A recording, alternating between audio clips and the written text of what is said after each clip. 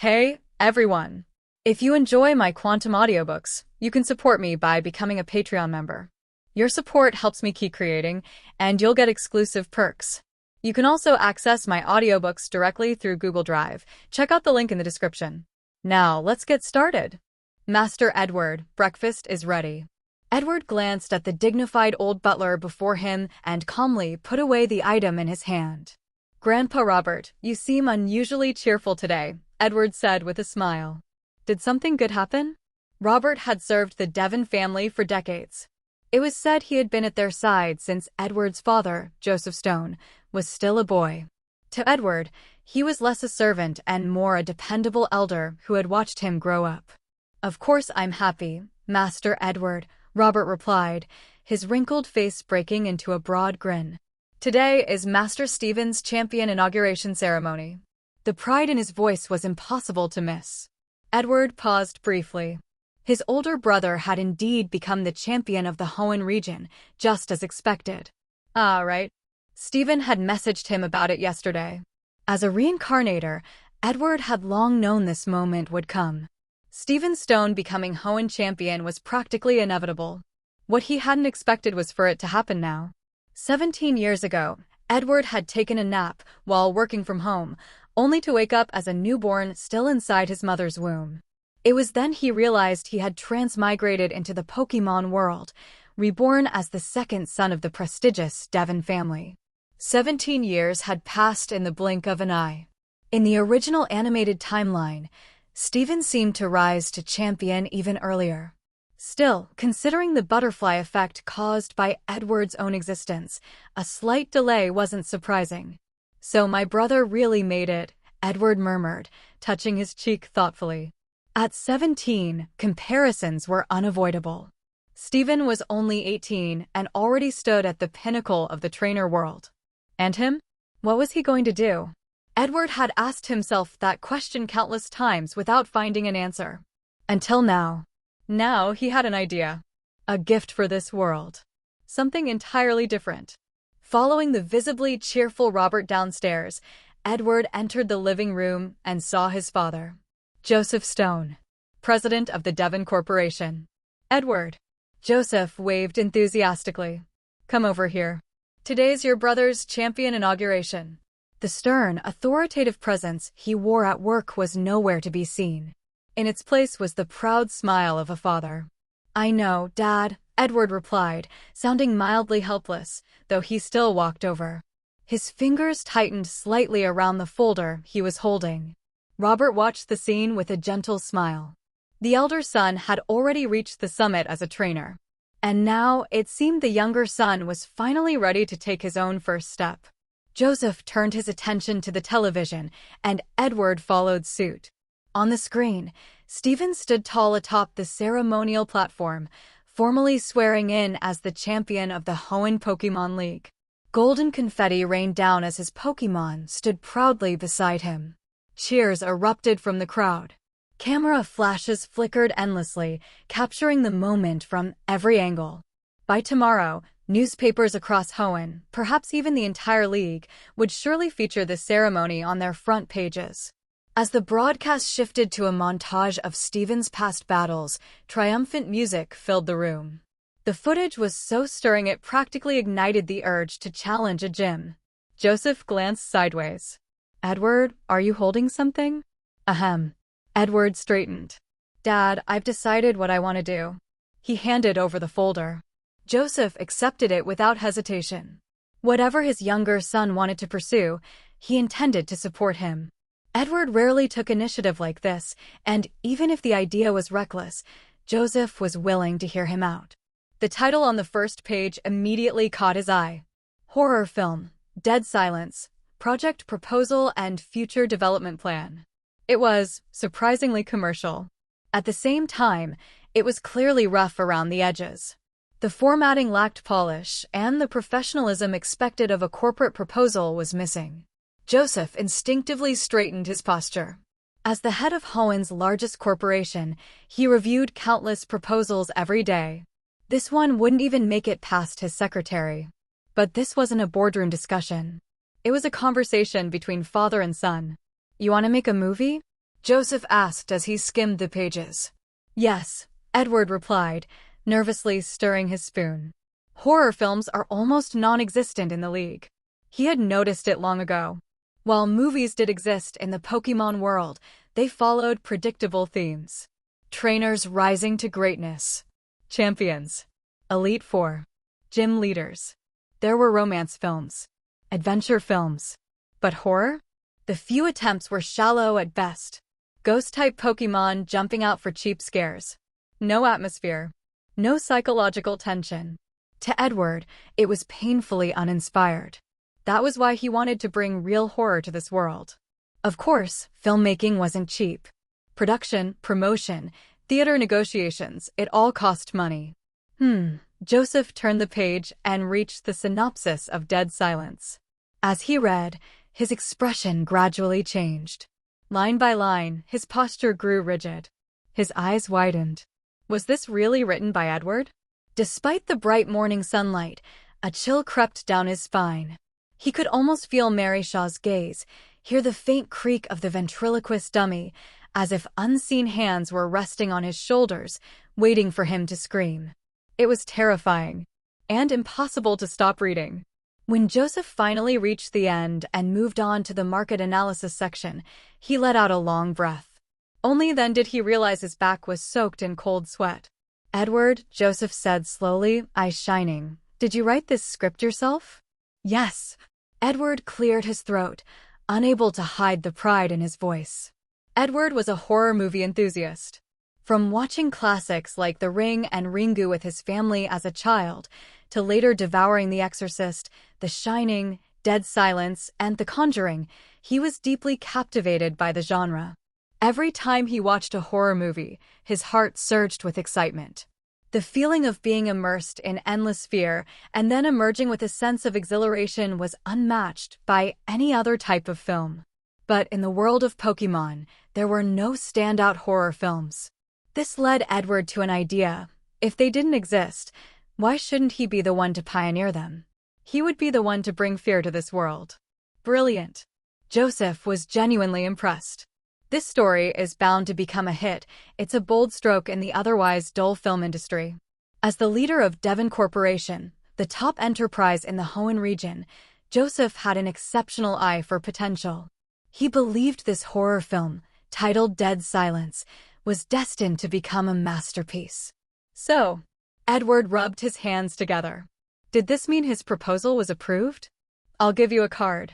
The password is your birthday, and you can use the funds as you see fit, Joseph said with a warm smile as he handed Edward a card. He had long since set aside funds for his youngest son, ready to support him whether he chose to be a trainer or start his own business.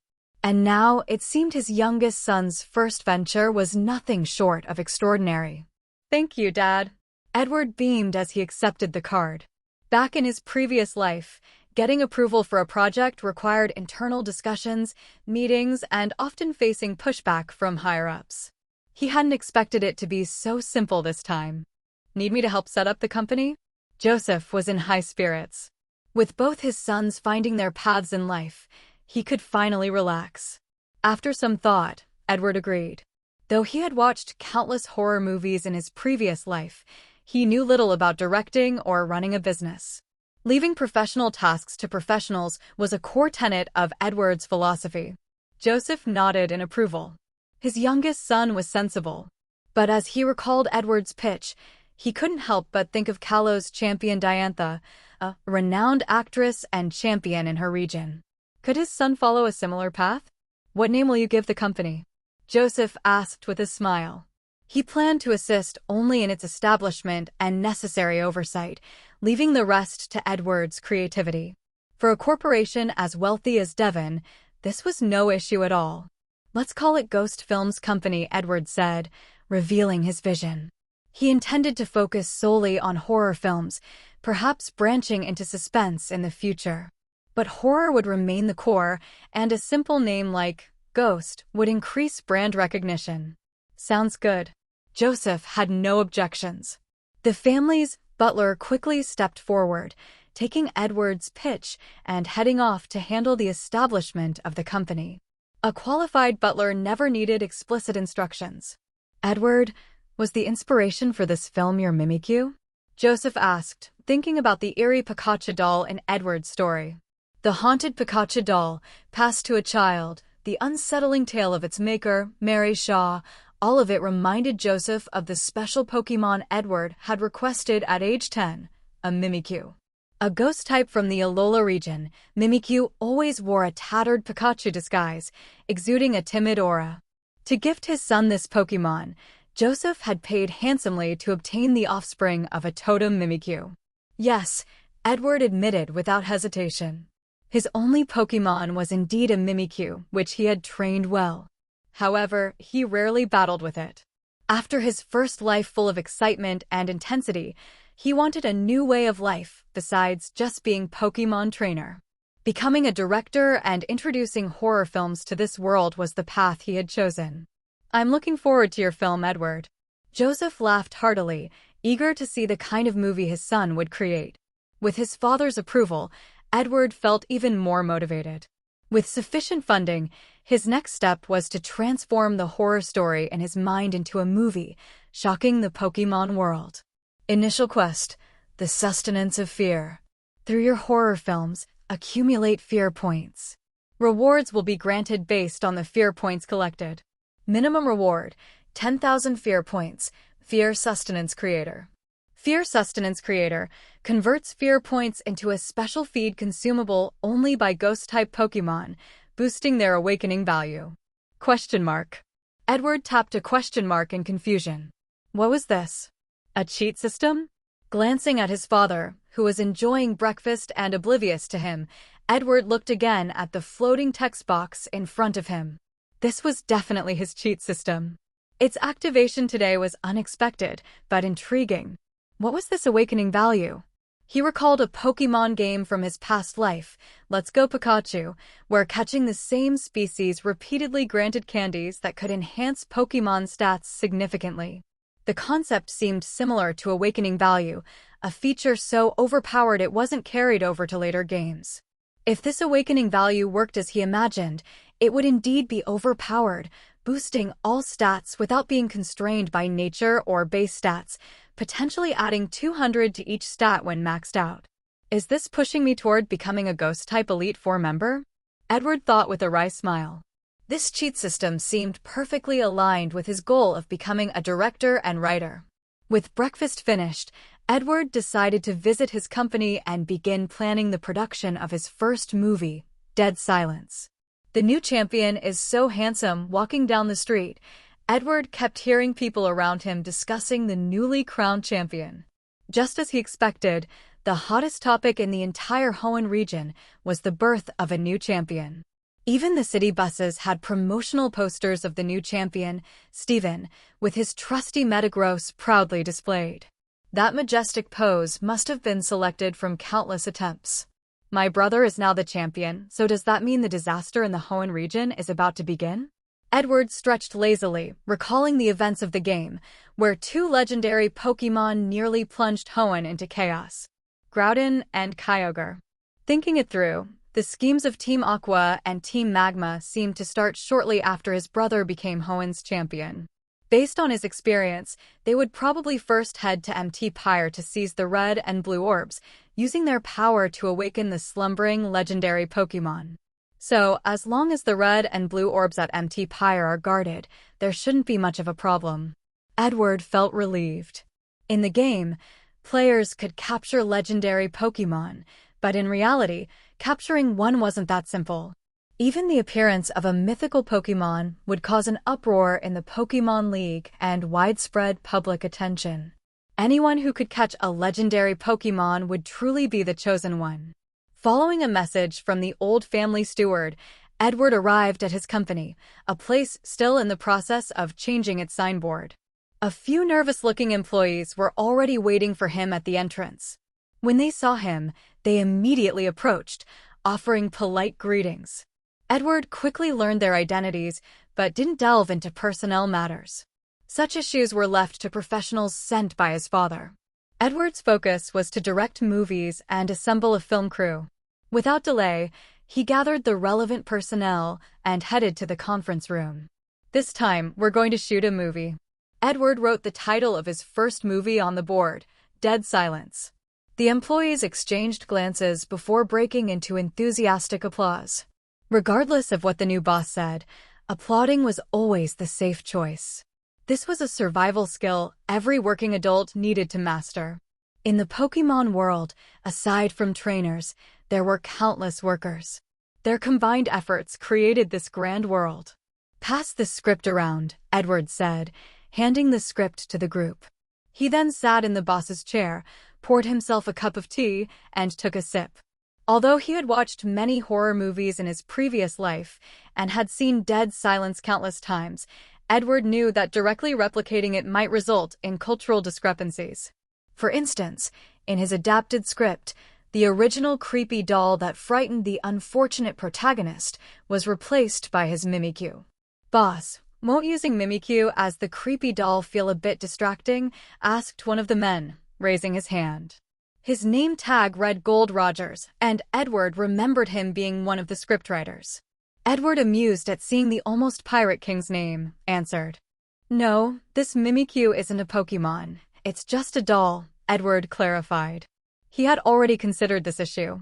In the Pokémon world, people didn't fear Pokémon much unless one went on a rampage right in front of them.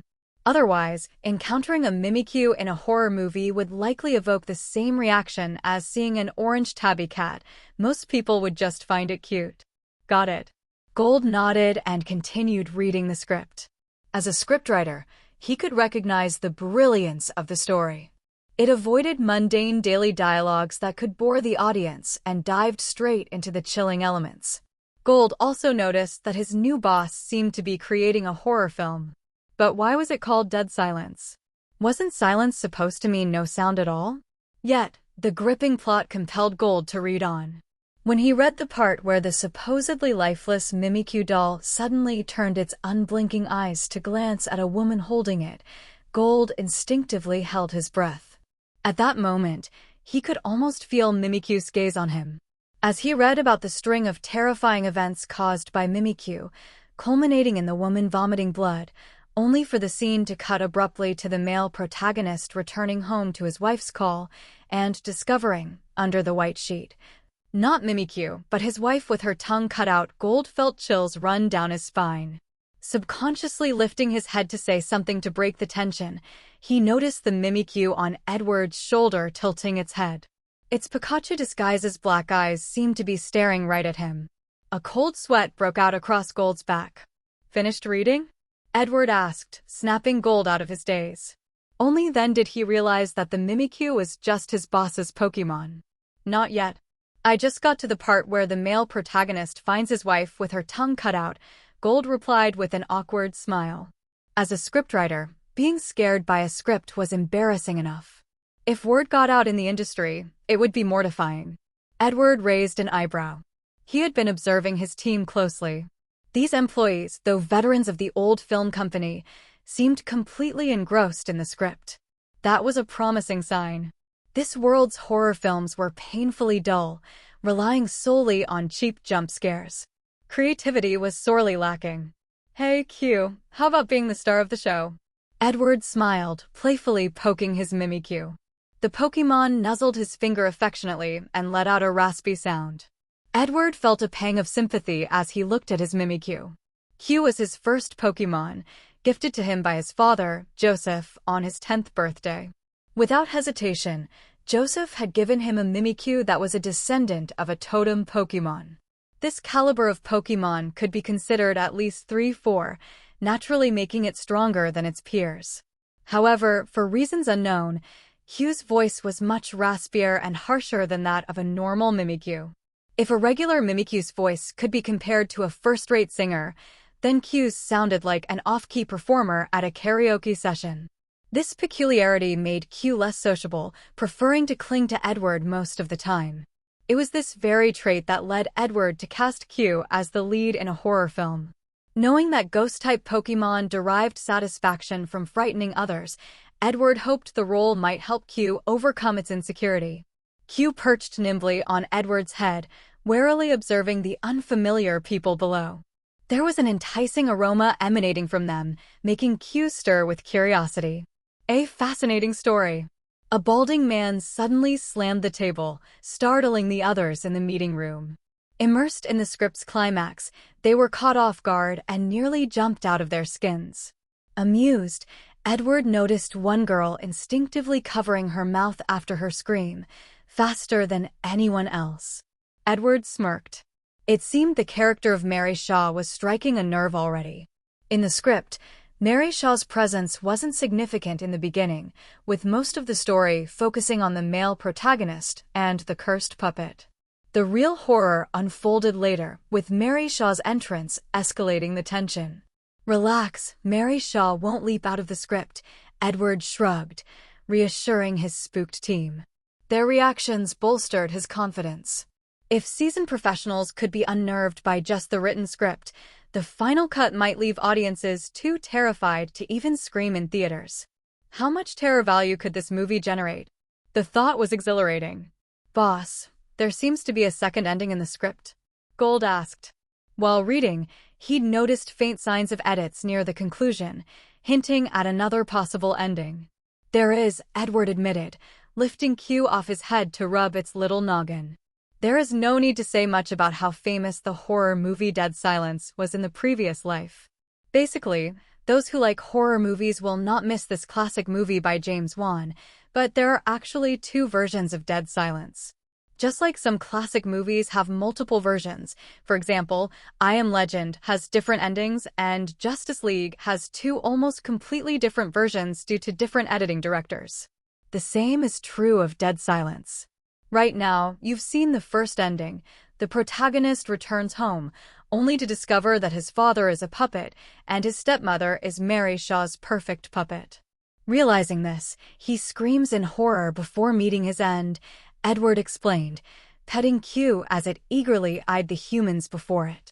The smell of fear on their bodies became more and more fragrant.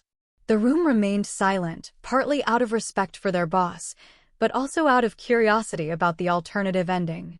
In the second ending, the protagonist returns home and discovers his father is a puppet, but this time, the stepmother knocks him unconscious, Edward continued. This version was unique. In it, the stepmother harbored resentment toward her husband for causing her to fall down the stairs, possibly leading to a miscarriage. Possessed by Mary Shaw after unearthing the puppet, she develops a twisted maternal attachment to the protagonist. It's not a romantic affection, but the yearning of a barren woman longing for a child. She even forces the protagonist, her puppet husband, and his deceased wife into a grotesque family photo. At the moment the photo is taken, the protagonist screams while his wife's mouth is stuffed with a cucumber. When the photo develops, the protagonist has become expressionless, Edward elaborated. The stepmother then recounts Mary Shaw's tale and how to deal with her, ending with a shushing gesture as the movie fades out, he concluded. The staff exchanged glances. Compared to the first ending, the second seemed less impactful. Gold, however, had a different opinion. "So, the protagonist ends up as a puppet like his father?" he asked. "Exactly," Edward nodded. The second ending filled some plot holes and added a deeper layer of horror. The seemingly alive protagonist was revealed to be a puppet all along. Gold nodded thoughtfully. The ambiguity of this ending was haunting in its own right, but it lacked the visceral terror of the first ending. All right, now that you've gone through the script, what are your thoughts on shooting Dead Silence? Edward clapped his hands. A script was just words. The real impact would come from the film itself. Edward needed this movie to complete his initial task and unlock his cheat system. "What's the budget for this project, boss?" the bald man asked cautiously, rubbing his hands. Edward scratched his head. While he loved movies, he'd never made one before. "There should be enough on this card?" Edward pulled out the bank card his father had given him. Edward had no idea how much money his father had given him, but it seemed to be more than enough. After a review by the finance department, it was confirmed. The funds for this horror film were not just sufficient, they were substantial. With this much money, the film could be elevated to be a box office hit production. Everything from special effects to the soundtrack could be executed at the highest possible standard. Now that the film was officially greenlit, the next steps were casting, finalizing the script, selecting shooting locations, and other logistical matters. Fortunately, the company employees could handle much of this. This was the fundamental reason Edward's father had bought him a film company, to let professionals handle professional tasks. "Boss, do you have any specific guidance for the casting of this film?" a balding man asked, rubbing his hands together with a fawning smile. The surrounding employees maintained solemn expressions, seemingly oblivious to the implications of casting. Only Gold sneaked a glance at Edward, unable to suppress his curiosity. Casting was a major issue. Even in a world filled with Pokémon, the entertainment industry was rife with unsavory practices, just as it had been in Edward's previous life. Beyond the well-known stars, there were many attractive individuals waiting for a chance to land a film role. This gave rise to the infamous hidden rules of the industry. While Pokémon and ambitious trainers striving to reach the pinnacle of power brought charm to this world, its entertainment industry was just as realistic and flawed as the one Edward had known before. Edward understood what the balding man was implying. As the scriptwriter, director, and financier of this film, Edward wielded absolute authority. He could cast anyone he wanted, indulge in excess if he so chose. But Edward had no interest in such things.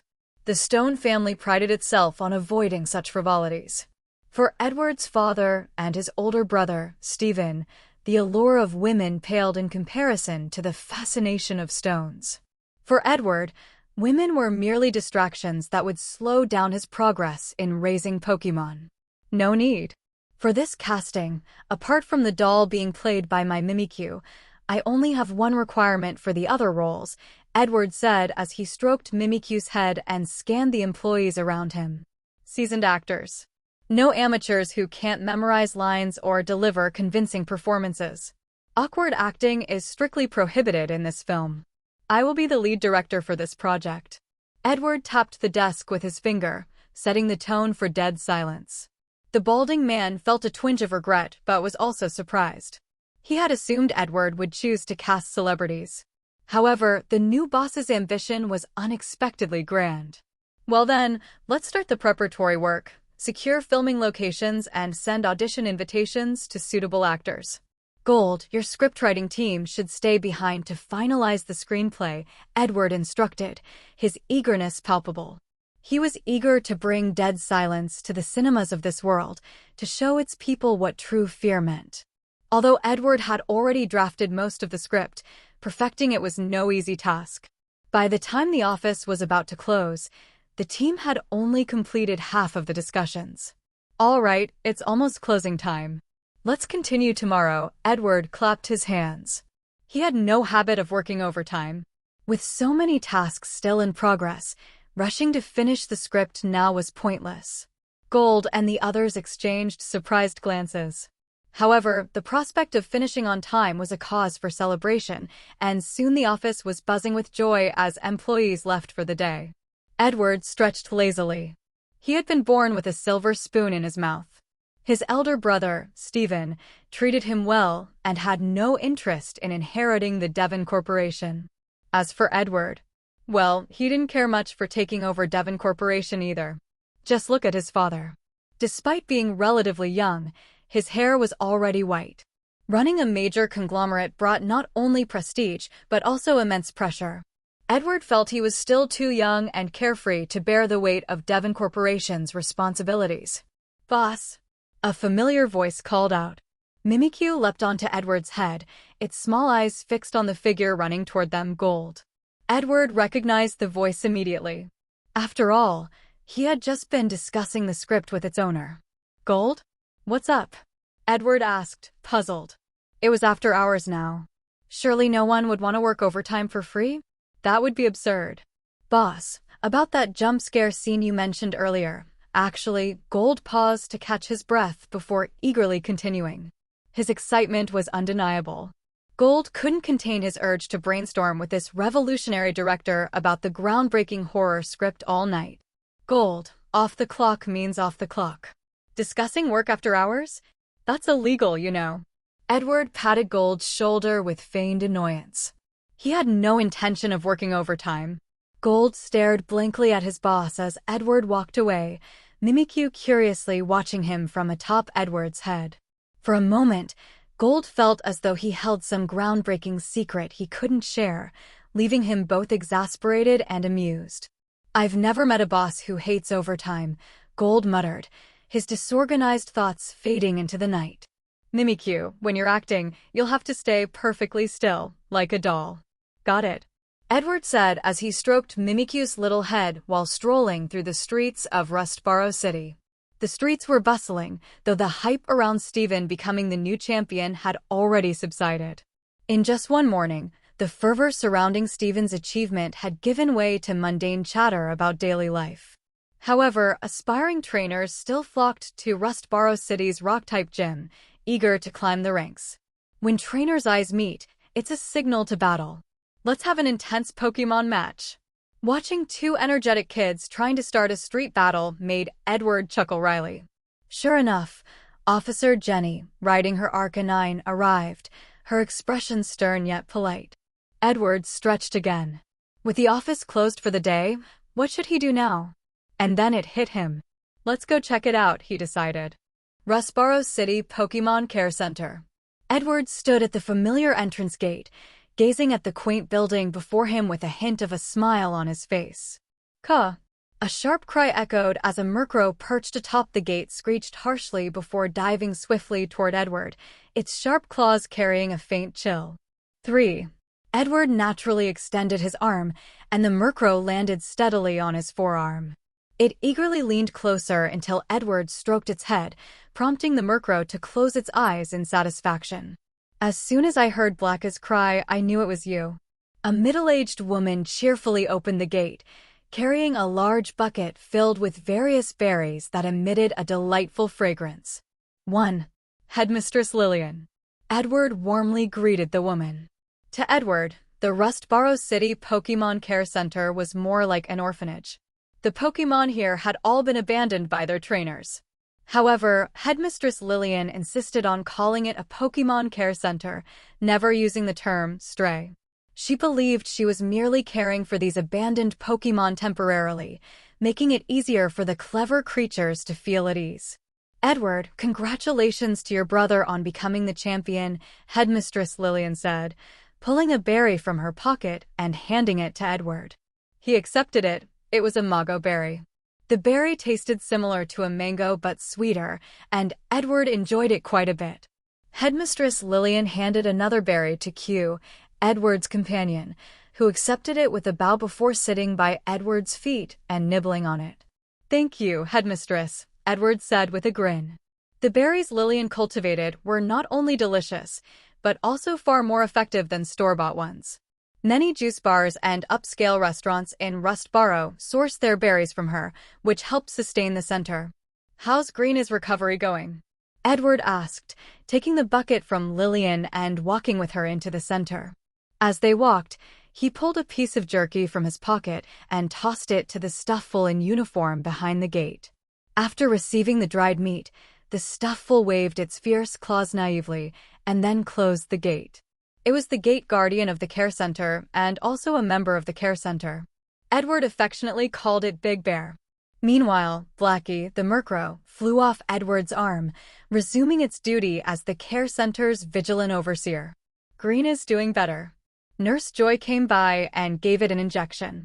"The poor thing cried so much it nearly deafened Nurse Joy," Lillian said with a chuckle, her good mood infectious.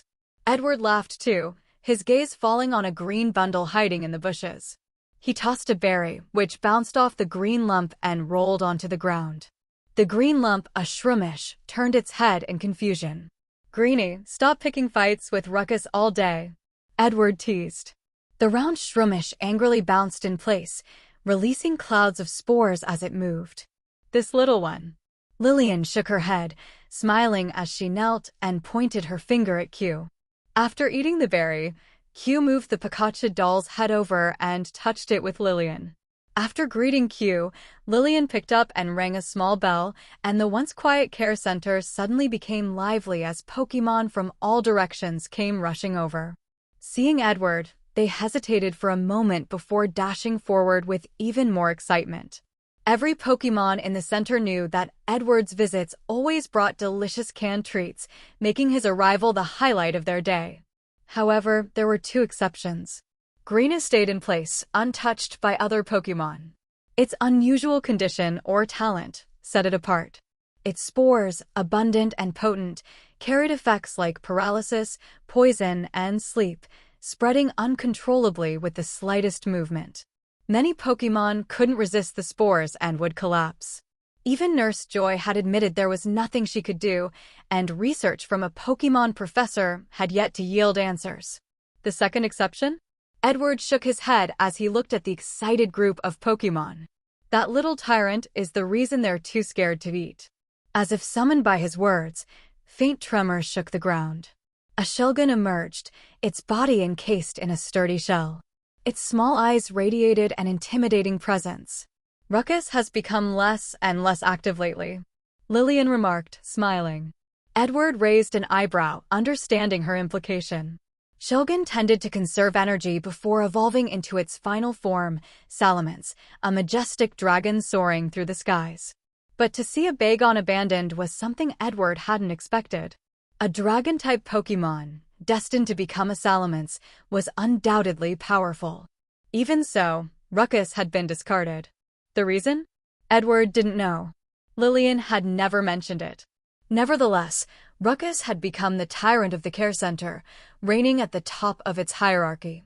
Its eventual evolution would only further bolster the center's safety, though attacks on the center were already unlikely, given the proximity of the police station.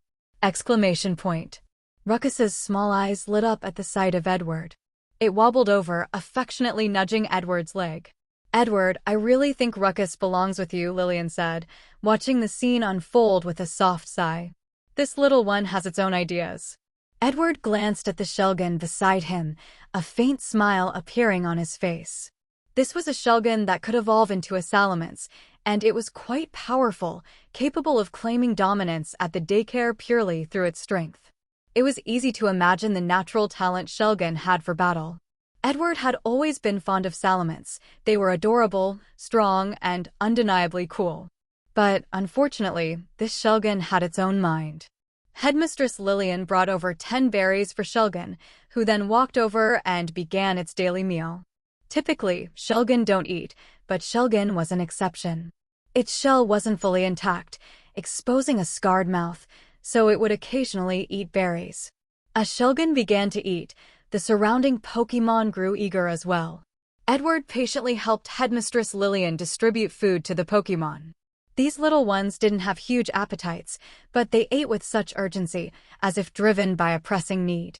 Headmistress Lillian, have there been many cases of abandoned Pokémon this year? Edward asked, watching the Pokémon eating intently. He reached up and brought down the small Pikachu on his head, gently stroking its little head. It's only May, but I've already found 27 Pokeballs at the orphanage's entrance, Headmistress Lillian said, bringing over 2 small stools and handing one to Edward. Edward took it, glancing at the ever-growing group of stray Pokémon. He couldn't help but sigh. They say Pokémon are humanity's partners, friends, and family. So why are there still abandoned Pokémon? And these were just the ones Headmistress Lillian had picked up.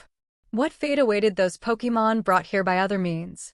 The League has promoted the Pokémon abandonment law for so long, but it still doesn't seem to make much of a difference, Edward said, shaking his head. In the Pokémon League, abandoning Pokémon was illegal. However, unless you abandoned a Pokémon right in front of Officer Jenny, it was nearly impossible to get caught. After all, abandoning a Pokémon was all too easy. All it took was throwing a Pokeball into the trash or the forest, and it was done. Some people would even go a step further, releasing their partners to save the Pokeball and then vanishing without a trace. There's nothing we can do. 13 of these abandoned Pokémon are suffering from serious illnesses, Headmistress Lillian said, taking it in stride. She had run this Pokémon daycare for many years and had seen every possible reason for abandonment. Most often, though, it was because the Pokémon were sick. While Pokémon centers provided basic free medical care, severe illnesses required hospitalization, and the costs for hospitalized treatment were far from cheap. Abandonment, then, became an option. Headmistress, is the medical funding from before still sufficient? Edward's gaze landed on a Psyduck. Its head was wrapped in bandages, and one of its hands was missing, leaving it with only a single small hand. The Psyduck remained dazed, occasionally raising its hand to touch its head before staring blankly ahead. Pokémon with physical disabilities were not uncommon at the daycare. It's sufficient, thanks to you, Edward. Headmistress Lillian smiled gratefully. After all, Edward had donated his savings to the daycare, alleviating their financial crisis. Without his help, more names might have been added to the tombstones in the backyard. It's nothing, Headmistress. You're the one truly worthy of respect. Edward quickly waved his hand, feeling that he could never match Headmistress Lillian's dedication. For so many years, she had poured her heart and soul into sheltering and caring for abandoned Pokémon. As Edward watched the Pokémon in front of him, an idea suddenly struck him. The Pokémon League was vast, with large regions and sizable populations, which naturally led to a significant number of Pokémon. Yet, the issue of abandoned Pokémon remained persistent and unavoidable. What if, after making a movie, he adjusted the ticket prices, reducing his own profit by $1 per ticket? That $1 could go entirely toward a foundation for stray Pokémon. It might be a small help, but it would be something. From a business perspective, promoting such an initiative could also increase people's interest in watching the movie, making it a win-win. The idea seemed feasible the more he thought about it. A low growl interrupted his thoughts. Edward looked up to see it was Shelgon. Shelgon had finished eating the berries and was now pacing around him, looking a bit anxious. Edward couldn't help but laugh and rubbed its hard shell. Sorry, Shelgon, I forgot to bring Pokémon food this time. Edward shrugged, admitting he had forgotten to buy canned Pokémon food during his busy day at the office. Shelgon froze for a moment, but then happily started playing hide-and-seek with Edward. Amused, Edward pretended not to notice its not-so-small body and played along until nightfall. Then, he returned to his home at Stone Villa. How's the new company? As soon as Edward walked in, he saw someone with the same hair color as him sitting on the sofa, arms crossed, smiling. Brother. Edward was surprised. He hadn't expected to see his older brother, Stephen, the current champion of the Hoenn region, here. What are you doing back? Edward asked. Stephen rolled his eyes at his little brother. Wasn't it obvious? Couldn't he feel at home with his own sibling?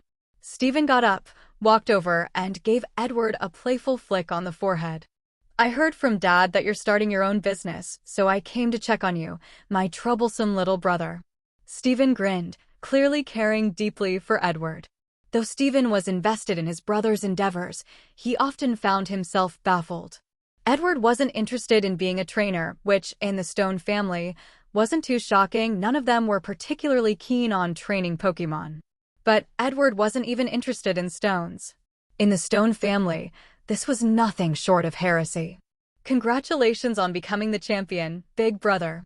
Edward rubbed his forehead, smiling as he congratulated Stephen once more. I heard from Dad that you're planning to become a director and have written a horror script. Quite innovative, Stephen said, sitting on the sofa. He then pulled out a small box from his pocket and handed it to Edward. Edward naturally accepted it. Though it wasn't his birthday yet, he knew his elder brother well enough. Gifts from Stephen were best received without hesitation. It was probably some oddly shaped stones, Stephen's favorite type of gift. Yes, I'm planning to shoot a horror movie titled Dead Silence, Edward replied, taking out the revised script and handing it to Stephen. Their father, Joseph, hadn't come back yet. As the head of a large company, there were always unavoidable dinner invitations. Edward had long grown accustomed to their father spending more time at work than at home. 1. Dead Silence? That's an interesting name. Stephen showed some interest. He had always known that his younger brother loved horror films. While other kids played with toys, Edward had been glued to the screen, especially enjoying horror movies. Being the dutiful older brother, Stephen had spent countless hours accompanying Edward, enduring all the horror films released across the league. Over time, Stephen had even developed a knack for predicting horror movie cliches. For example, when a camera angle shifts suddenly, a ghost is likely to appear, or when the protagonist turns around, a ghost Pokémon might lunge forward. Stephen could even guess which trainer would end up capturing the mischief-causing ghost Pokémon by the end. In the Pokémon world, horror films often followed a popular formula. Ghost-type Pokémon cause chaos, a trainer steps in to battle them, and, ultimately, the ghost Pokémon gets captured, a classic hero's journey.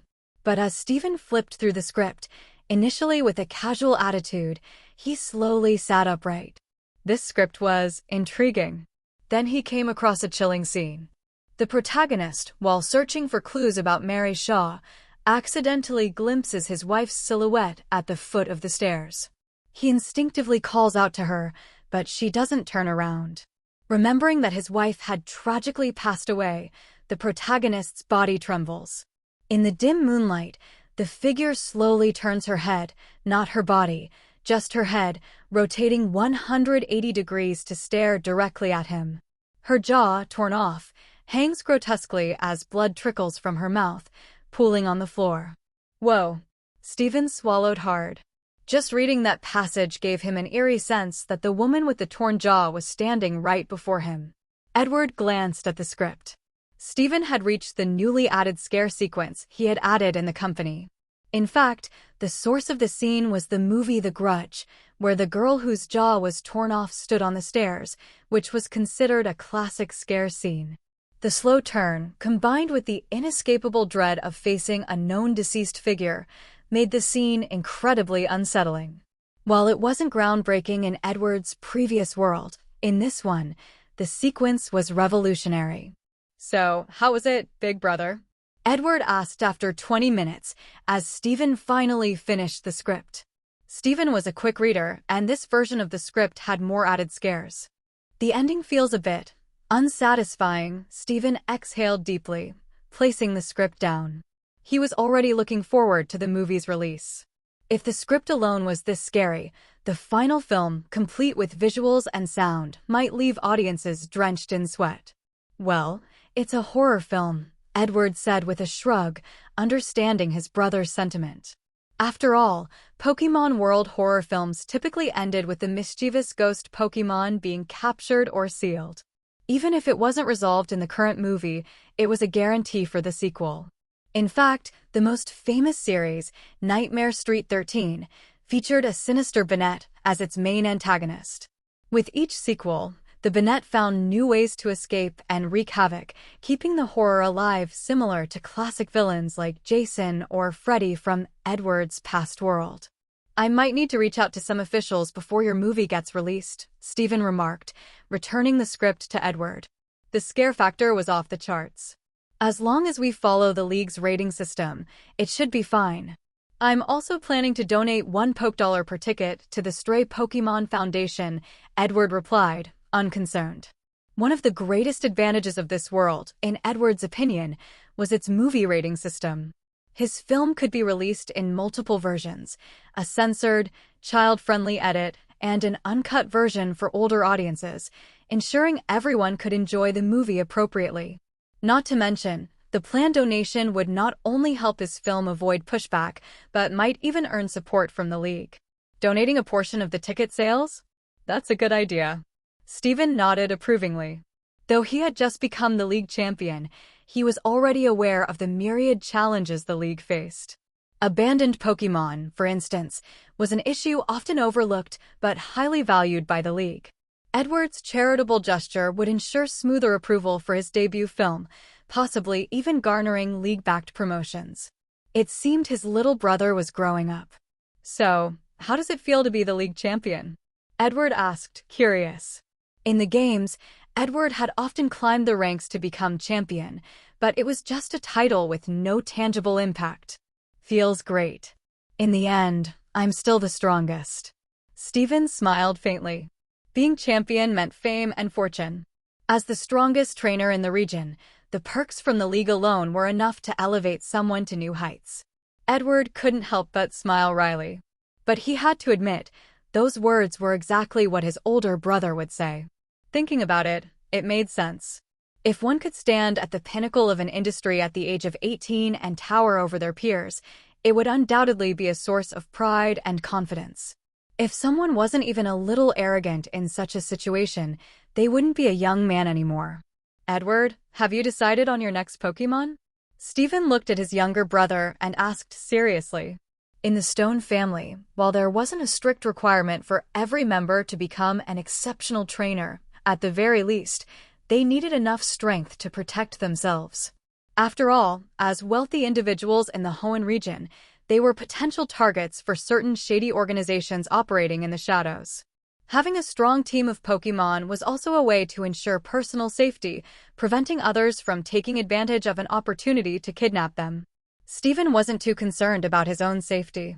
His skills were formidable, and as Hoenn's new champion, there were few who could pose a threat to him. But his younger brother, Edward, was a different matter altogether. Edward scratched his head, understanding Stephen's concern. As a rich kid, he was naturally more susceptible to kidnappings.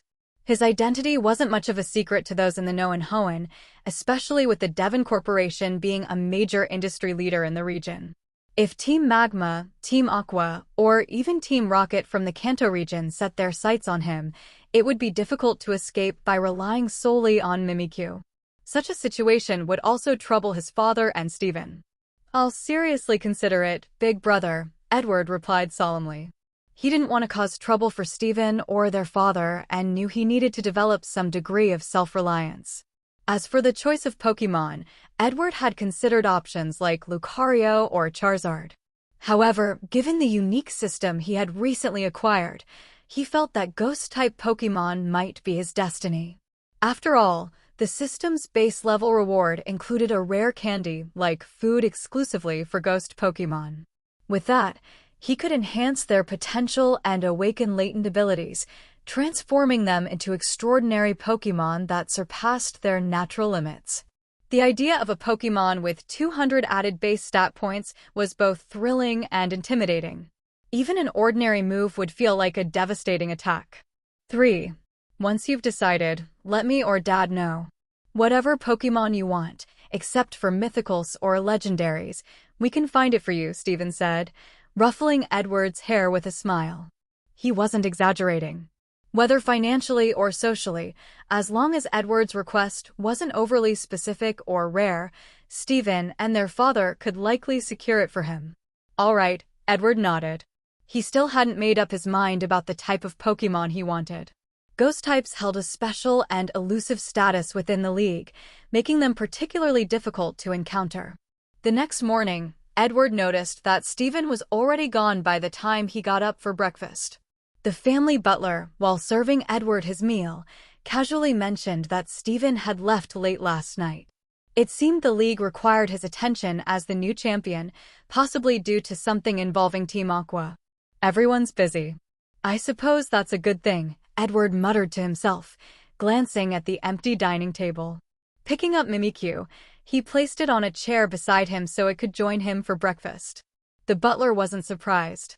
Their father had been the same way, often skipping breakfast due to work. After finishing his meal, Edward brought Mimikyu to the Devon Corporation office. The building was bustling with activity as employees worked diligently on casting and scouting locations for the film. Everything seemed to be progressing smoothly, with filming likely to begin soon. "Boss," a young woman approached Edward hastily. She had a striking figure and features that could be described as enticing by modern standards. "What is it?" Edward wasn't particularly concerned about her appearance. His main focus remained on the movie, as he wanted to begin filming and claim his rewards as soon as possible. "We've found an abandoned mansion in Petalburg Forest that might be suitable for filming. Would you like to take a look?" The woman handed Edward a document, which he casually flipped through. The file contained images of a dilapidated mansion nestled in the forest. It looked eerie and foreboding, surrounded by trees, but accessible by a visible path. A lake was situated nearby. Edward stroked his chin thoughtfully. The mansion had an intriguing aesthetic and could potentially serve as the residence of Mary Shaw or the protagonist's father. Its haunting atmosphere made it a perfect fit. This could work, Edward nodded. The mansion seemed ideal for filming, having been abandoned for years and likely uninhabited. He just don't know what the environment is like inside. If possible, maybe it could be used as the filming location for Mary Shaw's puppet theater, different from the original Dead Silence plot, this time, in order to pave the way and make the existence of Mimikyu more reasonable. Edward set the character of Mary Shaw as an exquisite puppet-making master. The sight of the mansion reminded Edward of something. Back in his time playing Pokémon Ruby and Sapphire, he had encountered a mansion in Petalburg Forest. It required the use of the Cut HM to access, housed several ghost Pokémon, and even featured a storyline where Dawn, controlled by a Pokémon, fought against the protagonist. Could this be the same mansion? Boss, but there are rumors of hauntings in the mansion, the young woman teased, nudging Edward playfully, but Edward instinctively stepped back. Her expression quickly turned serious, as if she were merely reporting for work. Hauntings? Edward's interest peaked. If this was the same mansion from the game, it would be perfect, unless there happened to be another abandoned mansion in Petalburg Forest. I'll send someone to investigate. Continue scouting for other locations, and how's the casting going? Edward decided to have the butler look into the matter later. This wasn't something worth troubling Stephen over. We've had several talented actors audition so far, the woman replied honestly. Satisfied, Edward moved on to discuss the script with Gold and his team. As for the young woman's subtle gestures, Edward paid them no mind. The script had been largely discussed the previous day, and by this afternoon, it was fully revised. As for the ending, Edward ultimately chose the first ending of the Dead Silence. The second ending, which leaned into the type that is terrifying when you think about it carefully, but this didn't align with Edward's vision. This time, his aim was to craft an ultimate horror experience, a groundbreaking horror film that would establish his name in the Pokémon world and lay the groundwork for future projects. After wrapping up work on the script, Edward found himself with plenty of free time. All that remained was to wait for auditions to conclude before shooting could commence. But before that, he decided to investigate the Petalburg Woods mansion that had piqued his interest. Master Edward, are you considering purchasing the mansion? The elderly butler, upon receiving Edward's call, immediately drove over, smiling warmly at him. How rare, he thought. The young master was showing interest in something. Since his birth, the young master had never expressed much desire for material things. Even Mimikyu was only asked for after Master Joseph asked Edward rather than Edward himself. Now, for him to actively inquire about a property was quite unusual. No matter the reason, the butler felt it necessary to secure the house for him. No, I just heard rumors that the mansion might be haunted, Edward replied, stroking Mimikyu's head while casually getting into the car. Once inside, he noticed a document on the back seat. Curious, he picked it up, only to discover a property title registered under his name. The listed asset? None other than the Petalburg Woods mansion. Edward blinked in surprise. He realized he had underestimated the financial influence of the Stone family. A mere casual mention of the mansion had prompted the butler to purchase it outright. Master Edward, the mansion is now officially yours, the butler said with a gentle smile. While the young master hadn't explicitly requested it, the dilapidated mansion cost so little that even the master of the household hadn't bothered to tease Edward about it. Are there any notable rumors about the property? Edward asked, rubbing his temple. Judging by the butler's expression, he knew that the price of this mansion was probably very cheap, so cheap that his father was too lazy to call him to tease him. Indeed. Here are the details I've gathered, the butler replied, handing Edward a file. Opening it, Edward began to read. The Petalburg mansion, initially owned by a fallen noble family, all members of the family reportedly perished, leaving the mansion abandoned and in ruins. Rumor has it that a traveler once heard a woman's mournful cries in the woods. Following the sound, they arrived at the mansion, where they encountered a ghost and suffered a heart attack from fright. There are also rumors that some scary ghost Pokémon live in the mansion and often play tricks on people who enter the mansion. According to the League's investigation, no actual ghosts reside in the mansion, but it has become a playground for ghost-type Pokémon. Edward scratched his head. The League's official report stripped away the mansion's mystique, transforming tales of hauntings into a simple habitat for ghost types. The Overlord of Petalburg Woods isn't in the mansion, is it? Edward asked abruptly, recalling a certain fact. This was a secret known only to a select few within the League. Although it wasn't a tightly guarded secret, the Overlord preferred to be left undisturbed, turning its location into a well-kept mystery. Edward was privy to this information thanks to his father, the president of the Devon Corporation. No, that Pokémon doesn't reside in the mansion, the butler confirmed, understanding Edward's implication. Reassured, Edward nodded. He just didn't want to get involved with that Pokémon. Although his brother was already the champion, it wasn't worth it to offend an Apex Pokémon for no reason, not to mention that the other party was not an ordinary Apex Pokémon. Tien, change Dominant to Apex. I want to change it to Alpha, but I don't know if author might add Hisui in the later chapters. Dominant sounds like it whips and spanks you. Let's go check out the mansion, Edward decided. With the Overlord uninvolved, he felt safe enough to explore the property and perhaps encounter a ghost Pokémon he fancied. Edward wasn't picky about the type of ghost Pokémon he wanted.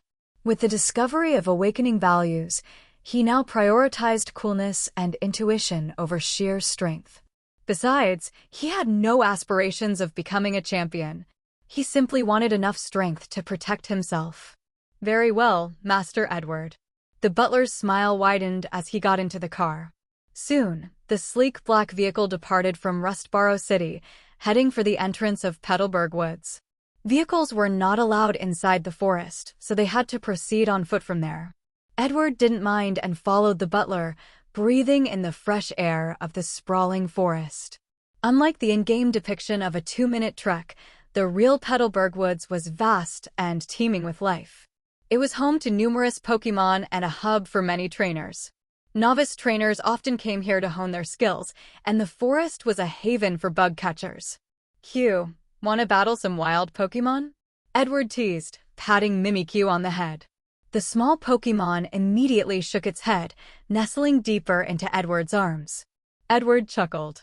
Knowing Mimikyu's temperament, it was indeed troublesome to fight against ordinary Pokémon.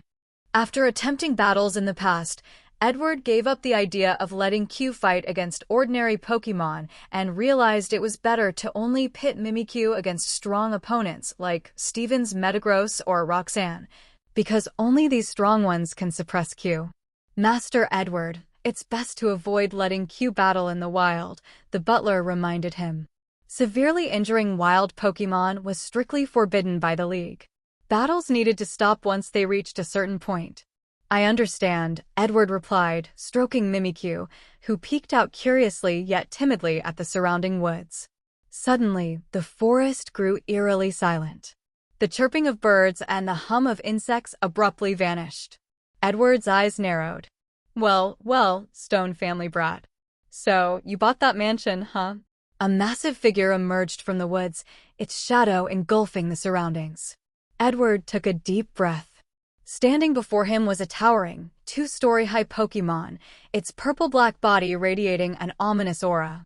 The Overlord of Petalburg Woods, Gengar.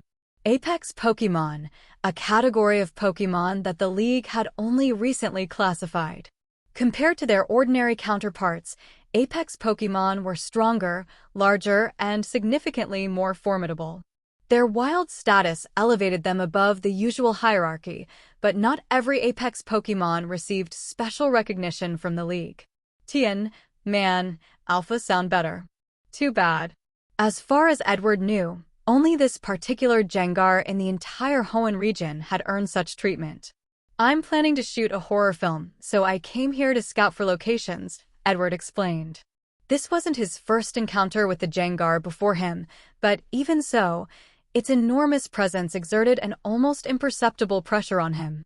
Q trembled in Edward's arms, its tiny, excited eyes fixed intently on Gengar.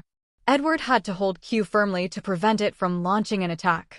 Though Q's attempts always ended the same way, Jengar would subdue it effortlessly. Q never ceased trying.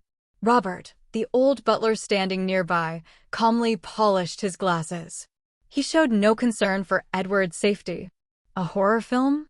Now that's interesting, Jengar chuckled, its voice eerie. As it laughed, the surrounding shadows began to quiver as if stirred by an invisible wind, a wind that didn't exist in the stillness of the Petalburg woods. Edward wasn't surprised that Jengar knew about horror films.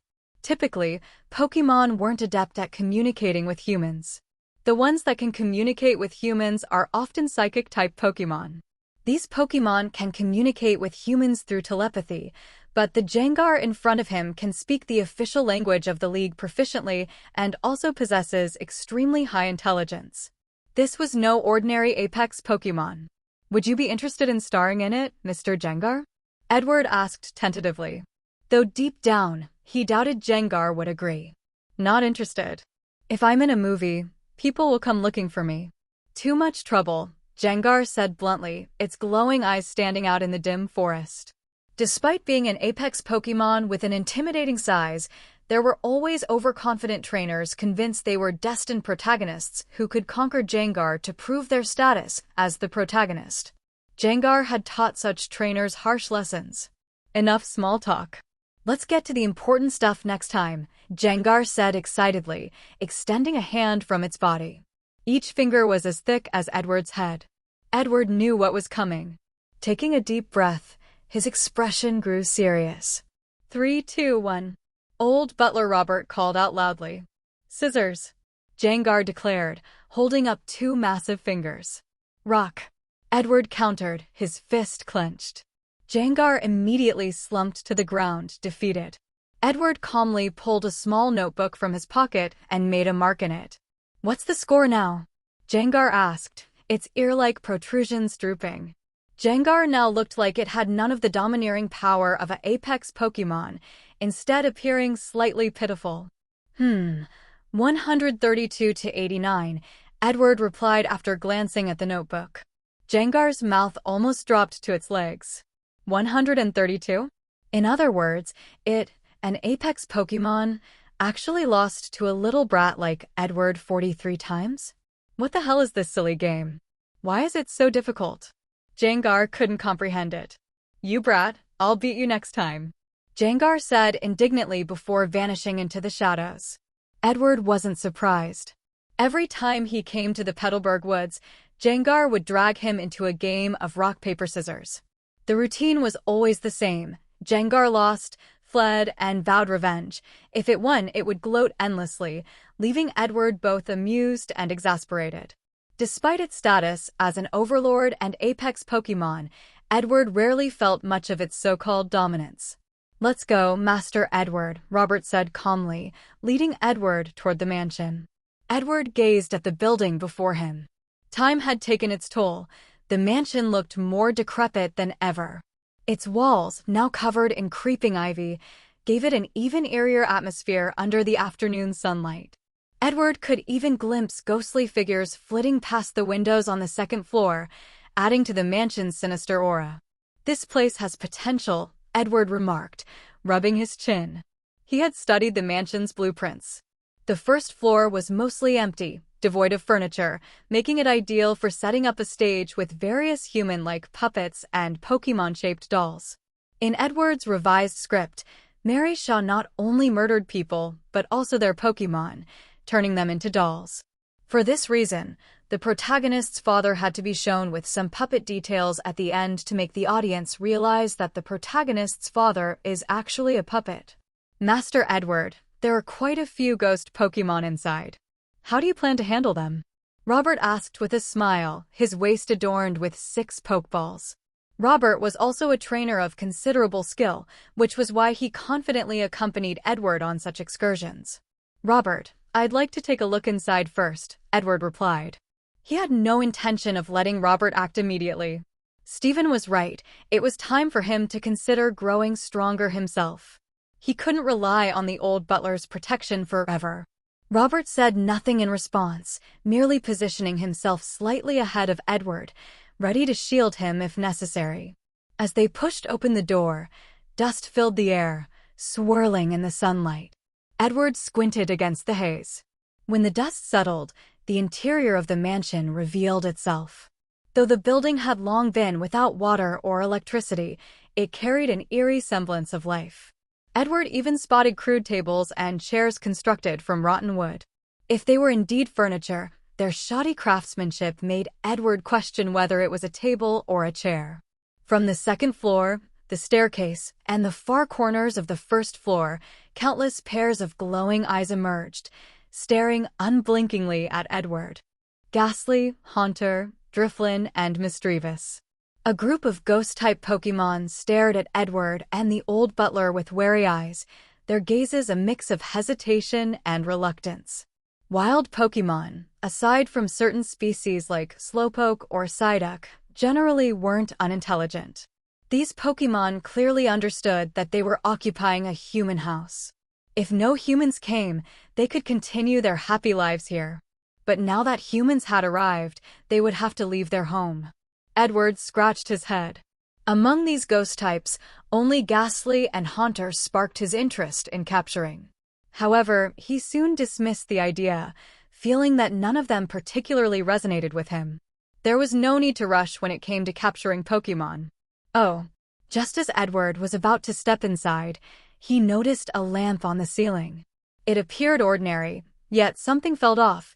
This mansion had no electricity or running water, so how could there still be electricity? So how did the lamp light up? A Chandelure. Edward recognized the Pokémon immediately, which surprised him. After all, Chandelure wasn't commonly seen in the Hoenn region. Its evolution requirements were quite unique, so naturally evolved Chandelure were rare. Master Edward, should we clear the area? The old butler asked nonchalantly. He paid little attention to the Pokémon inside. Although there were many of them, dealing with them was just a matter of using a few moves.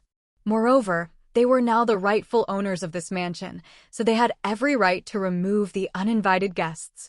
In fact, even if they didn't act, the Pokémon League would assist in clearing the place. Otherwise, old properties like these wouldn't sell. No need. Edward shook his head, a thought forming in his mind. The Petalburg Woods wasn't particularly suitable for permanent residence. It had too many mosquitoes and was far from the city, making it inconvenient for Edward. However, this mansion could serve another purpose. In his previous life, popular blockbusters often turned certain locations into tourist hotspots. For instance, the staircase where the Joker danced in Joker attracted countless visitors who wanted to take photos or even recreate the dance.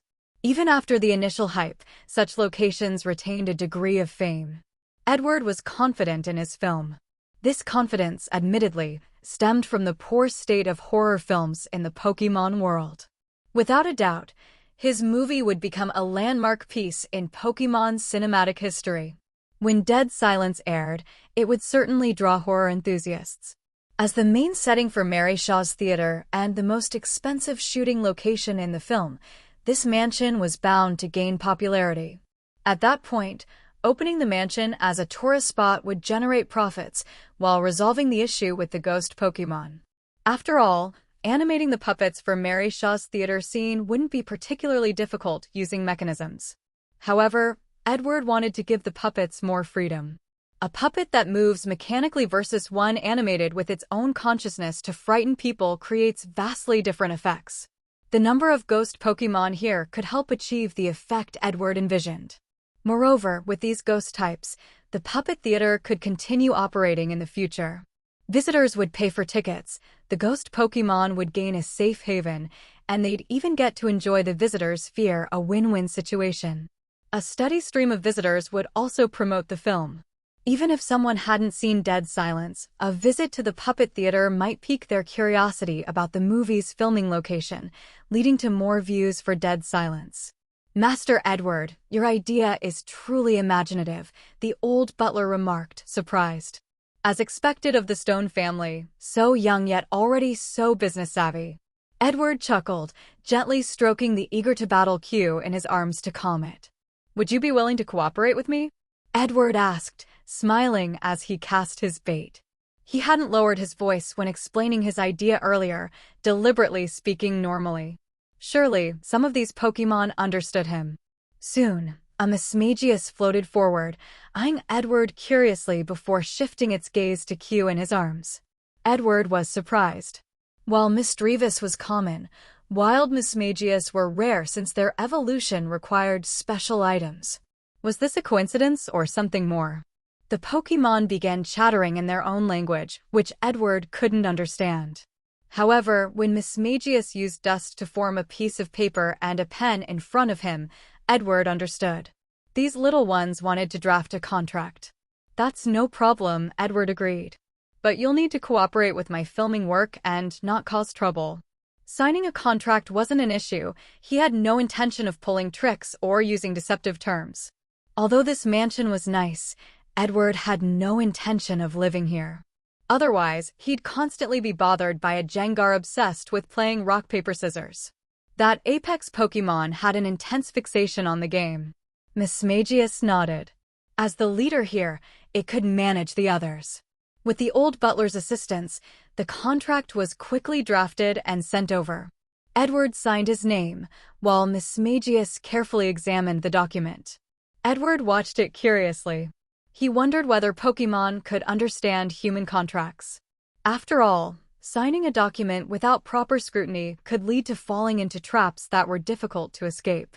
Any document requiring a signature should be approached with extreme caution, an old lesson Edward had learned from his previous life as an overworked office worker. Mismagius hesitated, and Edward saw the doubt in its eyes. It didn't understand the contract. Edward wasn't in a hurry. He thought it was about time. Is this where notarization is needed? At that moment, a young woman knocked on the door. Edward turned to see a girl in League uniform with a sweet smile. Master Edward, this is the League official responsible for notarizing Pokémon employment contracts, the old butler explained softly. His arrangements were meticulous. Edward nodded. With the notary present, the contract would be valid. In the world of Pokémon, Pokémon can also work as laborers, often referred to as working Pokémon. However, since many Pokémon do not understand the League's language, a special profession emerged to prevent these working Pokémon from being exploited. Pokémon Notary. Pokémon notaries are legal experts specializing in various laws and regulations. Any company signing a contract with a Pokémon must employ these notaries to validate the agreement. Only then is the contract considered legally binding. Otherwise, the League will impose heavy penalties, which is also a way for the League to protect Pokémon. Notaries meticulously review contracts, ensuring there are no traps or clauses that Pokémon cannot understand. He or she will also need to explain the contract to the Pokémon, making it a challenging but essential job. Let me take a look at your contract. The young woman had already started examining the document. Edward waited patiently, not in a hurry. As she read the contract, she explained its key points to the Mismagius beside her, who listened attentively. The other Pokémon nearby slowly gathered around as well. A variety of Ghost-type Pokémon surrounded Edward and his team, with some Haunter occasionally making faces at him. Under Mismagius' restraint, however, they behaved themselves and didn't cause trouble. This is essentially what the contract means. Do you want to sign it? The girl asked Mismagius after finishing her explanation. The contract was entirely legitimate, with no hidden traps.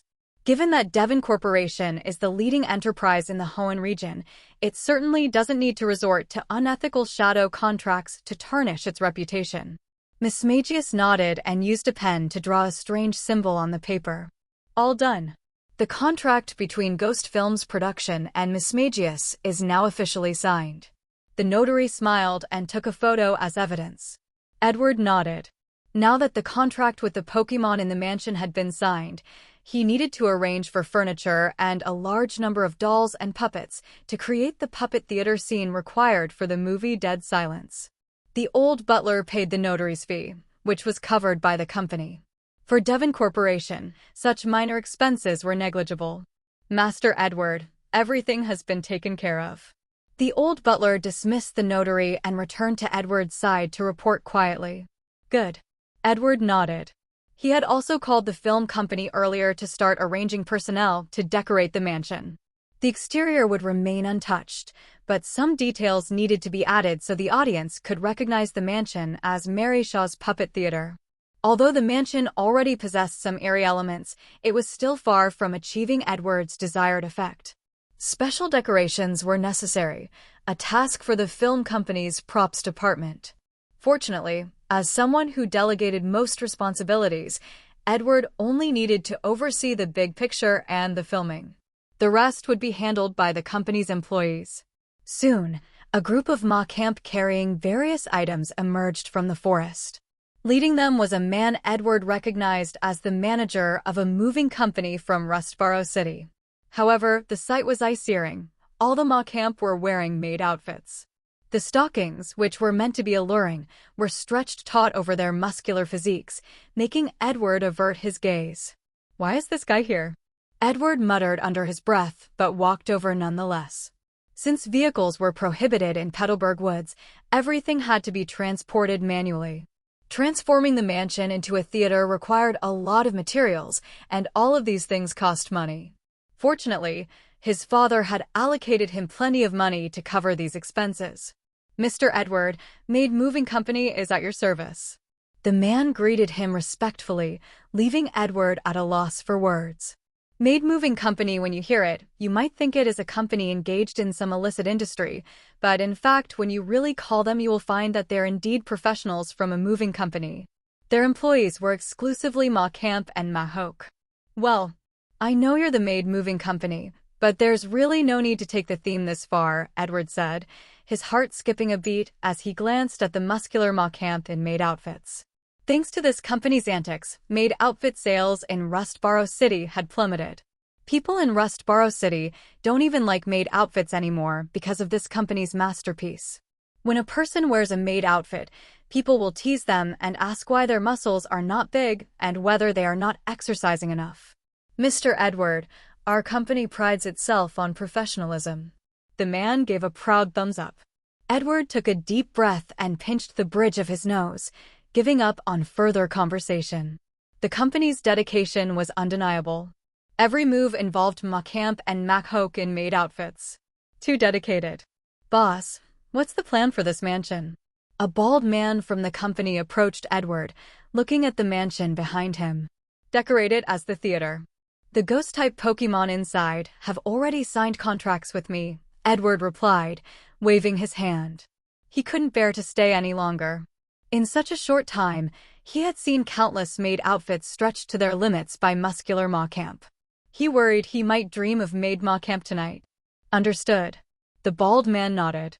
Although Edward had mentioned it over the phone, he wanted to confirm the details. "Boss, regarding the casting, we've shortlisted these actors for the lead role. Please take a look." The bald man enthusiastically handed Edward several documents from his briefcase.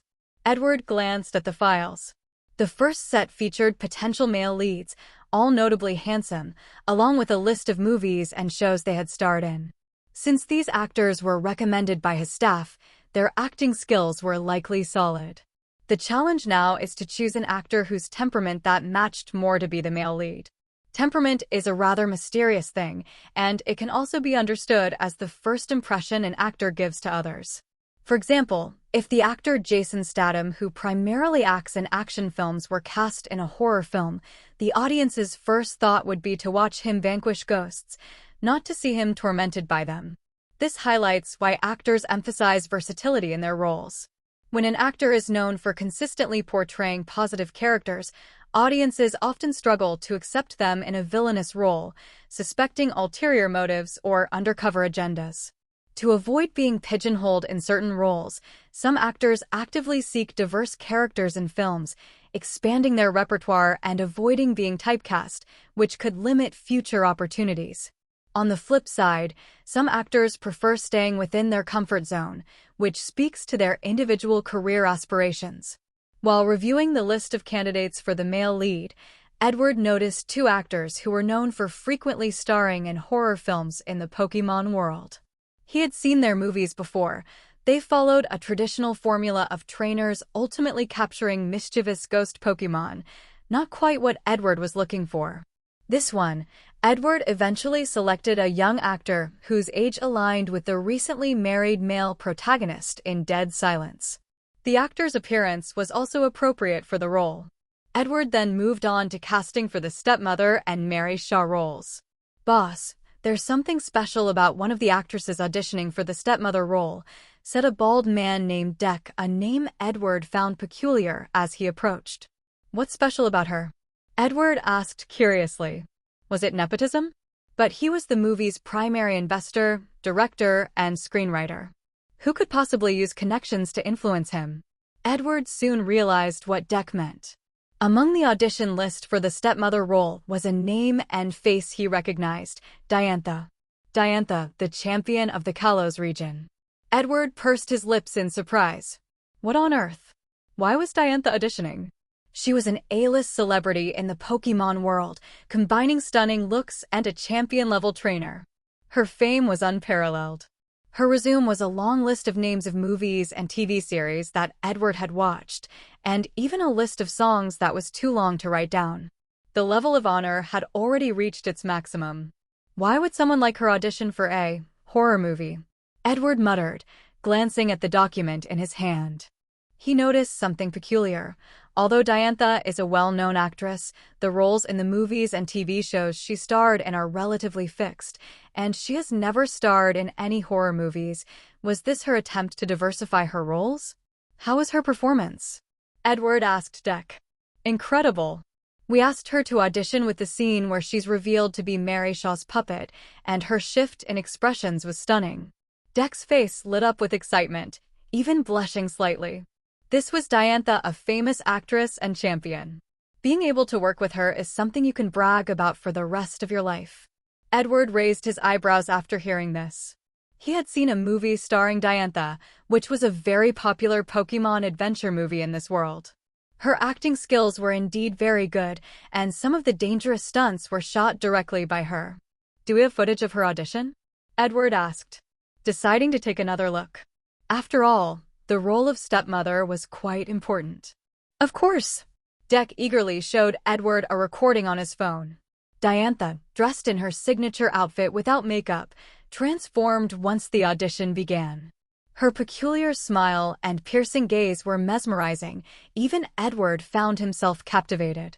"She's the one." Edward immediately made the decision. A skilled actor like Diantha would undoubtedly elevate the film. "By the way, how much pay does she want?" Edward asked, remembering another important factor: the cost. Deck beamed. "Boss, the compensation she wants is very reasonable, $3 million. Edward sucked in a sharp breath. $3 million? In Dead Silence, the stepmother didn't have many scenes. Both the stepmother and Mary Shaw were secondary to the male lead, whose journey dominated the film alongside the puppet Mimikyu. Still, considering Diantha's fame and talent, the fee seemed reasonable. It helped that his father had given him a generous budget, otherwise, her fee alone could have caused significant strain. After finalizing the stepmother role, Edward moved on to Mary Shaw. However, due to the character's age, there were not many actresses who came to audition for this role. Edward ultimately chose an older actress renowned for her horror roles. He had seen the others' acting skills and found them very good. In movies, she often plays as an eccentric fortune teller or as a living person dressed as a ghost Pokémon. With the cast secured, the filming can begin. Edward was eager to see the results. As long as the filming is successful, the editing is completed, and the soundtrack is inserted, etc., it can be sent for review. By then, Dead Silence will be able to officially meet the audience in the Pokémon world. Let's prepare for the filming. Are the filming schedules finalized? Edward asked. It didn't matter to the other actors, as they were all lesser-known character actors. Only Diantha, a champion and a superstar, had a busy schedule, so the schedule had to be communicated and her part had to be filmed first. Shooting a movie is not just a one-shot process from the beginning to the end. Many times the specific shooting order needs to be determined based on the actor's schedules, required weather, and the time provided by the filming location. Yes, Diantha agreed to give us 5 days, Deck replied cheerfully. Edward nodded. 5 days should be enough to finish the stepmother scenes, especially with veteran supporting actors. They might even film an alternate ending as a bonus feature and put it on the internet as a behind-the-scenes footage to attract attention. Then let's start shooting as soon as possible and wrap it up quickly, Edward said, rubbing his hands together. He was itching with anticipation, curious about what rewards his special system would grant him this time. Got it, boss. Deck scurried off to coordinate with the cast and crew while managing music, props, and other logistics. Fortunately, with help from Pokémon, the preparations were swift. Tasks that might have taken a week could now be completed in a matter of days. Hello, Miss Diantha. Edward greeted Diantha, who had just finished putting on makeup at the set. After all, given Diantha's age, she needed some makeup to convincingly portray the stepmother in dead silence. Hello, Mr. Edward. I'm delighted to be part of your film, Diantha said with a smile. Her eyes flashing, looking at Edward in front of her curiously. The young man whose script had left her astonished. You're too kind, Miss Diantha. I've watched many of your works, and having such a talented actress like you in my film is truly an honor.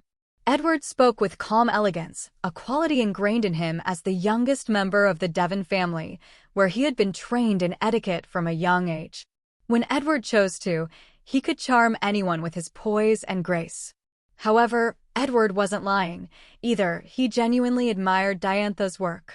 As a celebrity with immense popularity, her champion-level trainer status had granted her unparalleled fame in the Kalos region. Even in the Hoenn region, Edward had seen numerous ads, movies, and TV series featuring Diantha. Mr. Edward, I'm curious, how did you come up with such an outstanding script for Dead Silence? Diantha's eyes gleamed with curiosity. Initially, Diantha hadn't originally thought about participating in a movie based on Hoenn region, but as luck would have it, she happened to be shooting a commercial in Hoenn and unexpectedly heard about the actors auditioning for Dead Silence. Intrigued, she decided to take a look at the audition.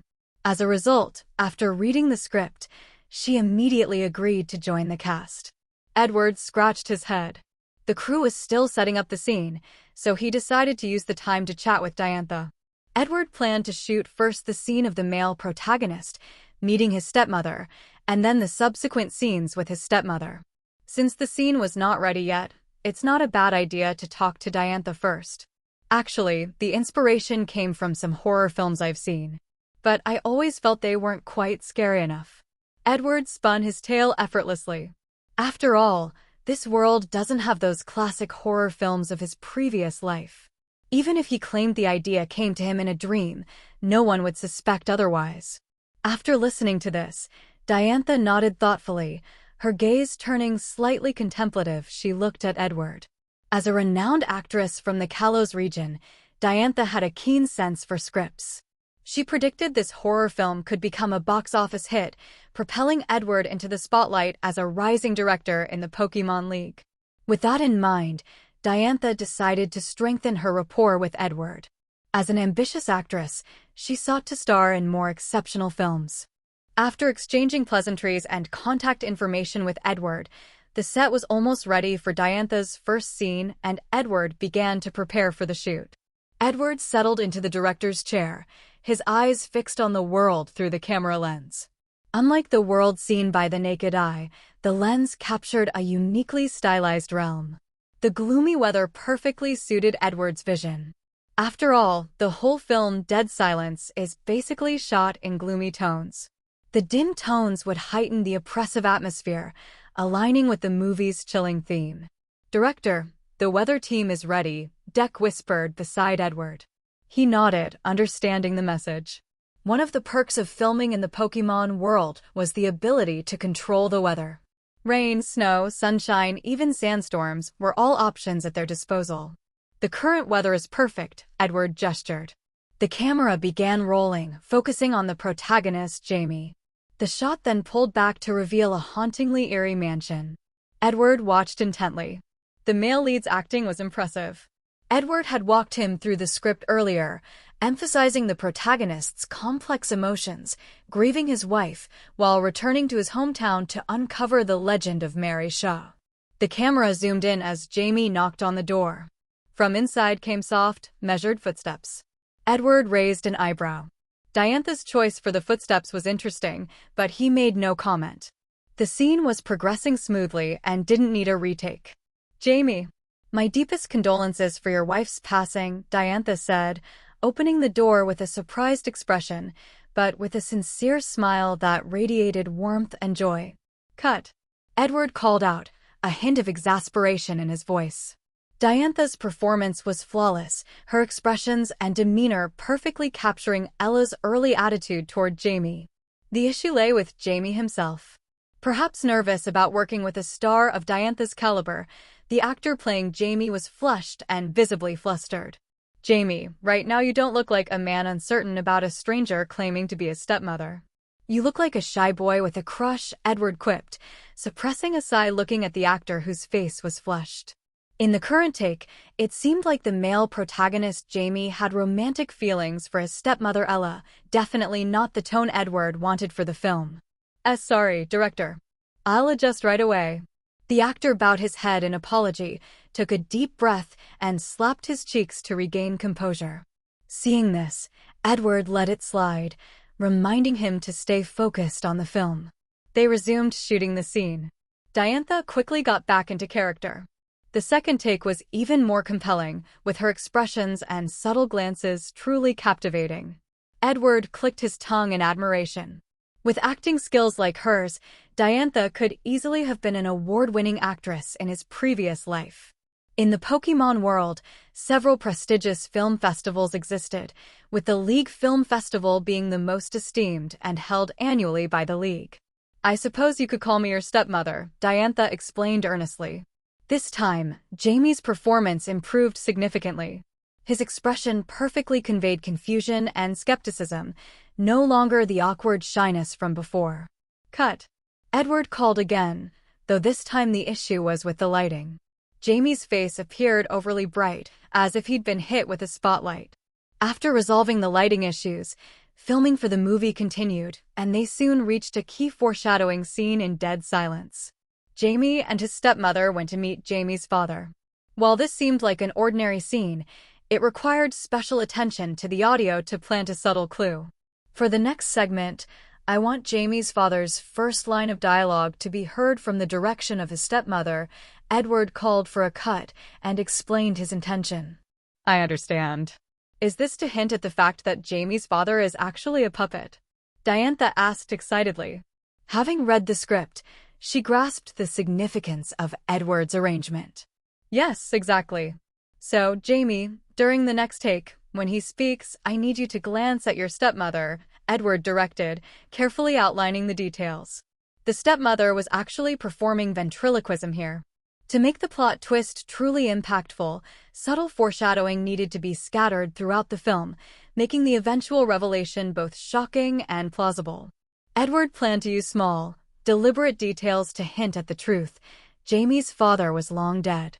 Jamie's father wore an oxygen mask when he spoke, so his voice sounded a little strange, so Jamie didn't realize that when his father spoke, it was actually his stepmother who was speaking through ventriloquism. Edward also added a subtle auditory clue. After the stepmother removed Jamie's father's oxygen mask, a faint sound could be heard, as if something was scraping against flesh. This detail served as another hint about the father's true state.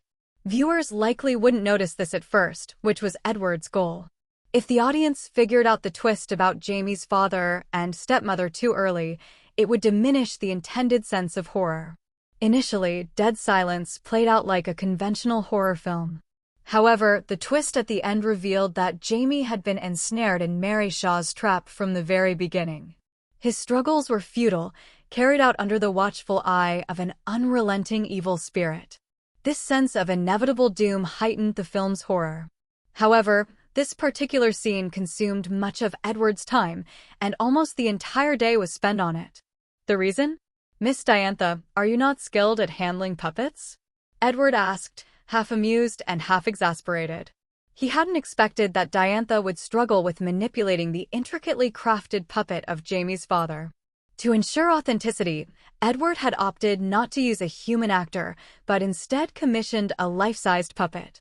The puppet was hyper-realistic, complete with internal organs, and was indistinguishable from a real person. To enhance the eerie atmosphere, Edward had the back of the puppet split slightly open. Because it was, in fact, a puppet, achieving realistic movements required skilled manipulation. Initially, Edward had planned for a professional puppeteer to handle it remotely, but Diantha wanted to try it herself. Edward didn't mind. After all, the earlier filming had gone smoothly, and having Diantha operate the puppet could add an extra layer of authenticity. Unexpectedly, Diantha struggled to master the technique, even after numerous attempts.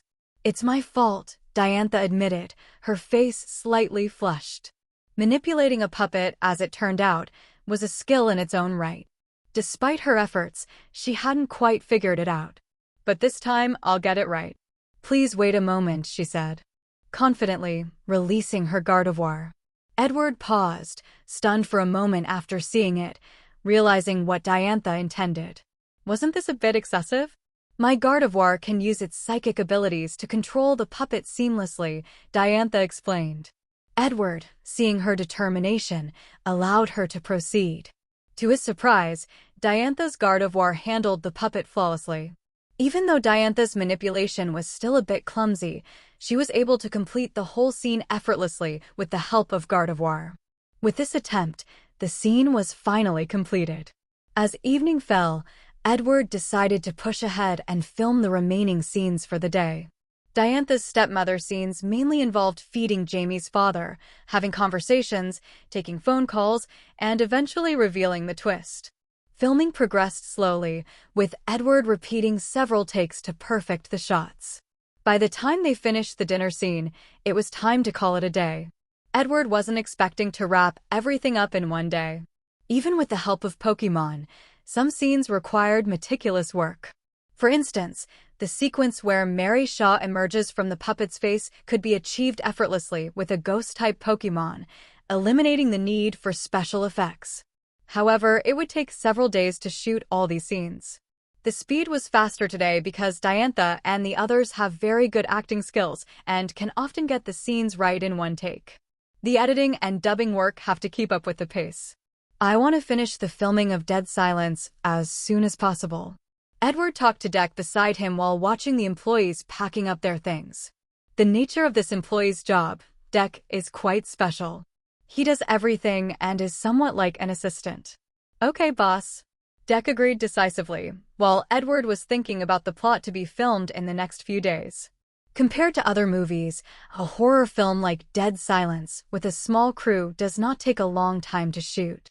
In the previous life, Saw, directed by James Wan, only took 18 days to shoot. If the actors' acting skills are good and the special effects and props can keep up, a low-budget horror film can be successfully shot in about half a month. Edward estimated that finishing Dead Silence wouldn't take more than 2 weeks, given the straightforward nature of a small-scale horror film. In fact, Dead Silence might be completed even faster, as key special effects could be performed by Ghost Pokémon. Edward only needed to shoot the necessary scenes and have Ghost Pokémon execute the effects directly. In Hoenn, specialized companies collaborated with Pokémon for film production and special effects. Edward planned to contact one of them once filming was done. During this period, Edward had devoted all his time to the filming of his movie. Surprisingly, the actual filming process turned out to be less challenging than he had anticipated. The most difficult part was setting up the puppet theater. To recreate the scene as described in the original work, significant modifications had to be made to the set. Thankfully, the puppets themselves were easier to handle, as they only required placing an order for production. Conveniently, there was a lake next to the manor, perfectly aligning with the setting described in the story of Dead Silence. "Next, I need you to control these puppets and slowly turn their heads to this position."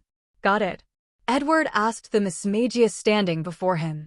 The Ghost Pokémon nodded in response, appearing completely at ease. That was expected.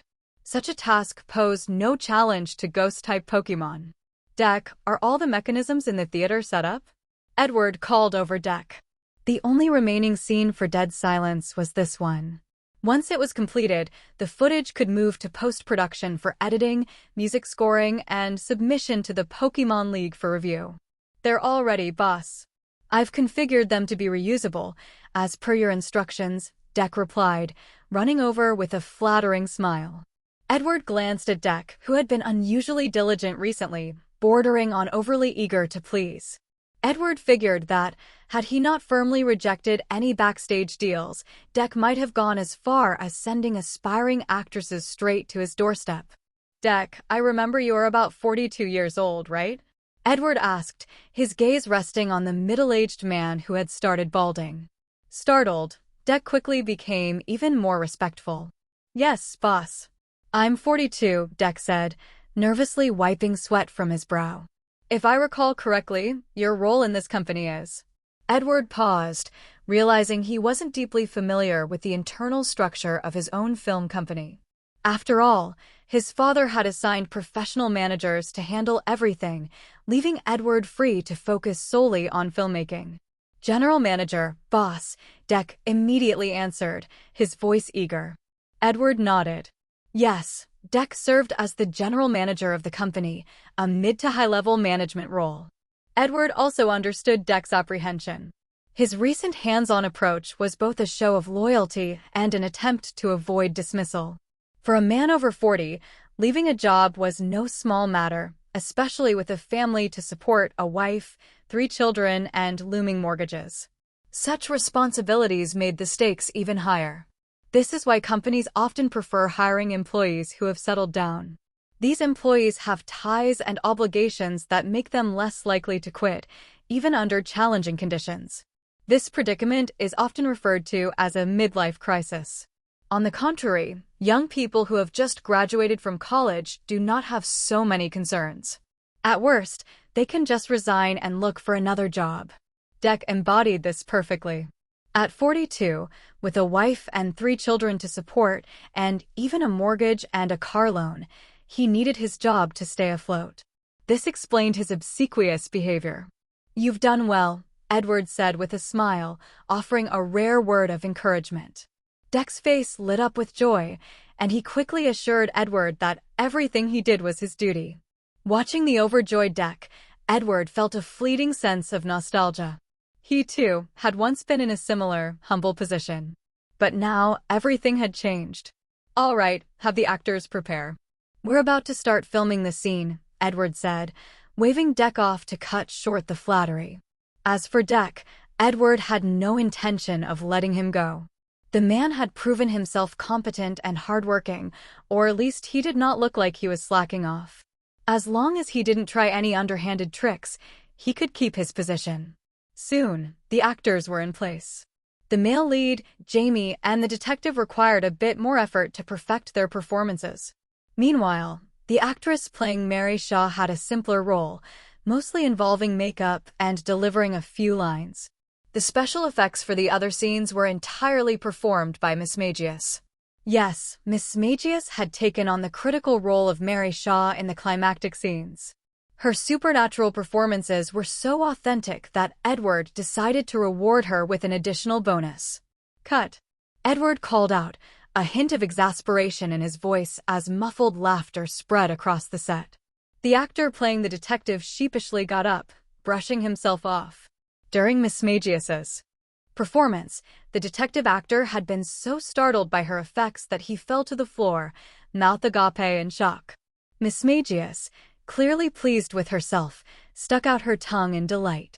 Edward noticed her playful antics and couldn't help but smile.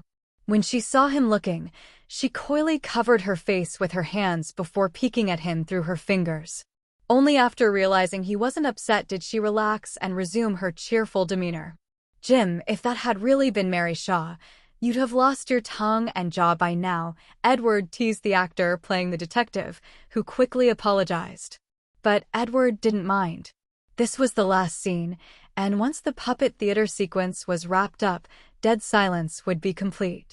With Jim mentally prepared, the puppet theater scene went smoothly. The trapdoor where Jamie and the detective fell was a specially designed mechanism. Edward planned to turn the puppet theater into a renowned haunted house attraction, allowing visitors to experience Jamie's harrowing escape firsthand. This way, the puppet theater could continue generating significant revenue. Even when the buzz around Dead Silence died down, Edward could repurpose the theater for other horror scenes. All right, great work, everyone. I now declare Dead Silence officially wrapped, Edward announced, clapping his hands happily. Cheers erupted from the crew and cast, with some actors even shouting in excitement. Among them were the actors playing Jamie and the detective. They clearly saw the potential of this movie, believing it could spark a wave of horror across the Hoenn region and even the Pokémon League. By then, as the main actors, they hoped this film would catapult their careers. At the very least, their pay will increase and they will receive more opportunities. No longer would they toil in obscurity without recognition or reward. 15 days. Edward glanced at his phone. It had been 15 days since filming for Dead Silence began. Completing the entire shoot for the movie within such a time frame was undoubtedly fast, but the real challenge of creating a film was only just beginning. Editing. Editing, Edward muttered, patting his face. Editing was an incredibly time-intensive process. It required the director to sift through hours of footage, meticulously selecting the best parts and condensing the raw material into a polished final version of the film. If a movie's uncut footage added up to 3 or 4 hours, or even more, the director's job was to trim it down into a cohesive version for the audience. Beyond that, the film still needed music, sound effects, and voiceovers added. The significance of editing in filmmaking couldn't be overstated. Different editing choices could result in entirely different versions of a film. A prime example of this was the 2 versions of Justice League, the theatrical release and the director's cut. Fortunately, Edward had fewer concerns in this regard. He was the sole investor in Dead Silence. He held complete control over the direction, script, and overall production. Since he was also the boss, he had the final say on how to edit the movie. All I need to do is follow the original version of Dead Silence for the edits. Of course, I'll also need to incorporate the newly added scare scenes, Edward mused, rubbing his temples. Thanks to his familiarity with the original plot of Dead Silence, editing became significantly easier for him. Post-production elements such as sound design and music would be handled by specialized teams. Edward's primary responsibility was to deliver the final cut of Dead Silence for public screening. Still, the editing process left Edward in a prolonged state of indecision. After 3 intense days of work, he finally completed the edits and handed them off to the company's post-production team. Make sure the music and subtitles are finalized as soon as possible, Edward instructed, pinching the bridge of his nose. Over the past 3 days, he had constantly reworked parts he was dissatisfied with, even contemplating reshoots. This experience made him realize why multiple takes were often kept on file, even when a scene seemed fine. Understood, boss. The post-production team members, noticing Edward's dark circles, lowered their voices. After leaving the company, Edward encountered the family's old butler, Robert, who had been waiting for him with a concerned expression. "Master Edward, let me take you home to rest," Robert said, hurrying over. Edward waved him off when he saw this. Although his face looked a little listless at the moment, it was mostly an illusion caused by his sudden shift to working late hours, something he wasn't used to. "Grandpa Robert, has anything happened recently?" Edward asked casually. For the past few weeks, he'd been fully focused on filming, neglecting other matters. It gave him a newfound appreciation for the pressures faced by his father being busy with company affairs and having no time to go home to rest. The butler shook his head, assuring Edward there were no pressing issues. He then drove Edward home, where he collapsed onto his soft bed and eventually, he could not resist his sleepiness and fell into a deep sleep. When Edward woke up, it was already evening. Stretching, he was greeted by Q, who leapt onto his chest and nuzzled him affectionately. "Q, good evening," Edward yawned. His companion Pokémon had always slept with him. Despite their years together, Edward had never seen the true form beneath Q's disguise. Mimikyu, after all, was shrouded in mystery. The League explicitly advised against peeking beneath its ragged costume. Edward chose to heed this warning, as curiosity could often lead to trouble. Still, he occasionally wondered if Mimikyu's true form was so terrifying, could revealing it in battle create an unexpected advantage? Looking at Q, Edward realized that pulling off such a strategy would require immense bravery. Even after years of bonding, Q refused to show him its true form, let alone reveal it in battle. Forcing the issue might severely damage their relationship. Q, how did it feel to star in a movie? Edward asked, lifting the Pokémon into his arms.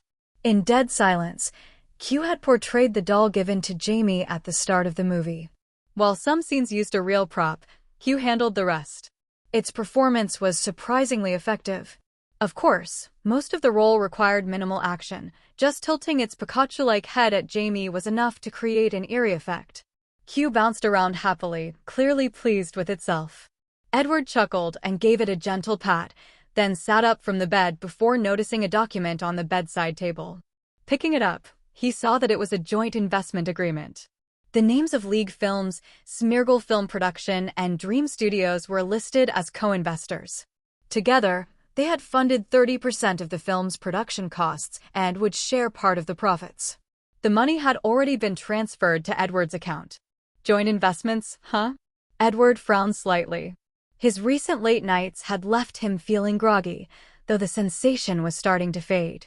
Well, it doesn't really matter. He set the document aside.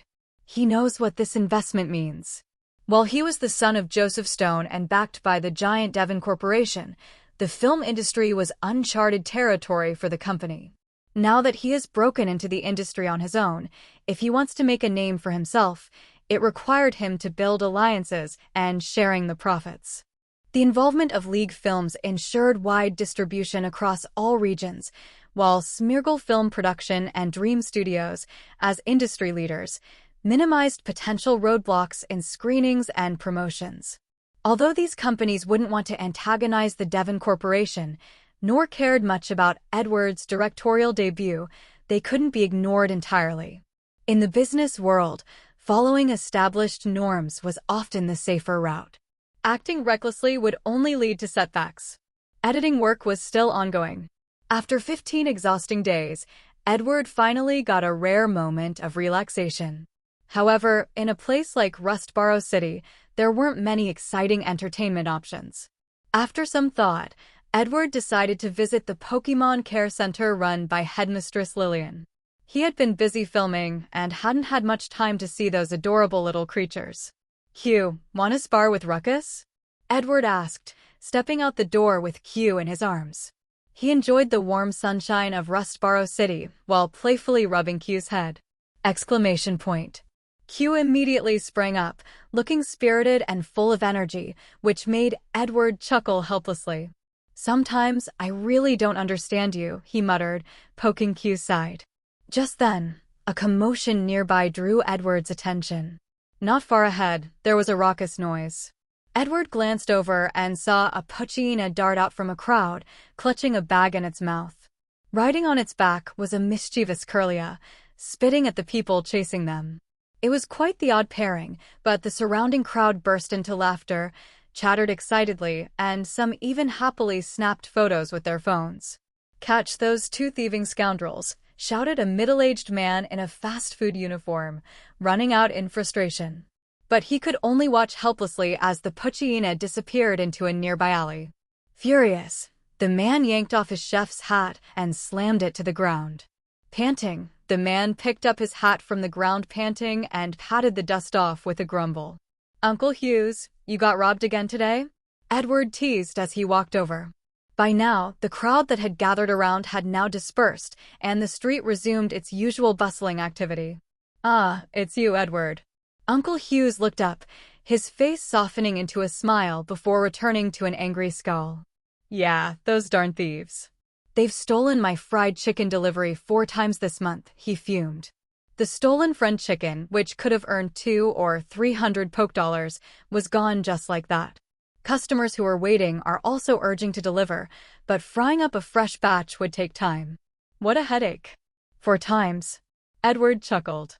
Checking his phone, he realized it was the 22nd. That meant Uncle Hughes was getting robbed once every 5 days on average. Well, this does prove your fried chicken is delicious, doesn't it? Edward tried to comfort him. From his perspective, this situation wasn't all bad.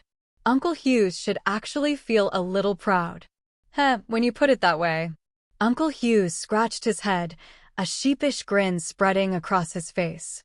His mood instantly improved. Edward wasn't surprised. Uncle Hughes was always a warm and kind-hearted man. You could even use this as a marketing slogan. Our fried chicken is so good, even Pokémon thieves can't resist. I bet it would attract plenty of customers to your shop. Edward looked at the honest Uncle Hughes and decided to give him some advice. Otherwise, Uncle Hughes would be angry and grumpy when he see him again next time. Uncle Hughes's eyes widened, surprised at the idea. Edward didn't mind the trouble and patiently explained it again to Uncle Hughes.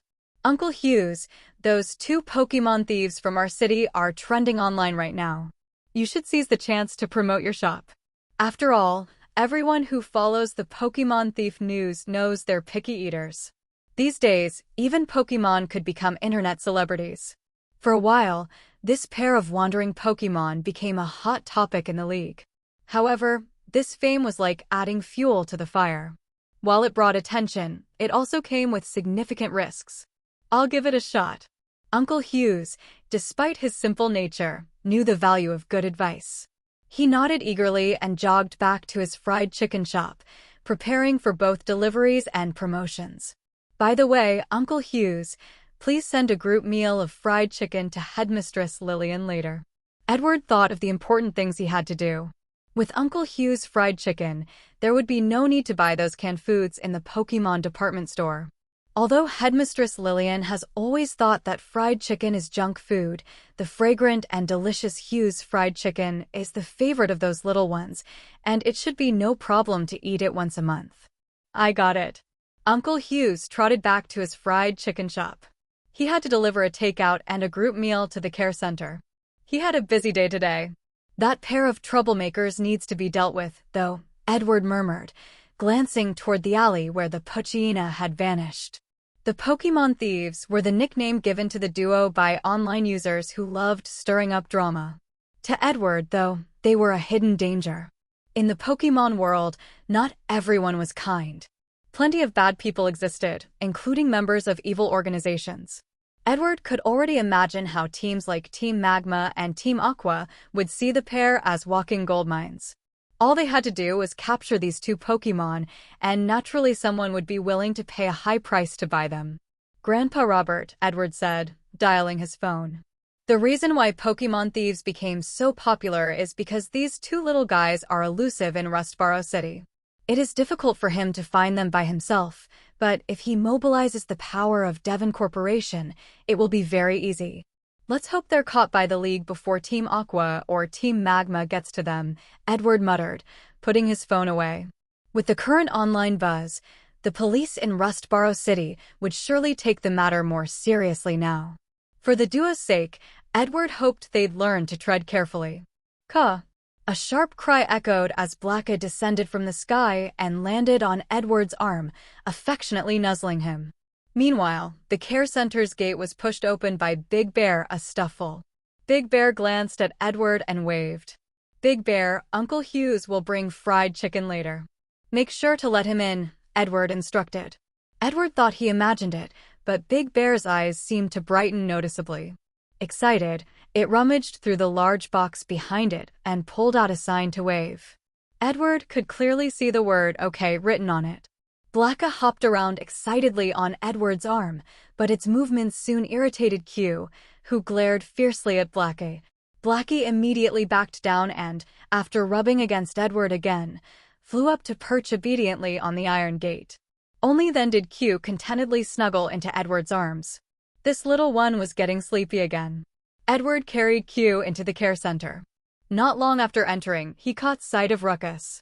Ruckus was sprawled out on the grassy patch in the center of the care center, basking in the sun.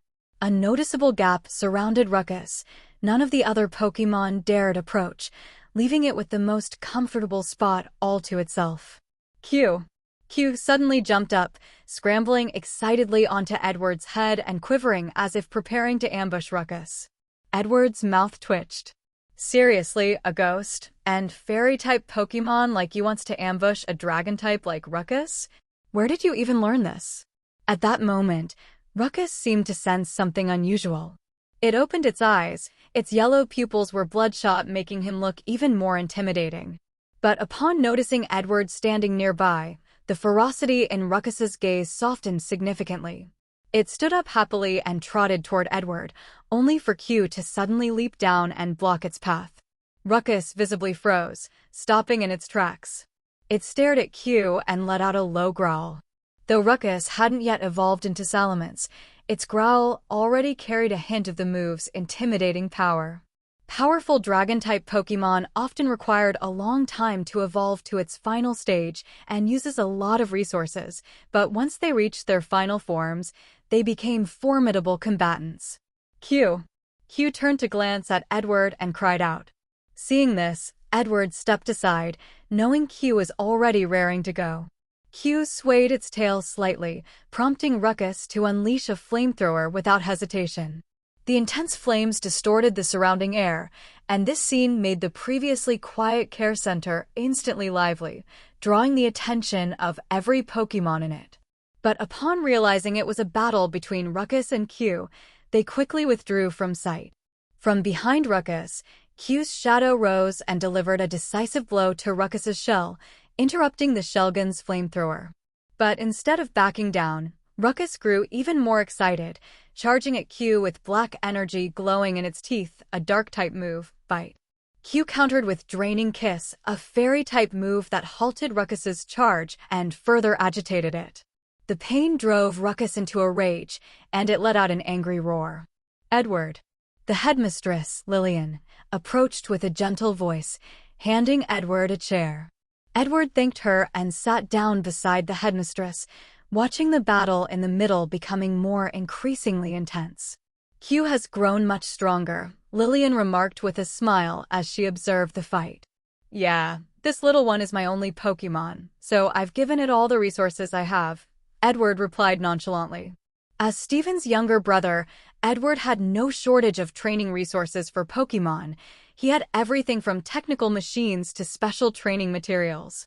If Q still wasn't strong under these conditions, Edward might as well find a wall to bang his head against. Even so, the fact that Ruckus could hold its own against Q, despite the type disadvantage, showcased its incredible strength. It made Edward all the more curious about why Ruckus had been abandoned in the first place. Headmistress Lillian, why was Ruckus abandoned back then? Edward asked, leaving the question unfinished, but Lillian understood. It was still a Bagon back then and had a severe skin disease. It almost died, and in order to save it, my family's savings were almost emptied out, Headmistress Lillian said softly. She quietly looked at Ruckus, whose body was covered with more and more scars, with a hint of memories in her eyes. Even now, Lillian vividly remembered the determination in those steadfast eyes beneath the rotting skin that would have signaled death for any other Pokemon. In that moment, she decided to treat Ruckus, no matter the cost. At that time, when Nurse Joy arrived, she told me to prepare for the worst and repeatedly asked if I really wanted to go through with the treatment, Lillian continued. Meanwhile on the field, Ruckus's injuries grew more severe. It roared in defiance, but against the type-advantaged Q, it struggled to find an effective strategy. I suddenly remembered Nurse Joy from the Pokemon Center once shared a story about a Pokemon with a devastating skin condition. Could it be? Edward trailed off, recalling a televised program from Rustboro City featuring Nurse Joy. The program had discussed a highly contagious skin disease in Pokemon. The skin of the sick Pokemon will cause it severe ulceration and septicemia with an extremely high fatality rate. Only 4 Pokemon suffering from that disease had ever been saved by Nurse Joy. Yes, Ruckus had that disease, Lillian confirmed. Back then, it was already halfway through death's door. Its original trainer abandoned it without hesitation. But despite being forsaken, Ruckus never gave up its fight against the illness. It endured an excruciating treatment process and ultimately triumphed, though it was left with permanent scars. Edward blinked. Ruckus's willpower was truly something else. Roar! A ferocious roar shattered the moment, accompanied by a blinding light that made Edward squint. Q paused in its tracks, and in the center of the battlefield, Ruckus was evolving. Edward's eyes became unfocused. The light of Pokémon evolution has always been hailed as the greatest miracle in the Pokémon world. It represents the defiant roar of the weak, the struggle of a Pokémon enduring hardships against its destiny. It's truly the miracle of life. Before Edward, the small, cumbersome form of Shelgon began to change. It grew larger and stronger. Roar! After the light of evolution dissipated, a Salamence covered in scars, a grim and fearsome sight, let out a deafening roar, flapped its wings, and shot skyward, screaming into the heavens. Edward gasped when he saw Salamance's scars. Even as a spectator, those marks made him feel a chill. Yet, Salamence bore them all over its body. Headmistress Lillian, Ruckus truly is a remarkable Pokémon, Edward remarked, looking at the scarred Salamence. Though its appearance was marred by scars, its fierce aura only grew more intimidating. Ruckus is an outstanding Pokémon, capable of becoming part of a champion-level team, Headmistress Lillian said with a gentle smile, sipping her tea. She gazed at the soaring Salamence with affection, as if looking at her own child. As Edward and Headmistress Lillian marveled at Salamence, it suddenly dived from the sky. Its sheer speed generated a violent gust, yet Q remained unfazed. Instead, Q's body radiated fairy-type energy comparable to the light of evolution, a dazzling gleam. Looking at Ruckus, who was lying on the ground covered in dust, Edward couldn't help but cough twice, otherwise he would not be able to suppress the urge to laugh. Despite Ruckus achieving a breakthrough and evolving into Salamence, overcoming Q, a ghost and fairy-type Pokémon, was still a daunting challenge due to the type disadvantage. That's enough, Q. Let it go. Edward waved his hand, signaling to Q, who reluctantly returned to his arms, grumbling softly. Don't worry, when Steven comes by next time, you'll get another chance to battle, Edward said with a wry smile, patting Q's head. Despite its timid nature, Q transformed into a relentless fighter during battles. He was like a madman and would not stop until its opponent was nearly defeated. Thanks to the bond Edward and Q had developed, he could control its battle instincts. Otherwise, persuading Q to stand down would have been a daunting task. Reassured by Edward's promise, Q settled down and gave a triumphant glance at the defeated Ruckus. Q really is amazing, Headmistress Lillian said, tending to Ruckus's injuries while teasing it about its loss. Ruckus is incredible too. With time, it will undoubtedly become a formidable Pokémon, Edward said with admiration. Despite its rough start in life, Ruckus had endured and displayed such resilience that its future seemed boundless. Of course, proper guidance from a skilled trainer was essential. Without it, Ruckus's growth would likely lag behind that of a Pokémon raised under a trainer's care. Fortunately, Ruckus didn't need to worry about that.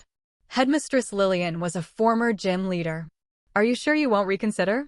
Headmistress Lillian asked, hoping Edward would take Ruckus under his wing. Ruckus would rather stay here to protect this place, Edward said, smiling as he patted Ruckus's head. The joy in Salamance's eyes was unmistakable. Only Edward could see its true feelings. It was genuinely happy. This little one. Headmistress Lillian shook her head. She truly wanted Edward to adopt Ruckus. Considering their bond and Edward's affluent background as the son of the Devon Corporation's president, he seemed the perfect candidate to support Ruckus's growth. However, Ruckus's refusal left her with no choice. At that moment, a delicious aroma filled the air. Ruckus straightened up instantly, eyes gleaming as it stared eagerly toward the doorway. Headmistress Lillian paused, then gave Edward a helpless smile. Headmistress, let's celebrate Ruckus's evolution into a Salamence with a feast today, Edward said, shrugging as he noticed Ruckus's anticipation. Edward, thank you, Headmistress Lillian said gratefully. Feeding so many Pokémon was no easy task, especially with a Salamence that had a voracious appetite. Edward's contributions were substantial. Initially, Headmistress Lillian had suspected Edward was seeking to adopt one of the Pokémon in the care center. But as she got to know him better, she realized that this young man didn't think that much. He just wanted to take care of these unfortunate creatures.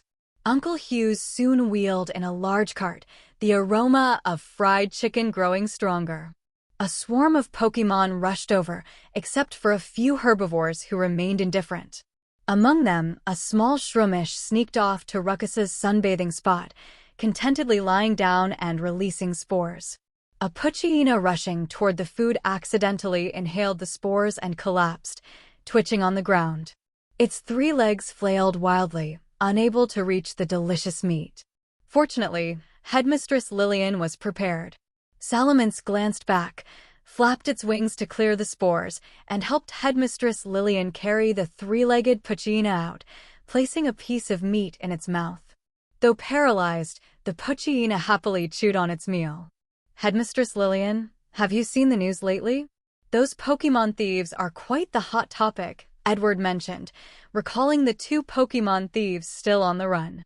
If caught, they would likely end up at Headmistress Lillian's center. Yes, I've seen it. Those 2 Pokémon even dropped off supplies here once. But that Curlia's personality. Headmistress Lillian hesitated, her expression turning peculiar. I'll kick you if you don't get up. I brought your stuff. Headmistress Lillian mimicked the Curlia's rough speech, summarizing what she heard when she received the supplies that night. Edward's mouth twitched at the recount. Within a single sentence, there were several words that would have been censored on national television. It can only be said that it is worthy of being rated as the #1 foul-mouthed Pokémon by netizens. This piqued Edward's curiosity. Typically, Curlia were known for their calm and elegant demeanor, so how had this particular Curlia developed such a caustic personality? After chatting with Headmistress Lillian for a while, Edward left the care center and headed to the company to oversee the completion of Death Silence. Boss, what should we do with these clips? Scrap them? Asked a post-production staffer, his hair noticeably thinning, exuding the aura of someone who'd been through many battles. Let me see, Edward replied, taking the tablet. The screen displayed various bloopers and outtakes, unusable footage from the filming process.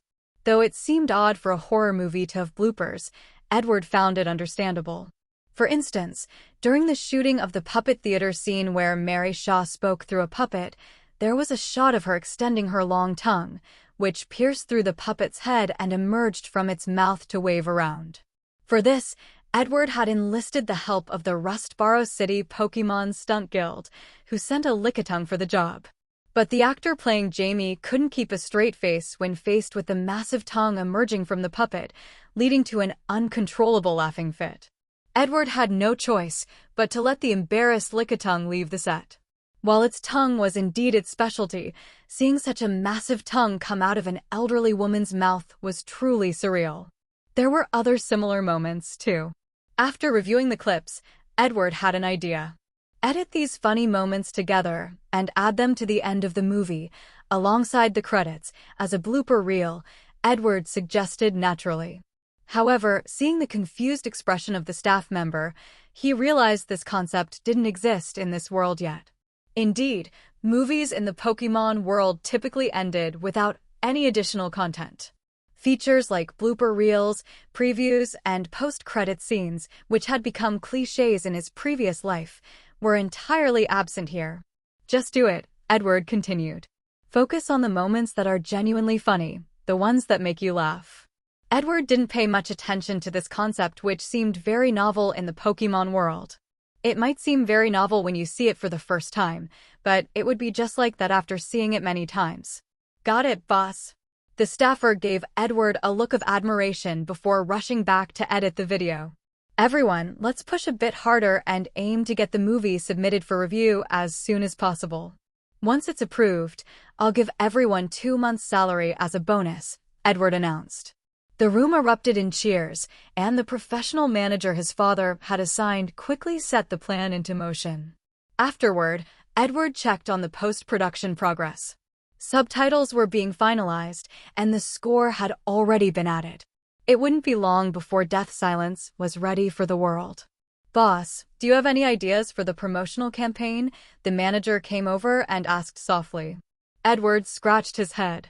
Though this was his first venture into the film industry, he understood the importance of marketing.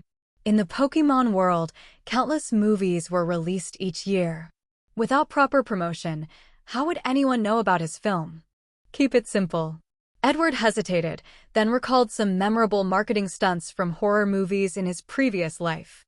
For instance, one movie featuring a prominent puppet had set up a haunted house and hired unsuspecting cleaners to tidy up, only to scare them as part of a prank. The resulting footage was uploaded online, generating buzz and attention. Because these pranks will be explained afterwards, and a certain amount of financial compensation will be given, and the selection of cleaners is also very particular, there are many people who like to watch such pranks. Let's open the puppet theater to visitors for free during this period, Edward decided, adapting the idea. By creating a buzz around Death Silence on social media, his debut film could achieve widespread recognition. Although there will inevitably be some investment in the early stages, these investments are worth it. Of course, Edward also planned to stage a prank in the mansion set used for Jamie's father's home. It would involve hiring housekeepers to clean the eerily decorated set. Edward emphasized safety precautions, ensuring the participants were in good health and that they would be informed afterward, compensated financially, and offered apologies if needed. The scares would also be carefully controlled to avoid going too far. The manager nodded repeatedly, taking notes and setting the plans in motion. After Edward left, the manager arranged the tasks and reported everything to the big boss, Joseph Stone.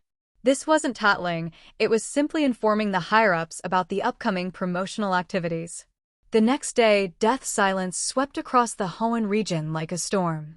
Advertisements and posters were everywhere, depicting an old, tattered Mimikyu doll sitting alone in a desolate empty theater, an old human hand pressing a finger to its lips in a shushing gesture. Below it was the movie's title, Death Silence. Edward couldn't help feeling a bit awkward as he stepped outside. Seeing the widespread advertisements, Edward inexplicably felt embarrassed, but this kind of publicity was actually normal. Just like before some big movies were released, there were overwhelming advertisements. Even those who didn't watch movies couldn't escape knowing about them. Death Silence? What's it about? Curious murmurs reached Edward's ears. Pulling out his phone, he opened the messaging app he often used. After opening, it featured a Mimikyu peeking over the edge of the screen staring at him. Tapping on it brought up options to close or view more. Selecting View More revealed a full-screen poster for Death Silence. Well, at least this world hasn't invented those annoying ads that requires you to watch 5 seconds before you can close it or those that will redirect you to online shopping apps. Edward sighed in relief. Over-the-top promotions could easily alienate audiences. He shuddered at the memory of ads that popped up uninvited in his previous life. If those existed here, he might have been tempted to drag the creators into his horror movie and have Mary Shaw deal with them personally. Meanwhile, in a horror movie enthusiast group chat called Hoenn Horror Movie Lovers Exchange Group, flashed twice. Edward clicked in and took a look. Aspiring Pokémon Master, tell me about it. I woke up this morning and Death Silence was plastered all over my face. Who's directing this thing? Lick-a-tongue, not allowed, didn't you check? It's by some new director named Edward. Edward rubbed his nose, feeling a bit embarrassed. Presenting horror movies to the world, so will you go to watch it? After sending out this message, Edward silently chose to lurk on the group chat. What? A sassy commentator. Of course, I'll watch it. It's rare for horror movies to get this much publicity. But if it turns out to be bad, the director better not blame me for being too aggressive. Newbie number 1, what? That sounds naughty. Watching the group chat quickly devolve into a repetitive mess of memes, Edward closed the app, thinking to himself, these people are beyond saving. All of them. Might as well bury them all. Still, Edward realized that asking such a question in a group full of horror movie enthusiasts was akin to asking fishermen in a fishing group if they'd go to a great fishing spot.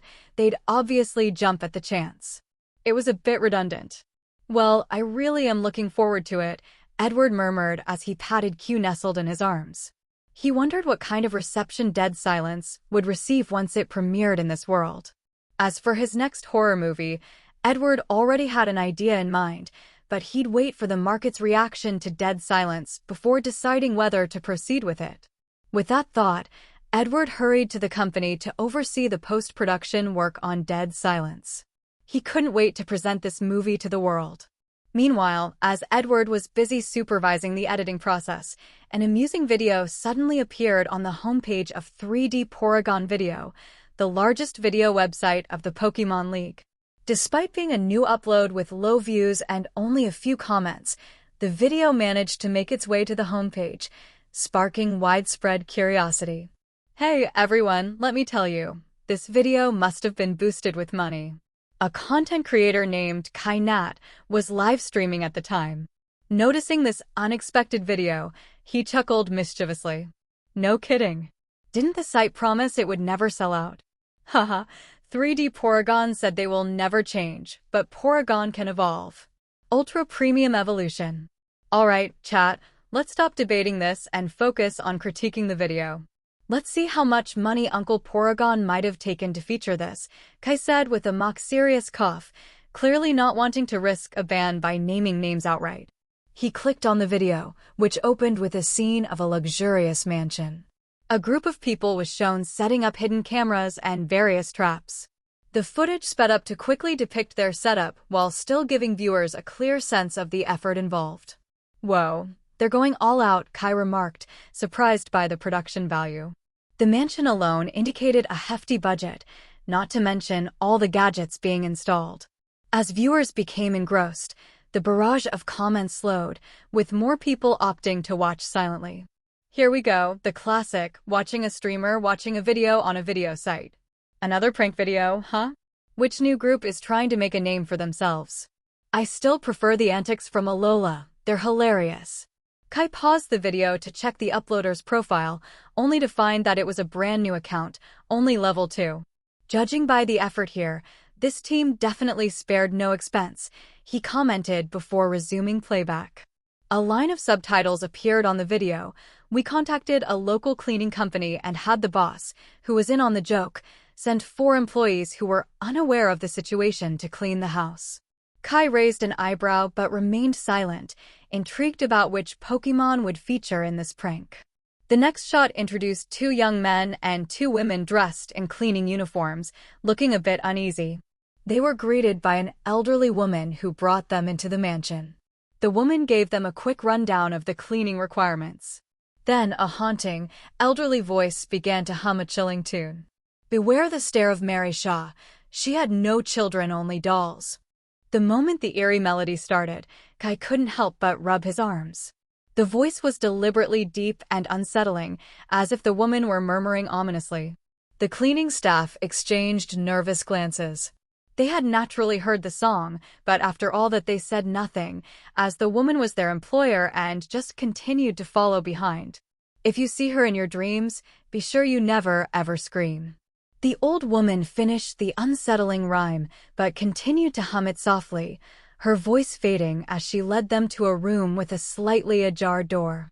My husband is unwell, so please don't disturb him. We don't have any Pokémon, so make sure no Pokémon enter to disturb him either, the woman said with a stern glare, pointing at the door. The cleaning staff nodded obediently. She then left, saying she'd return after running some errands. All right. The main event begins now, Kai said, visibly excited. Based on the setup, he was curious to see what kind of scares awaited these poor employees.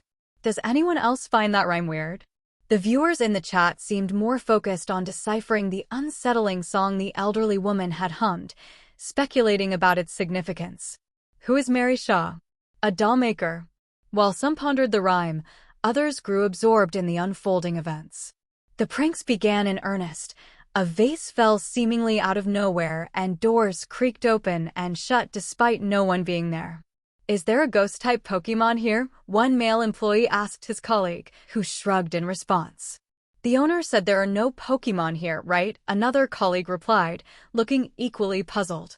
Just then, the man noticed his companion staring behind him with wide, terrified eyes, his legs trembling. Sensing something was off, the man turned around cautiously, only to see a rag doll lying on the carpet. It was a Psyduck doll. It's just a doll that fell down. What's there to be scared of? The man scoffed, picking up the Psyduck doll.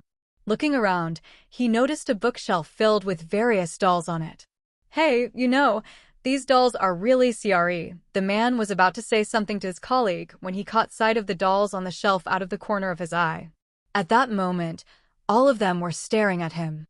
Their heads hadn't moved, but their eyes were locked onto him. A sharp scream pierced the silence of the night. The two men looked at each other. It was their colleague. Luffy, they're looking at me. Their colleague's legs were already trembling. Luffy wanted to help, but he himself was frozen in place, unable to move, as the dolls' gazes fixated on him as well. While Luffy was trying to figure out what to do, he saw something shift in the corner of his eye. A wave of terror washed over him as he turned his head. In the cabinet, a Dragonite doll was slowly twisting its head to look at him, all while keeping its gaze fixed. At the same time, the other dolls in the cabinet also began to turn their heads, one by one, until they were all staring directly at Luffy. His mind went completely blank. He couldn't even hear the sounds around him. He could only stand there, dumbstruck, as the dolls stared at him with their eerie eyes. Wow, the production team really nailed this little scare tactic. Kai nearly burst out laughing. He knew it was just a prank, so he wasn't fazed at all. Haha, but people are saying it felt like the dolls were staring even before they moved. Anyone know what's going on? Yeah, what's the deal with that? I think it's a trick using convex mirrors to create the illusion that their eyes are always following you. But still, this way it made the prank way more entertaining, Kai said, chuckling as he zoomed in on the screen, focusing on the two women. At the time, the two cleaning company workers, Lily and Clara, were pressed tightly against the wall, staring in terror down a pitch-black hallway. Earlier, they had escorted an elderly woman out and started cleaning near the entrance. However, as they worked, the door silently swung open. At first, Clara thought the elderly woman had returned, but when she checked, there was no one outside. Feeling puzzled, she closed the door and resumed cleaning. But then the door opened again. Clara checked once more and still found no one outside. She glanced around and noticed nothing unusual near the doorway except a framed photograph of the elderly woman hanging on the wall. In the photo, the woman was staring down at Clara with an expressionless face, making her feel uneasy. Clara closed the door again, this time locking it. But just as she turned around, she heard the door creak open once more. When she looked back, the door was open again. This strange occurrence left Clara feeling unnerved. She was sure she had locked the door. Trembling, she called Lily over to help her close it again. This time, they not only locked it but also secured it with a chain lock for extra protection. However, just then, the picture frame fell off the wall, the sound of shattering glass prompting high-pitched screams from the two women. The chat was instantly flooded with laughing comments. Haha, did you see that? The picture fell. Wait, why would it fall? I bet it wasn't hung securely. Typical horror prank setup. Lily, how did this fall? Clara asked, clutching Clara's shirt and looking nervously at the shattered frame on the ground. Maybe I didn't hang it properly, Clara replied nervously. She cautiously approached the frame and picked it up, only to see that the elderly woman in the photo was now smiling eerily.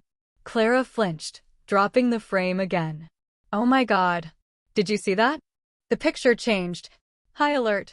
Something's coming. Must be a ghost Pokemon's doing, right? Clara, what's wrong? Lily asked, startled by Clara's reaction. But when she turned to the photo, the elderly woman's expression had returned to its original blank state, as if nothing had happened. Clara, now thoroughly confused, muttered a quick nothing and rehung the picture. The two women, though still uneasy, continued cleaning, trying to suppress their growing fear. While cleaning, Clara glanced at the door to ensure it was still closed. Thankfully, it hadn't opened. But just as she breathed a sigh of relief and turned to continue cleaning, she caught something strange out of the corner of her eye. She froze, then slowly turned back. No way. The woman in the photo is gone. I'm out. My F# #King Cabinet is moving. I'm done. The chat erupted with screams of terror as viewers forgot this was just a prank video. Calm down, Kai said, licking his lips. I have to admit, this prank is incredibly well done. It's so realistic. The production team is very creative this time. Back in the video, Clara had also noticed the change. Lily, the woman in the photo, she's gone, Clara stammered. Her voice trembled as she tapped Lily on the shoulder. Lily shrieked in surprise, but quickly calmed down when she realized it was just Clara. When she looked at the picture, her whole body began to shake. I don't know, Lily said, her voice cracking as she fought back tears. Suddenly, the hallway lights began flickering, alternating between light and darkness. When the lights came back on, Clara and Lily saw an elderly woman standing at the far end of the hallway, her distorted features illuminated in the flickering light. The lights flashed one last time before plunging the hallway into total darkness. A chilling sound echoed through the blackness, followed by the girls' terrified screams. Suddenly, the twisted figure of the elderly woman lunged at them from the shadows. Meanwhile, on the other side of the video, the dolls also sprang to life, with a grotesque elderly woman crawling out of them and lunging at the two male employees. The screen went completely black, leaving only the sound of 4 distinct screams. Kai leaned in closer, eager to see what would happen next. But then, 4 mutilated faces with tongues missing suddenly appeared on the screen, shrieking. Startled, Kai jumped so hard he knocked his mouse onto the floor. At the end of the video, I finally realized the clown was me. The target of this prank video was clearly the viewers watching it. Kai's agitated, roaring voice echoed in the video, followed by a screenshot of a receipt for a new screen to replace the one he had destroyed in frustration. Similar videos quickly spread across the internet. Many curious onlookers, eager to criticize how much the site had been paid, went to watch the so-called prank video, only to be scared out of their wits by 4 figures suddenly emerging from the darkness. It was only then that they realized the prank's real targets were them. Some content creators analyzed the video and noticed that while there were prank elements toward the end, the creators deliberately downplayed the fact that it was a prank and instead used other techniques to attract the audience's attention, creating the feel of a documentary or a movie. Afterward, they utilized a sudden black screen to capitalize on viewers' natural tendency to focus harder, wondering if the screen's brightness was too low. This set up a sudden jump scare with 4 tongueless individuals screaming, successfully pranking the audience. This led to a wave of viewers sharing the video with friends, driven by the mindset of, if I got scared, I'm not going through this alone. Those who were pranked also shared the video with others out of spite, further spreading its reach. As a result, the video's popularity skyrocketed, quickly topping the platform's trending charts. Even though the shock value diminished after spoilers circulated, the video attracted even more viewers. Toward the end, the camera panned to the door of the second-floor room, which had been warned not to open. A Mimikyu doll fell onto the carpet below, marking the video's conclusion. Soon, someone identified the creator behind the video based on the Mimikyu doll. Did I only just now realize that prank video was made by the production team for the movie Dead Silence? A post about this revelation gained significant attention. The spread of Dead Silence expanded even further, and almost every internet user surfing the web now knew about the upcoming horror film. Hoenn Horror Movie Lovers Exchange Group. Please hurry and release Dead Silence. I'll do anything. Uploaded the file, Black Silk, 4-person XXX, explicit. Watch quickly before it's deleted. Cucumber, my cucumber, thank you, kind soul. 1207. Will you battle me forever? Bless you, kind soul. 1207. Blessings plus 10,086. Cucumber, my cucumber at please hurry and release Dead Silence, you jerk. Is this what you meant by Black Silk? Explicit? 4-person fun? 1210. Wooden man, you're really something else. I wanted explicit content, and you're telling me the screams were moaning? 1211. Edward chuckled as he read the messages in the group chat. He had clicked on the video earlier and immediately noticed the trick when he saw the 4 employees from the cleaning company. The entire video was a cleverly edited prank, with the prank shots removed and replaced with shocking jump scares. The most audacious part was that the uploader had inserted a short clip of a classic childhood Pokémon animation at the beginning. This was a trick commonly used by certain creators to bypass content moderation, where the spicy content was placed later in the video. However, just as some eager viewers, brimming with excitement and trembling hands, skipped ahead in the video, the screen went black. The audio suddenly softened, prompting them to turn up the volume. Then, for screaming, tongueless individuals burst out of the darkness. This sudden contrast enraged countless viewers, who filled the chat with rapid-fire messages brimming with anger. Edward, an otherworldly visitor, couldn't help but marvel at the viewers' sheer intensity. Compared to the netizens from his previous world, those in the Pokémon world were far more combative. In just a single minute, the chat had over 99+ messages, illustrating the viewers' overwhelming rage. Similar scenes unfolded in various group chats, to the point where even the most dedicated fanservice creators found their content dismissed by the infuriated audience. "These people sure know how to market themselves," Edward mused with a slight smile. "I just gave them some ideas, but they executed them brilliantly." Looking at the trending hashtag #DeadSilencePrank, with the flame emoji next to it, Edward knew the movie had already succeeded. Though box office numbers were yet unknown, the promotional efforts had already triumphed. At this point, anyone online would have at least heard of the film.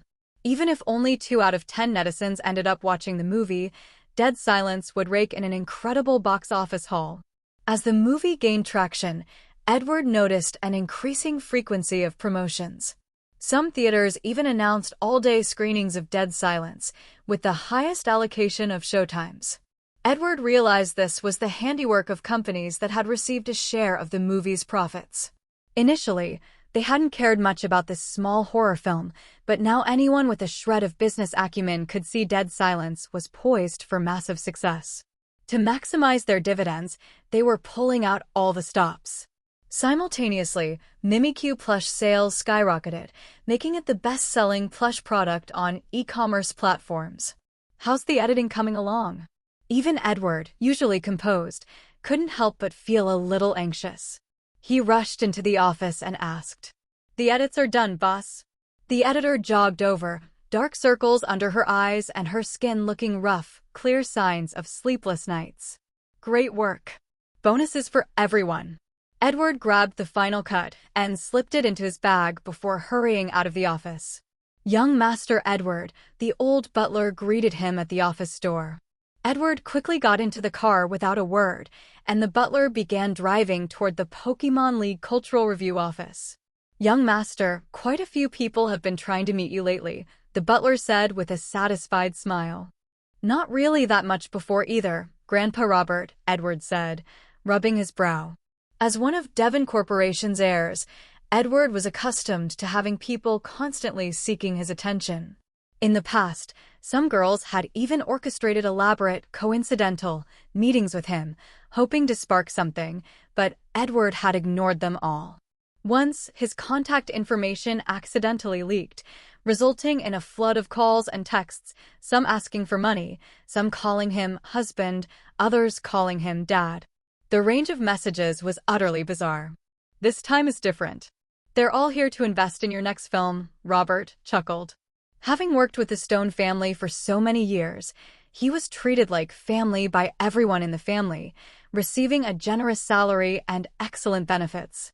In return, he treated the Stone family as his own and gave his utmost dedication to his work. Seeing Edward, once a cause for concern, now achieving success, filled him with pride. "My next film? Let's wait and see how this one does at the box office first," Edward said calmly. Agreeing to investments now was one thing, but the results after the box office performance would be another.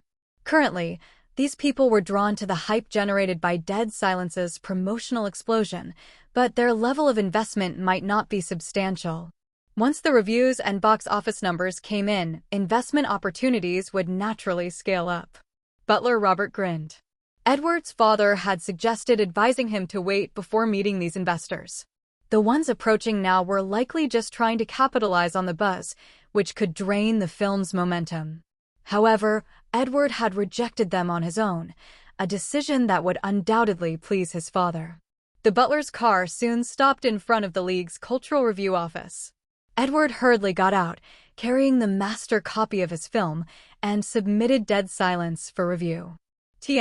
They really marketed it before it even passed the review, lol. It wasn't long before a middle-aged woman approached. "Director Edward, I've been eagerly waiting for your visit these past few days," she said warmly. She wasn't exaggerating. Now the whole league knows that there is a horror movie called Dead Silence in the Hoenn. As the head of this division, she couldn't afford to be out of the loop. "Hello, I'm here to submit Dead Silence for review," Edward replied with a polite smile. He recognized the woman. She had contributed 3 auction items at a Pokémon charity gala his father had attended. "Your work already has a dedicated review team," she said, sitting across from Edward. She studied the young director with interest. His debut had generated immense buzz, but could he handle the pressure? Given Dead Silence's current popularity and the Devon Corporation's backing, the review department had expedited the process. As long as the film didn't contain clear violations of league regulations, it could pass today. Her gaze fell on the drowsing Mimikyu in Edward's arms. The little Pokémon, nestled in his embrace, was clad in its signature Pikachu costume, which swayed slightly as it slept. "Director Edward, is this Mimikyu the same one featured in your movie?" she asked. "Yes, this is Q, one of the film's main stars," Edward replied courteously. The woman, intrigued, chatted with him about the film for over 40 minutes before finally bringing up another topic. "Director Edward, do you have plans for your next film?" she asked, her tone carrying an implicit suggestion. Edward immediately understood. No wonder this official had spent so much time on small talk. She was now revealing her true purpose. "I have some ideas, but I'll finalize them after Dead Silence's release," Edward said, sipping his tea. The room filled with a delicate aroma, prompting Q to snuggle deeper into Edward's arms. "I'll look forward to your next masterpiece, then," she said with a smile, leaving her business card behind. Edward accepted it graciously, which seemed to please her. She left the meeting room shortly after, and soon, 2 staff members arrived to inform Edward that Dead Silence had passed review and they could start arranging the screening and other matters. Edward politely thanked them, and the 2 staff members took out a notebook a little embarrassedly and hoped that Edward would sign an autograph. Edward did not refuse, but left an artistic name. After bidding the happy staff farewell, Edward got back in the car. Now that the film had passed the review, the next step was to take advantage of this opportunity to release Dead Silence and convert the film's hype into tangible profits. But before that, "Grandpa Robert, please take me to Headmistress Lillian's office," Edward said, tapping his fingers on the seat. He wanted to discuss with Headmistress Lillian the issue of giving concessions on the movie box office. In the Pokémon League, not everyone was trustworthy. One had to discern who was genuine and who wasn't. By comparison, Edward found communicating with Pokémon far more straightforward. The butler immediately changed course, and Edward glanced at the business card in his hand. It bore only a name and phone number. Grace Hero. The name of the female head he had just met. Changing the I with an E would make her last name cooler, Edward muttered, pocketing the card. "Are you referring to Mrs. Hero?" Butler Robert asked while driving. Edward confirmed. Her son owns a company called Meow Meow Entertainment, which specializes in film ticket sales and investments, the butler noted. His tone suggested there was more to it than met the eye. Edward understood the implication. Mrs. Hero likely wanted a piece of his next film's success. The adult world is always full of trade-offs, Edward thought, closing his eyes. The adult world is always full of trade-offs. Apparently, Dead Silence's sudden popularity made Mrs. Hero a little greedy, and she wanted to get a piece of the pie in his next movie. "I understand, Grandpa Robert." Edward closed his eyes. These things were inevitable. "Headmistress Lillian, do you know any reliable charity organization for stray Pokémon?" Edward approached Headmistress Lillian, who was busy with paperwork at her desk. A few adoption applications were scattered across it. This didn't surprise Edward. After all, Headmistress Lillian's Pokémon Care Center always supported adoptions, and from time to time, people came by to see if they could find a suitable Pokémon for their children. Charity organization for stray Pokémon? Is this about your movie? Headmistress Lillian paused for a moment, and then a smile replaced the weariness on her face. She had heard Edward mention before that his movie planned to donate $1 from each ticket sold to organizations supporting stray Pokémon. Now that Edward had come to her, he was likely seeking advice on which organizations were trustworthy. Yes, it's about the idea I mentioned before, Edward nodded. He was aware of some charity organizations, but their reliability was always a concern. Edward liked contributing to charity, but he detested the thought of his donations being squandered by corrupt officials within such organizations.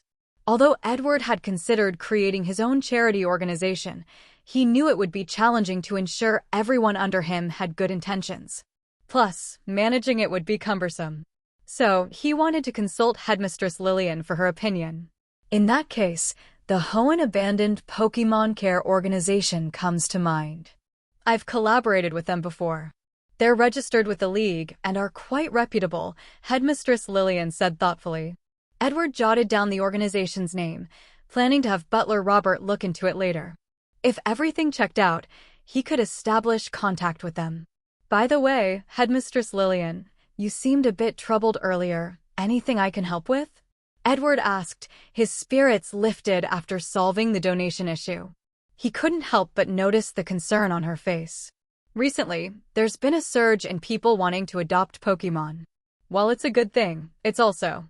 Headmistress Lillian sighed and flipped over the application list for Edward to see. Edward leaned in for a look and couldn't help but chuckle. On the desk were 8 adoption applications, 6 of which specifically requested to adopt Salamence. Well, it's Salamence after all, Edward remarked. Back when Salamence was still a Shelgon, there were already a few people interested in adopting it. But now that it had evolved into Salamence, the number of interested adopters had skyrocketed. Do they really want to adopt? I don't even want to expose their real motives, Headmistress Lillian muttered, her irritation evident as she fed the applications into the shredder. Normally, she was thrilled when people wanted to adopt Pokémon. But seeing how they were all after Salamence, her mood had soured. Headmistress Lillian, this kind of thing is inevitable. Maybe you should put up a notice saying Salamence isn't available for adoption. That might deter some of them, Edward suggested with a smile. When he saw Salamence evolve, he knew it would draw a lot of attention. After all, Dragon-type Pokémon were rare and coveted. They were difficult to train, required a lot of resources, and weren't easy to come by. Not everyone came from a dragon trainer family. To an average trainer, dragon types were a dream out of reach. Now that a Pokémon Care Center had a Salamence, a fully evolved one at that, people couldn't resist rushing over to claim it. If someone could start their journey with a Salamence, it would be a game changer. Even if they didn't know whether they could adopt it, they'd still give it a shot, wouldn't they? Although the Pokémon world had many good-hearted individuals, it wasn't devoid of opportunists. Thankfully, Headmistress Lillian was powerful in her own right, and with Officer Jenny's team nearby, any trouble could be dealt with promptly. Otherwise, Salamence wouldn't be safe here. Yes, I was thinking the same thing, Headmistress Lillian agreed, nodding. She had no intention of approving any of these Salamence-focused applications. Edward, on the other hand, she'd gladly make an exception for. He treated his Pokémon well and had a kind heart. After a brief chat, Edward left hurriedly. He still had to copy the master film and contact theaters to prepare for the release of Dead Silence. The premiere date was set for 2 days later. To be honest, it felt a bit rushed, but the film's quality was solid, and the most challenging part, approval, was already taken care of. All that remained was distributing the copies to partner theaters. This was time-consuming but manageable. Fortunately, in the Pokémon world, as long as you were willing to spend money, even deliveries could be done on the same day. Grandpa Robert, could you help me investigate this Hoenn Abandoned Pokémon Care Organization? I'd like to see if their financial reports and reputation check out, Edward said, massaging his temples. Managing all these tasks simultaneously was a bit of a headache. Luckily, most of the work didn't fall on him directly. The film copying, for instance, was handled by the company's staff. The studio was equipped with the necessary machines, and while copies were being made, they could also coordinate with theaters. His manager, sent by his father, was likely already working on this. Actually, that manager was probably more than capable of handling everything. Certainly, Master Edward, the old butler, noted the task and escorted Edward back to the company. Edward handed the approved master film to Deck and asked him to take it to make a copy as soon as possible. "Boss, how should we handle the deliveries?" Deck asked respectfully. "Use the League's fastest courier service. Make sure Dead Silence reaches every partner theater across the League while it's still trending. Oh, and make 2 copies for each city. Once delivered, let them handle the rest of the copying," Edward instructed, waving a hand. Then he added, "This will save us time and reduce our workload." Handling all the copying for every theater in the League was a monumental task. By sending 2 copies to each city, the workload could be distributed among the theaters themselves. At the same time, it can also reduce the workload of their company. What's the fastest delivery service in the Pokémon League? No contest, Alakazam Express. Known for lightning-fast deliveries, Alakazam Express boasts a service where orders placed at 10 a.m. are shipped by 11 a.m. and can reach the local depot by 11:01 a.m. Its unparalleled speed and reliability make it the top choice across the League. The only downside? It's expensive and unsuitable for heavy items. The farther the delivery destination, the steeper the cost. However, efficiency remains impeccable thanks to psychic teleportation, which eliminates travel concerns. But compared to the current buzz around Dead Silence, the shipping fees for Alakazam Express seem insignificant. Soon, copies of Dead Silence were distributed to theaters in cities across the Pokémon League. Posters and release dates adorned theaters and ticketing websites, while the production company announced that $1 from each ticket sale would be donated to a stray Pokémon charity. This gesture further amplified the movie's hype. Many viewers, motivated by curiosity or the chance to support a good cause, eagerly reserved their 33 $Poké tickets. And so, the much-anticipated release day arrived. I want to see if this horror film can really surprise me. In Vermilion City in Kanto, Julian White, the host of Julian White's Movie Talk, who has nearly 10 million followers on the internet, has already got the movie tickets he had booked and walked into the busy cinema. The release, scheduled for a Saturday, ensured the theater was packed. Couples filled the seats, and trainers accompanied their Pokémon for a night out. Armed with popcorn and a drink, Julian stepped into the theater. Quite the crowd for a horror movie, he mused looking at the packed theater and couldn't help but feel curious. Horror movies usually don't have that many audiences. Unlike mainstream movies on the market, horror movies have always been a niche movie genre because of their more cliched trainer subdues a mischievous ghost Pokémon ending, rarely drew large audiences. The last time Julian saw so many people watching a horror movie was when My Ghost Bride and I, Gardevoir Special Edition, was released.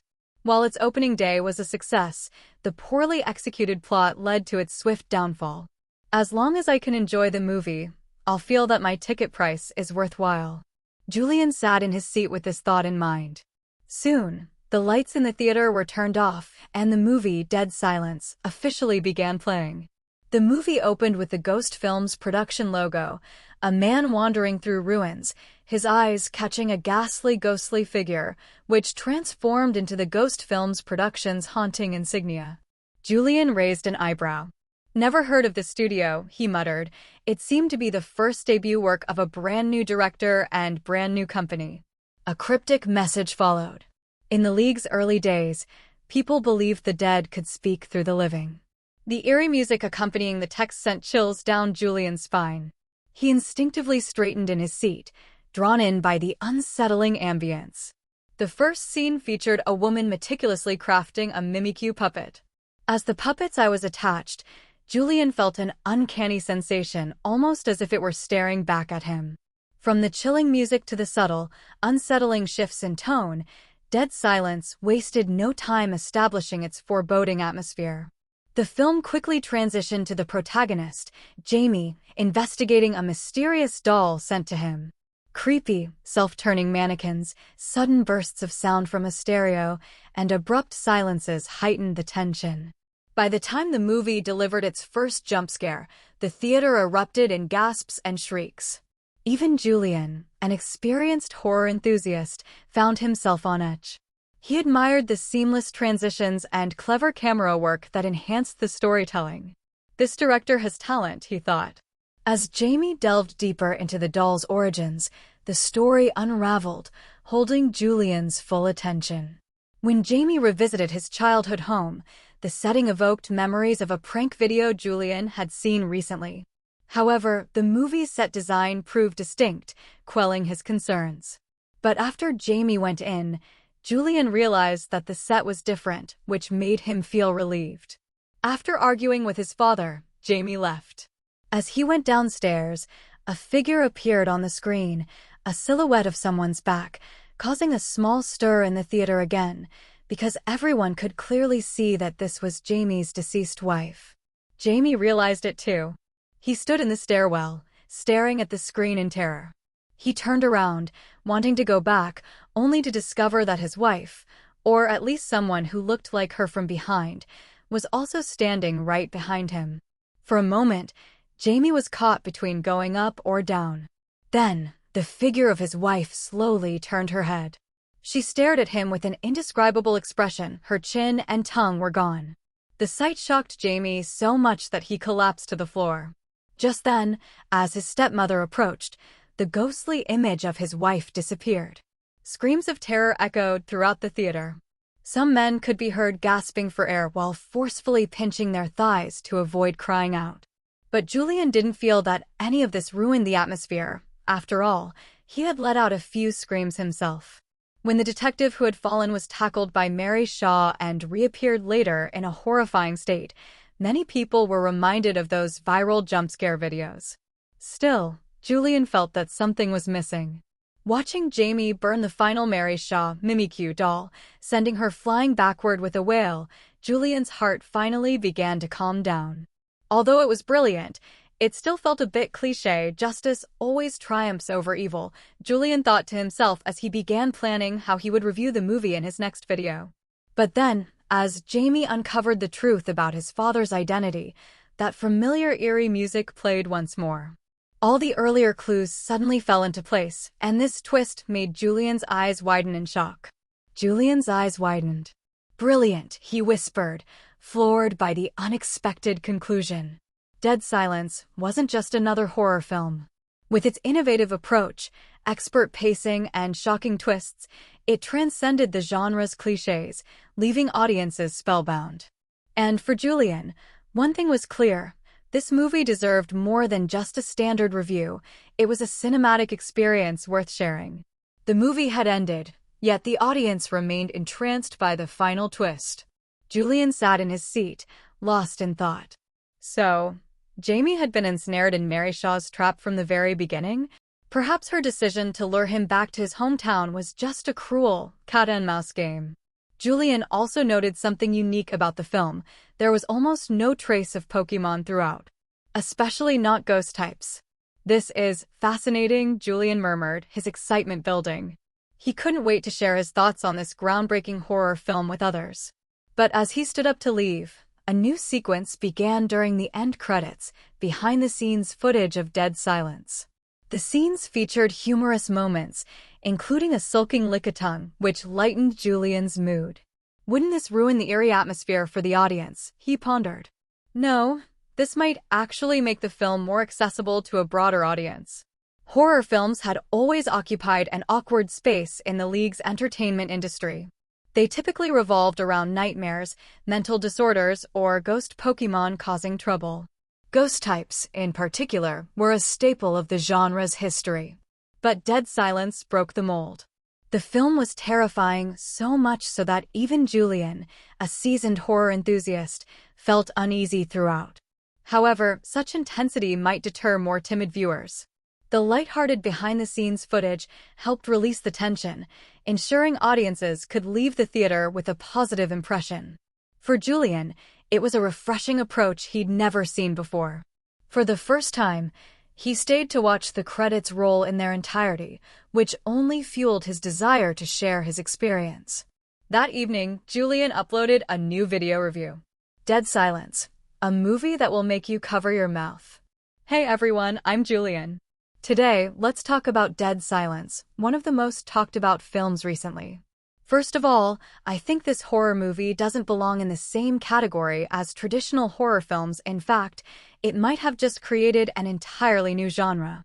As you all know, in recent years, the League's horror films have been consistently cranking out 3.8 rated flops every quarter, hollow plots, and just by looking at the character introductions, I can already guess which celebrity is going to capture the Ghost-type Pokémon causing trouble this time.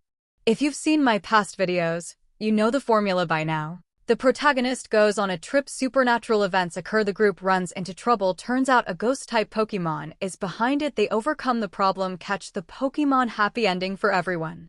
But Dead Silence is different. And since I'm about to go into some detail, warning, mild spoilers ahead. In the video, Julian's voice carries a hint of excitement. The footage he's editing is a mashup of the Dead Silence trailer and that viral prank video. He has no choice, since the movie just released and he doesn't have access to better clips yet. There are no actual Pokémon in Dead Silence, or, to put it more accurately, any Pokémon that do appear are hidden in the post-production VFX credits. You wouldn't recognize them as Pokémon at all while watching the movie. And yet, the presence of Pokémon is felt throughout the film. Most notably, champion Diantha from the Kalos region delivers an absolutely stunning performance. To be honest, when I first saw Diantha in the cast, I was hesitant. She's never starred in a horror film before. Could her acting really handle the intensity this genre demands? But by the end, I realized I was wrong. Diantha is, without a doubt, an outstanding actress. That final scene. Arceus, help me. Why didn't I wait until after the theatrical run to make this video? I don't even know how to describe how I feel right now. All I can say is this: Dead Silence is a horror film I want to watch a second time, even a third. The way it delivered such a gripping story without relying on traditional Pokémon tropes truly blew me away. If the movie weren't still in theaters, I'd honestly want to spoil everything just to talk about it. I strongly recommend you go watch Dead Silence. It's a milestone horror film that will completely change how you think about the genre. As Julian reviewed his video, he felt a twinge of frustration. He desperately wanted to discuss the film's stunning details and chilling finale, but held back to preserve the audience's experience. Unable to contain his excitement, he turned to social media and forums, eagerly joining discussions with those who had already seen the film. Across various platforms, the buzz around Dead Silence skyrocketed. Fans, horror enthusiasts, and plot aficionados planned second and third viewings to uncover hidden details they'd missed. On search engines, Dead Silence became a trending term, with countless users sharing their reactions. In the Hoenn Horror Movie Lovers Exchange group, Crowbatman, I've got to hand it to Edward, the director nailed it. The cold, muted tones alone create an atmosphere of pure dread and tension. Mimikyu's biggest fan, I still love Mimikyu. Even though it's technically just a doll here, the eye movements and subtle expressions were so well done. It felt like a real puppet, rigid and eerie. Retiring at 30, nobody's talking about the ending? That's the highlight, come on. Typhlosion lover, stop it. There are people here who haven't seen it yet. Don't spoil it. DM me. Then kick out everyone who hasn't seen it so we can talk freely. Huh. Kick out anyone who hasn't seen it. Edward chuckled, scrolling through the lively discussions. The director felt a mix of amusement and excitement. Despite his aspirations to become a leading horror director, Dead Silence was still his debut. Edward couldn't help but wonder how the film's opening day performance would fare across the league. Most importantly, he eagerly anticipated the rewards tied to the movie's success. The buzz around Dead Silence hadn't died down.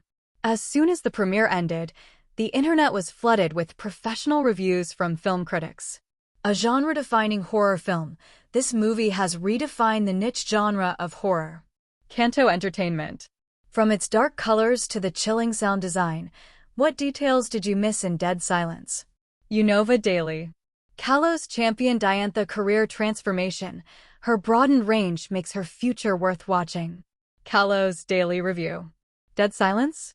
A horror film on the surface, but a deep dive into family ethics underneath. The Sun. How come I, director and scriptwriter of this movie, didn't realize I was exploring family ethics? Edward put down his phone. He couldn't keep reading. If he kept going, he'd probably place second on Dead Silence Knowledge Challenge, and he made the film. Even though he was both the director and screenwriter, he was beginning to think these online critics understood more about the movie than he did. One review particularly stood out. What do the two jawless wives symbolize? Clearly, this is where the director and writer aimed to highlight the protagonist's inner turmoil when facing family issues. The wife and the family have placed him in a painful dilemma on the ladder of life. If only he had the latest SmartLink A2Z smartphone, he could have consulted the smart assistant for help. Ultimately, the protagonist, who initially tried to escape, is forced to confront the bloody reality of life. Edward glanced at the media outlet's name. Gold Expert takes you to the movies. Experts indeed, he mused.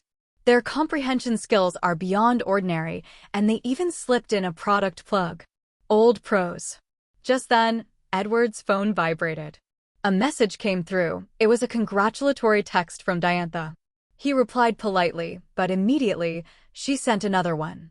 Director Edward, I was wondering if I might be considered for roles in your future projects? Edward scratched his head. What was up with Diantha? Was she planning on becoming the queen of horror? That seemed unlikely. He'd looked into her filmography before. She'd done a wide variety of genres, most of which were critically acclaimed.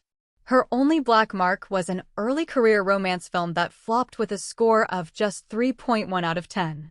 Still, it was clear she was trying to diversify her roles, to avoid being typecast, a trait shared by truly ambitious actors.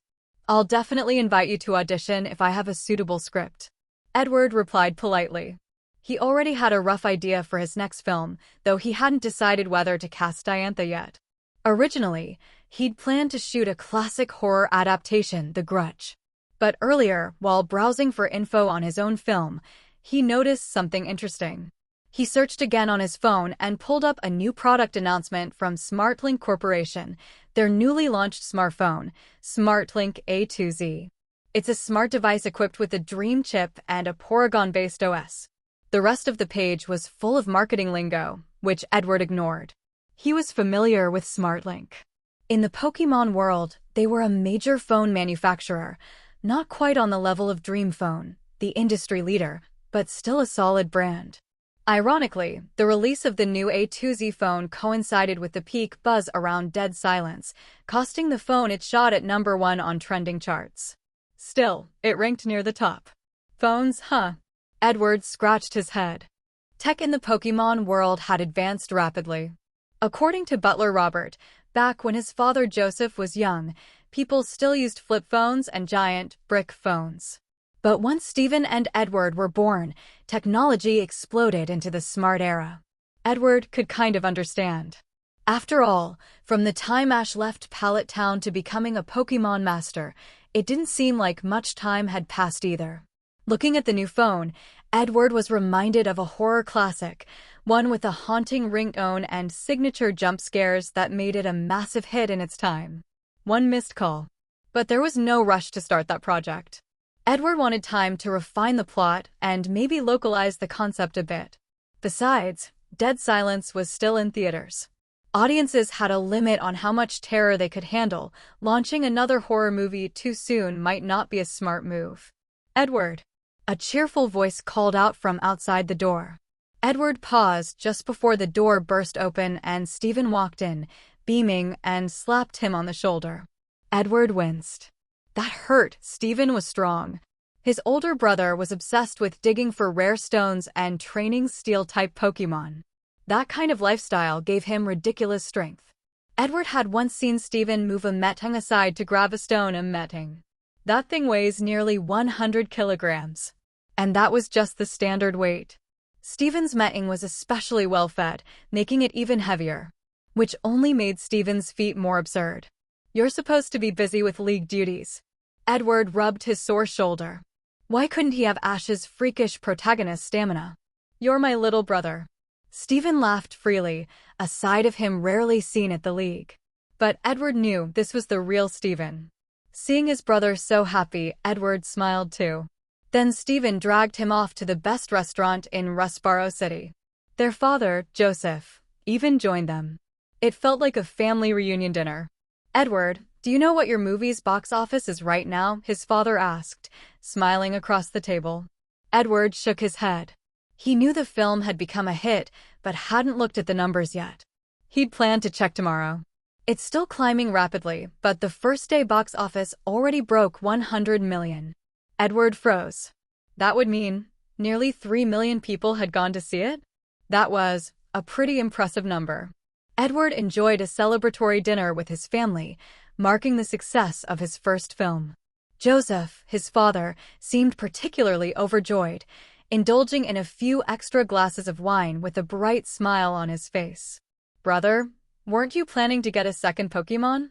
I have a recommendation for you. Are you interested? Stephen asked, clinking his glass of juice against Edward's before leaning in with a sly grin. Edward paused. A Pokémon recommendation from Stephen? What could it be? What is it, brother? Edward asked curiously. Stephen's usual suggestions revolved around steel or rock types, claiming they'd be helpful for excavating stones in the wild, a notion that always left Edward exasperated. It wasn't that Edward disliked such Pokémon, but he always feels that these Pokémon didn't seem to suit him. Moreover, his first partner, Q, was already an unconventional choice, making him hesitant to add another Pokémon to his roster. Still, if Stephen brought it up, it must be worth considering. You've heard about that new region added to the League recently, haven't you? Stephen asked, his smile widening. Edward took a sip of juice, savoring its vibrant sweetness, a testament to its origin from a Steenie the fruit Pokémon, whose juices were famous for their intense flavor. Of course.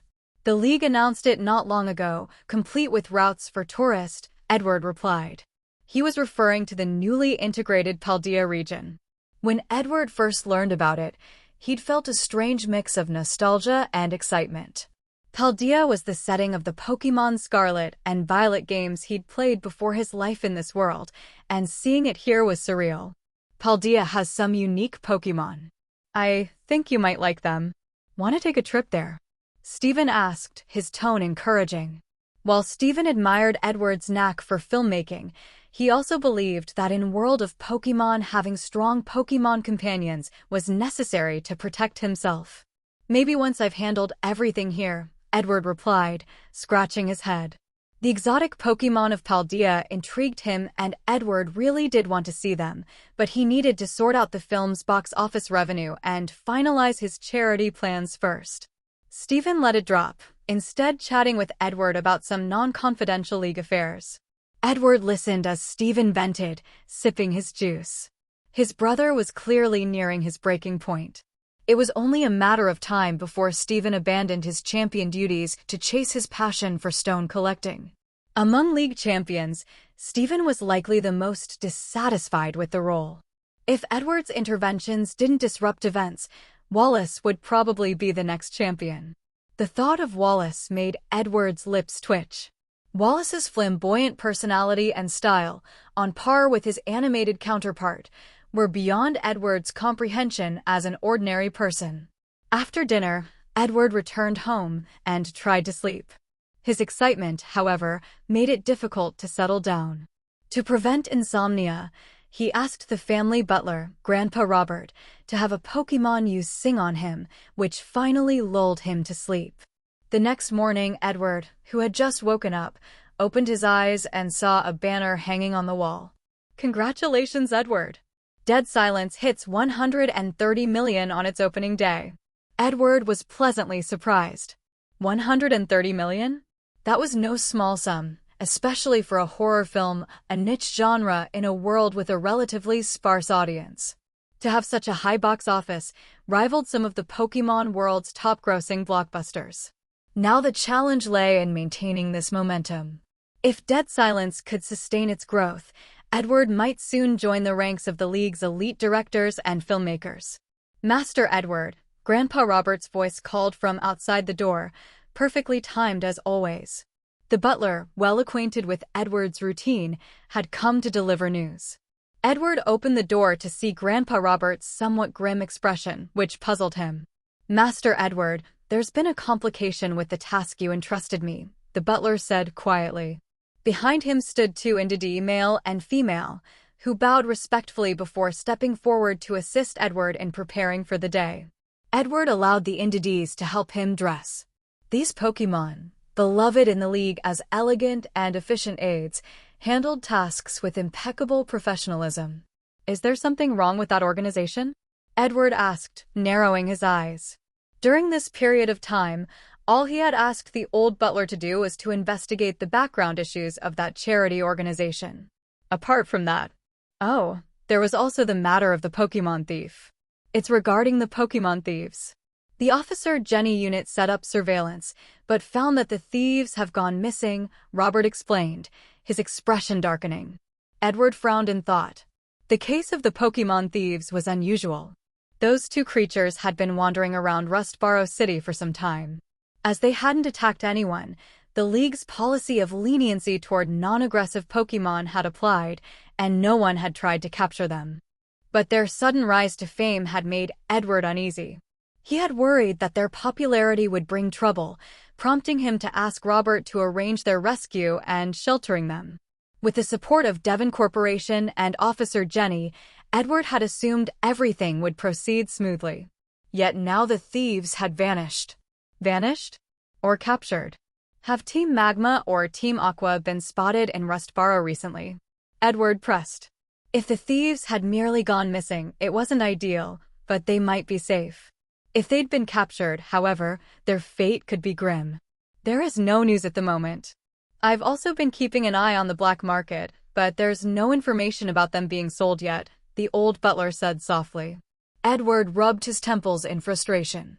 In the Pokémon world, some individuals worked professionally as Pokémon hunters.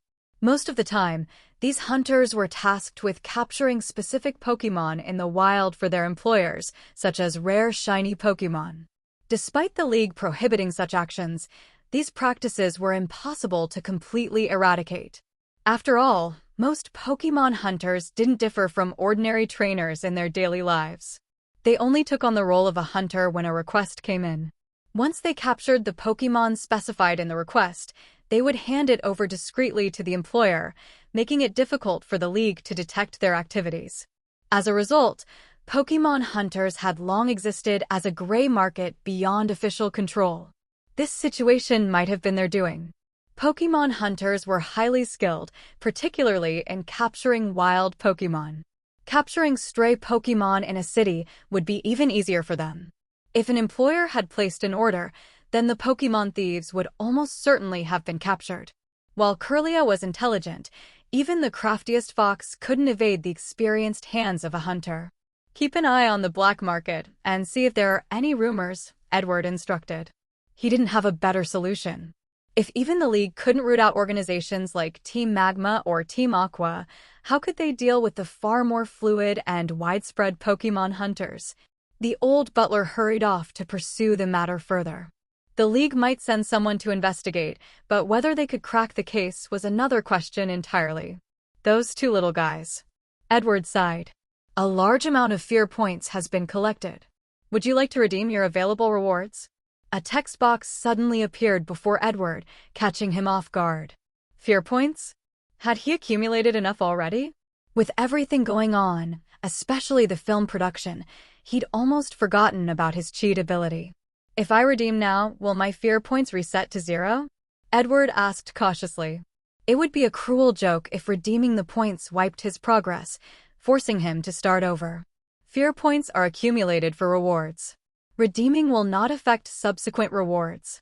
For once, his cheat ability gave a prompt. Satisfied with the explanation, Edward didn't hesitate to redeem.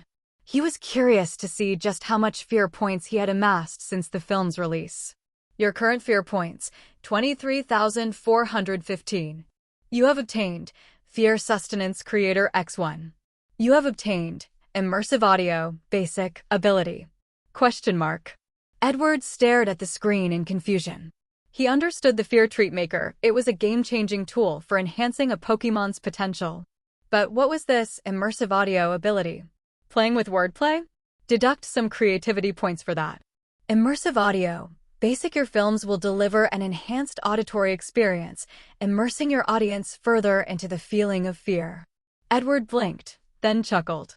This ability would make the sounds in his horror films feel like they were happening right beside the audience. If that didn't heighten the terror and rake in more fear points, he didn't know what would. Still, his attention shifted back to the fear sustenance creator. Just thinking about it made two buttons appear in his hands, one blue, labeled Direct, and the other red, labeled Reasonable. So, I'm a savior now, huh? What's next? A bullet time ability. Edward quipped before decisively pressing the red button. The buttons vanished, and his phone rang almost immediately. Answering it, he was informed that he had won a prize, which had already been delivered to his doorstep, a Pokémon feed maker from Sylph Company. Well, surprisingly reasonable, Edward muttered, hanging up. He headed to the door and found an enthusiastic delivery worker handing him a package. Inside was a machine resembling a coffee maker. Hugh crawled onto Edward's head, clinging to his hair to get a better look at the machine below. Its small eyes sparkled with curiosity. "Want to try it?" Edward teased, patting Hugh's head as he carried the feed maker into the living room. "Hugh," Hugh croaked hoarsely, jumping into Edward's arms. Edward set the Fear Sustenance Creator on the table. The device bore no obvious labels, but a simple description popped up. Fear Sustenance Creator converts fear points into ghost candy. Converts fear points? Edward muttered experimentally, but the machine didn't respond. Looking closer, he noticed a numeric keypad on the device. He punched in 4 nines, but the machine displayed 3415 instead. So, about 10,000 fear points per reward? Edward mused, recalling the previous tally. 2 rewards gave him over 20,000 fear points, and he could get that every day. Wasn't this a bit too easy? Each audience member can only contribute fear points once per film. The prompt clarified, preventing any potential exploitation. Edward wasn't surprised. Allowing repeated contributions would be far too overpowered. Pressing the red button on the machine, Edward watched as his remaining fear points dropped to 415. The machine shuddered briefly before ejecting 3 small, purple-black cubes similar in size to sugar cubes. 3,000 points for 3 candies, Edward muttered, rubbing his chin. Then he saw Q leap onto the table and dart toward the candies. Edward laughed and gently restrained Q, picking up one of the candies. He sniffed it, catching a faint grape-like aroma. Q, however, was visibly excited, practically vibrating with eagerness. "Don't be so hasty," Edward said, handing one candy to Q. Q quickly tucked it under its cloak, then let out a delighted chirp before shuddering and collapsing onto the table, limp and listless. Edward poked Q, who responded weakly. It seemed fine, but was the candy too potent? Did the system sneak in some high-tech components? If one candy increases all stats by 1 point, then theoretically, a Pokémon would need 200 candies to max out. At 1,000 fear points per candy. Edward calculated, inhaling sharply. That's 200,000 fear points. Edward couldn't help but marvel at the cost. It seemed building a powerhouse Pokémon wouldn't come cheap. But thinking about it, if the candy is that OP, it wouldn't be bad if it cost a little more, Edward said, looking at the candy in his hand. With 200,000 fear points, he could max out the awakening value of a Pokémon. If Steven knew, he'd probably throw money at him without hesitation. After all, awakening value, if it's the kind Edward remembers, its value is immeasurable. For trainers, these awakening candies are absolutely no less valuable than high-quality evolution stones.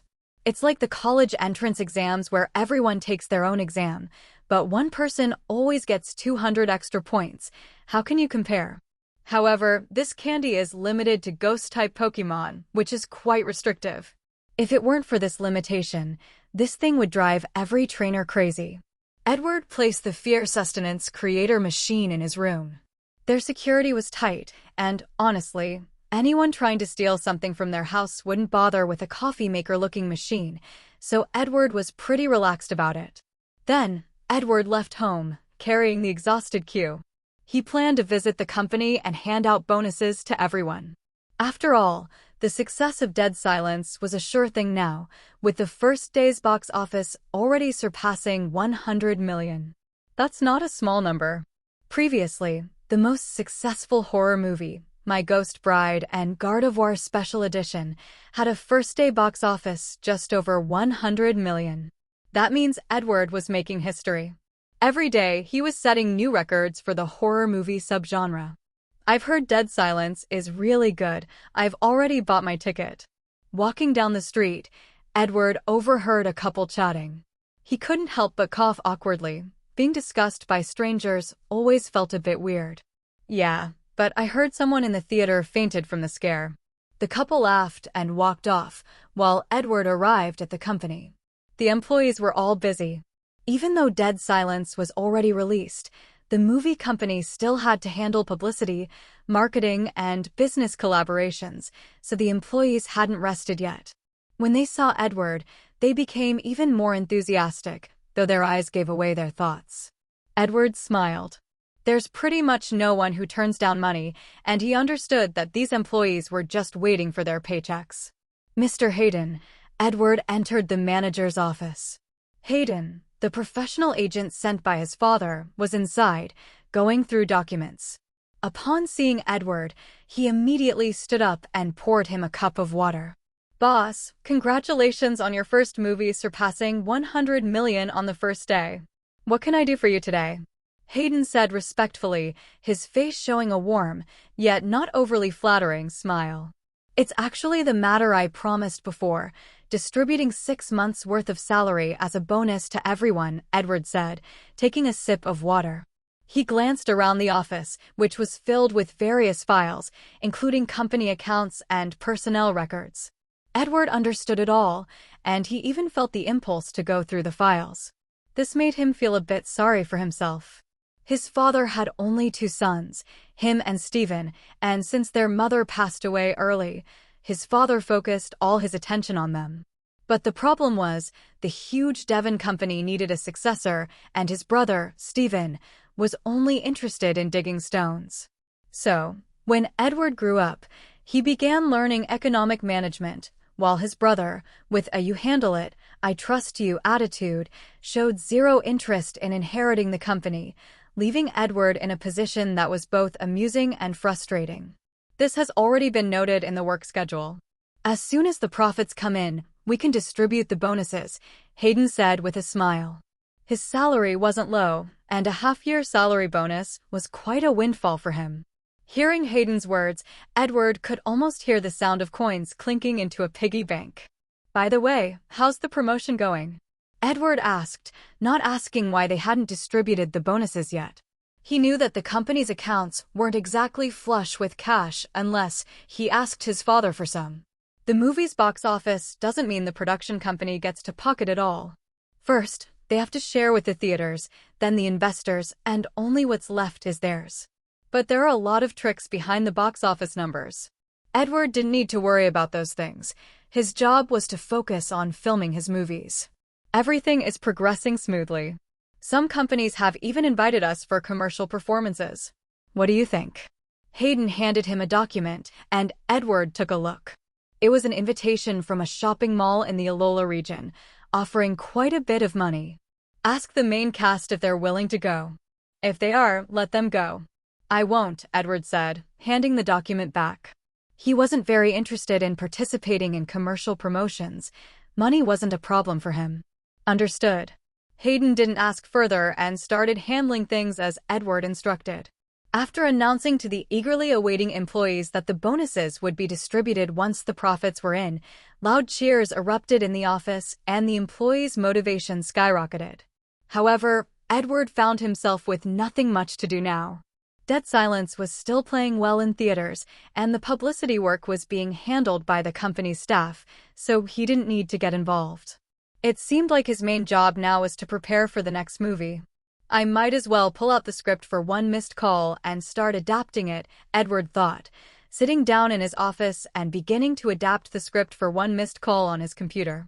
The story of One Missed Call wasn't complicated, but to make it more local, some small changes were necessary.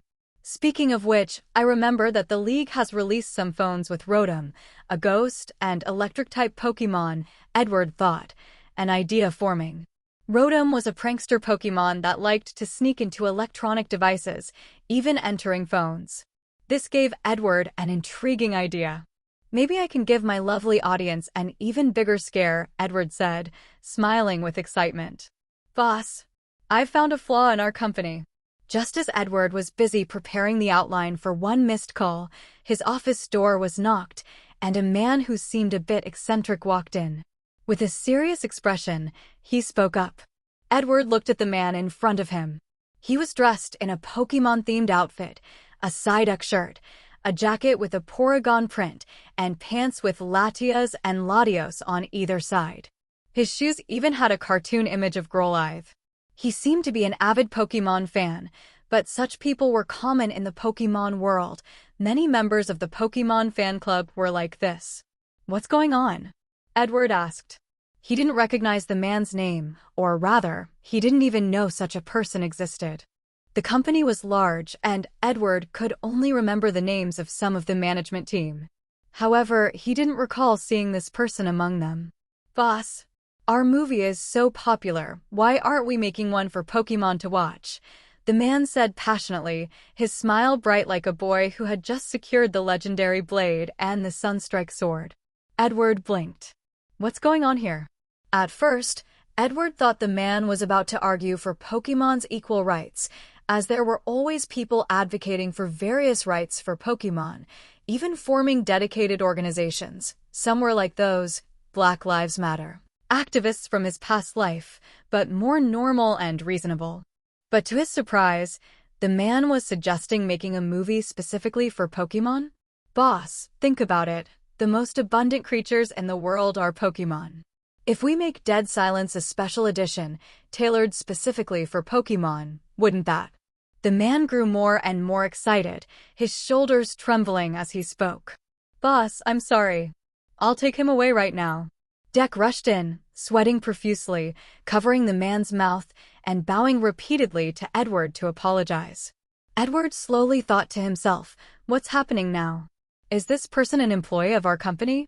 Edward asked, looking at the man still struggling with his mouth covered. He felt that the man's mental state was somewhat off, with an unusually high level of excitement. Yes, Ada is an employee of our company, a special employee, Deck said, wiping the sweat off his forehead, speaking respectfully. Meanwhile, the man, Ada, was still trying to speak. A special employee, Edward said, understanding. No wonder this man seemed a bit strange. Special employees were part of a social welfare program under the League. According to this program, companies of a certain size were required to hire a certain number of special employees. These employees typically included people with physical disabilities or those from low-income families, as well as those with minor mental health issues that didn't affect their ability to work or live independently. Hiring these employees wasn't just charity. Under League regulations, companies that hired special employees were entitled to certain benefits, such as tax reductions.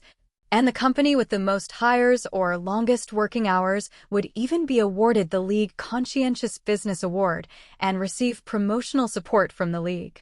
In essence, it was a government support contract, giving people who hadn't fully lost their ability to work a chance to support themselves. Edward personally liked this policy. No worries, no worries. Let him go on. I want to hear what he has to say, Edward said with a smile, then addressed Deck. Deck froze for a moment, but since it was the boss's request, he released his grip on Ada, wiping his hand with a tissue. We can definitely become famous. A Pokémon Special Edition movie will definitely be a hit. Ada shouted excitedly. His voice was high-pitched, and Edward noticed that his body was trembling even more as he spoke. Edward understood what the man meant. Dead Silence was a horror movie, a carefully prepared, terrifying film for the world. However, in order to make the horror more impactful, Edward had deviated from the traditional ghost Pokémon setup and instead featured Mary Shaw, a vengeful ghost, as the killer. But now, after hearing Ada's words, Edward began to wonder, if he made a Pokémon version of Dead Silence, would it have a market? First of all, compared to humans, Pokémon were undoubtedly the most numerous. However, the problem was that most Pokémon were wild, and only a few had been captured. How many Pokémon could actually watch a movie? Boss, you don't need to take Ada's words too seriously, Dex spoke up, noticing Edward was deep in thought. Has there been a case before? Edward could naturally tell from Dex's tone that there was more to the story.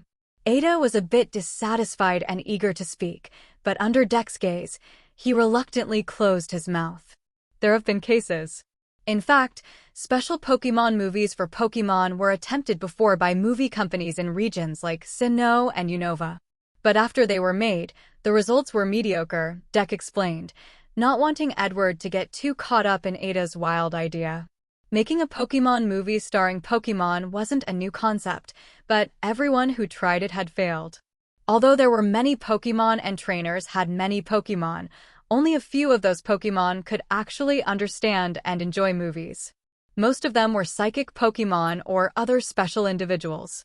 These Pokémon had intelligence, so they could understand what was happening in the movie.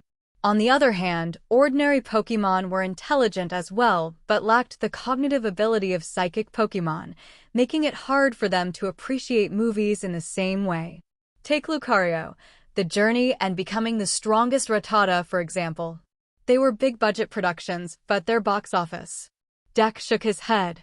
The box office for Lucario ended up at $1,327,156 Pokédollars, Ada said, his voice now quite gloomy, giving off an emo vibe.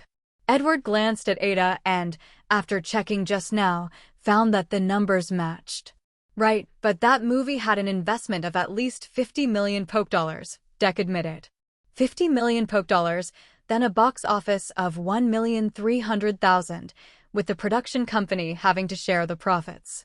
This is a loss that could leave a company bankrupt. Such a financial blow could send a small company into complete collapse, leaving the owner in a desperate situation.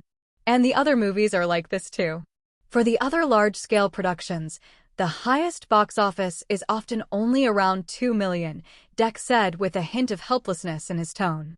Ada nervously moved his lips but didn't speak, as Dex's words were irrefutable facts. Making Pokémon movies was something people had already thought of long ago, considering the vast variety and number of Pokémon. Every trainer has Pokémon, and according to statistics, in just the 1 million resident population of Rustboro City, there are as many as 800,000 registered Pokémon. What an enormous market this is! And this is only considering the registered ones. What about the unregistered Pokémon? Adding these to the mix, it's easy to imagine how massive the Pokémon market is, a blue ocean that attracts countless investors. Yet, strangely, movies are an exception within this market. Edward stroked his chin, and honestly, he wasn't particularly concerned about box office numbers and such. After all, with the backing of the Devon Company, Edward didn't really care much about box office earnings, but more on the fear points. Otherwise, why would he make horror films? Wouldn't it be better to directly remake the commercial blockbusters from his past life? The more fear points he gathered, the stronger he would become, and his future films would resonate more deeply with audiences. He was also curious about what other things he could exchange the fear points for. And if he made a horror movie specifically for Pokémon, or if he made it freely available, could he harvest fear points from Pokémon? The biggest obstacle to Pokémon watching movies, in simple terms, was money. Although the League was pushing for the normalization of Pokémon rights and striving to protect the interests of Pokémon, most Pokémon were still captured by trainers to fight and become stronger. Whether trainers were willing to spend money to take their Pokémon to watch a movie was an issue. Moreover, Pokémon came in all shapes and sizes, and movie theaters didn't have special accommodations to meet the needs of all Pokémon. So, there were a lot of issues to consider. And even more importantly, the scare tactics that worked on humans, could they even work on Pokémon? That was another question. Ada, right? You can leave now. I'll consider your suggestion. Edward waved his hand, and Ada reluctantly left, leaving only Edward and Deck in the office. Q hopped onto Edward's desk, picked up the cup Edward had bought for it, then jumped off the desk, holding the cup and wobbling toward the water cooler to fill it. Deck immediately intended to help, but Edward stopped him. Q didn't like being treated specially. Deck, what was the reason Ada was listed as a special employee? Edward asked curiously, looking at Deck, then taking a sip from the glass of water on his desk. Although Ada appeared to have some mental health issues, from his speech patterns and attitude, he still seemed to be a normal person. Ada, he has overthinking syndrome. Deck flashed a flattering smile. Although Edward had told him not to be so deferential, he still instinctively tried to please his new boss. Overthinking syndrome? Edward understood. He knew about this condition, a mental disorder in the Pokémon world. The specific symptoms involved the person's brain being constantly active, thinking about all sorts of strange things every minute. The thoughts jumped from one to the next, but the patient's ability to work and live normally wasn't affected. They just appeared a bit neurotic, always thinking and acting impulsively. TN, LOL, this is me. Although this didn't seem like much, patients with this condition could never sleep well at night. Their brains would keep them up, making it difficult to fall asleep. Only with special medication or a Pokémon hypnosis service from the League could they sleep soundly. It was a rare, but very difficult to treat disease. No wonder he was a special employee. What do you think of Ada's idea? Edward asked Deck, then reached out with his right hand to steady Q, preventing it from falling as it jumped onto the desk. Ada? Boss, you mean? Deck blinked, seemingly incredulous. So many companies had fallen into this trap. Could it be that their talented new boss was about to make the same mistake? Strangely, Deck suddenly remembered an event from his school days. Back then, their math teacher had dragged him and two other classmates, who were skipping school to play games, and had said in a painstaking tone, "I told you there was a pothole ahead, but you all insisted on walking right through it."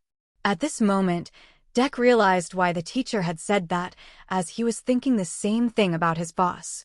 Well, although I wasn't planning to start filming immediately, maybe we can do some experiments first. Edward thought for a moment. Starting production right away might be a waste, so it was better to first conduct some market research. So, Edward tasked Deck with contacting market research firms across various League regions to conduct a survey on Pokémon movie-watching interest and report back with the findings. Got it, boss. Deck wanted to say something else to persuade his new boss, but since the boss had already made his decision, his job was to execute it, not to question it. After all, he had already given his advice. Plus, Deck had come to a realization. The 50 million Poke dollars lost probably didn't matter to their boss, since he was backed by the Devon Company. Deck was full of energy, eager to work hard. Who knows, maybe in the future he could get a raise to provide more resources for his children to raise their own Pokémon. Movies. Edward stroked Q's head while browsing the internet on his phone. The Pokémon market was so vast that there were plenty of players involved. Medicine like healing potions and status recovery items were produced by large companies managed and invested in by the League, leaving small companies with no chance. The profits here were likely substantial. But, as Deck had said, in the entertainment industry, Pokémon films with Pokémon as the target audience had largely failed. Maybe we could try making some shorter films first to test the market's reaction, Edward mused. Filming a full-length movie would require a large investment, and Edward needed more time to research whether scary tricks effective on humans would work on Pokémon. If they didn't, he'd have to find methods to frighten Pokémon specifically. It would be better to start with a short film. However, much like when Edward was making horror films before, he had decided not to use Ghost-type Pokémon. This time, if he was targeting the Pokémon audience, naturally there can be no humans, or fewer humans. A short film. Edward scratched his head. He thought of a classic animated film, Tom and Jerry. As a timeless cartoon that appealed to both children and adults, Tom and Jerry was a classic. Even when watched as an adult, it never felt childish. And speaking of Tom and Jerry, in the Pokémon world, there just so happened to be both cat and mouse Pokémon. The actors were already available, and as for scenes like Tom getting hit by a tree, those could be left to a special effects company. But Tom and Jerry wasn't a horror film, so it could only serve as a way to test the market. Edward still needed to make another short film, one specifically for Pokémon. A microfilm. A name popped into Edward's head. There were some classic microfilms in my previous life. They weren't very long, usually around 2 to 15 minutes, and these microfilms could amp up the horror elements, have a fast pace, and be cheap to produce. Edward rubbed his hands together. He had seen some classic horror microfilms before. For example, there is the famous horror short film Lights Out, which was later made into a movie by James Wan. It was only around 3 minutes long, but it was one of the standout horror microfilms, and if used as a template, it could be a great choice. Moreover, the actor requirements were simple, and the set could be minimal, only needing a single house. As long as the actors weren't terrible, it wouldn't be a problem to finish filming in a day and upload it to a video platform. The only trouble was casting. After all, if they chose a Zoroark to play the lead and a Gengar to play the ghost, the microfilm would shift from being a horror piece to a Pokémon battle film. Script. Edward picked up a pen and paper and began to write the script for Lights Out. The protagonist, after finishing a shower, returns to their bedroom. When turning off the lights, they see a shadow in the hallway. They turn the lights on, and the shadow disappears.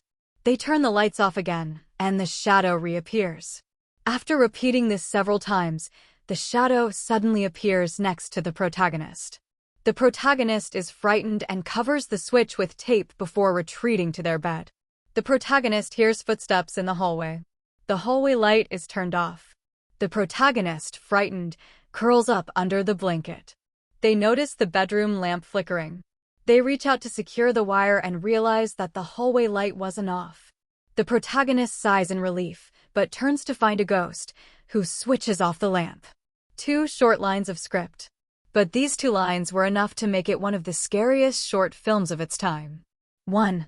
This short film's inspiration likely came from the way human vision can play tricks during sudden changes in light, which was then turned into a terrifying short film, Edward thought while looking at the script in his hand. Human eyes, when faced with abrupt changes in light, often perceive things differently. One reason for this is the time it takes for the eyes to adjust, and the other is that the brain tries to fill in the details of what's being seen. The more we imagine something frightening, the scarier our brains make it. In truth, Lights Out wasn't all that scary. Generally, the first time you watched it, the sudden music might make you jump. But on subsequent viewings, the fear factor decreases drastically. However, it was undeniable that in the world of short films, this was a solid choice. And since Pokémon had electric lights, it fit the theme well. For humans, it's simple. Just 2 actors are enough. Edward chewed on the pen in thought. The human version would be easy. Just cast 2 actors who looked right for the part and made sure they fit the horror genre's uncanny valley effect. But what about Pokémon? With so many types of Pokémon, it would be impossible to make a version of each Pokémon that matched this uncanny valley feel, as it would be too expensive. Casting. Edward closed his eyes and leaned back on the couch. Now the only obstacle between him and a Pokémon version of Lights Out was the casting. The protagonist definitely couldn't have any fighting power. They needed to appear weak to maximize the fear. The greater the disparity in strength between the protagonist and the monster, the stronger the fear. Otherwise, if the protagonist had the ability to fight back, it wouldn't be a horror film anymore. In horror films, the protagonist couldn't have the ability to resist. If they did, it would be the villains doing to make the protagonist more desperate. Jigglypuff.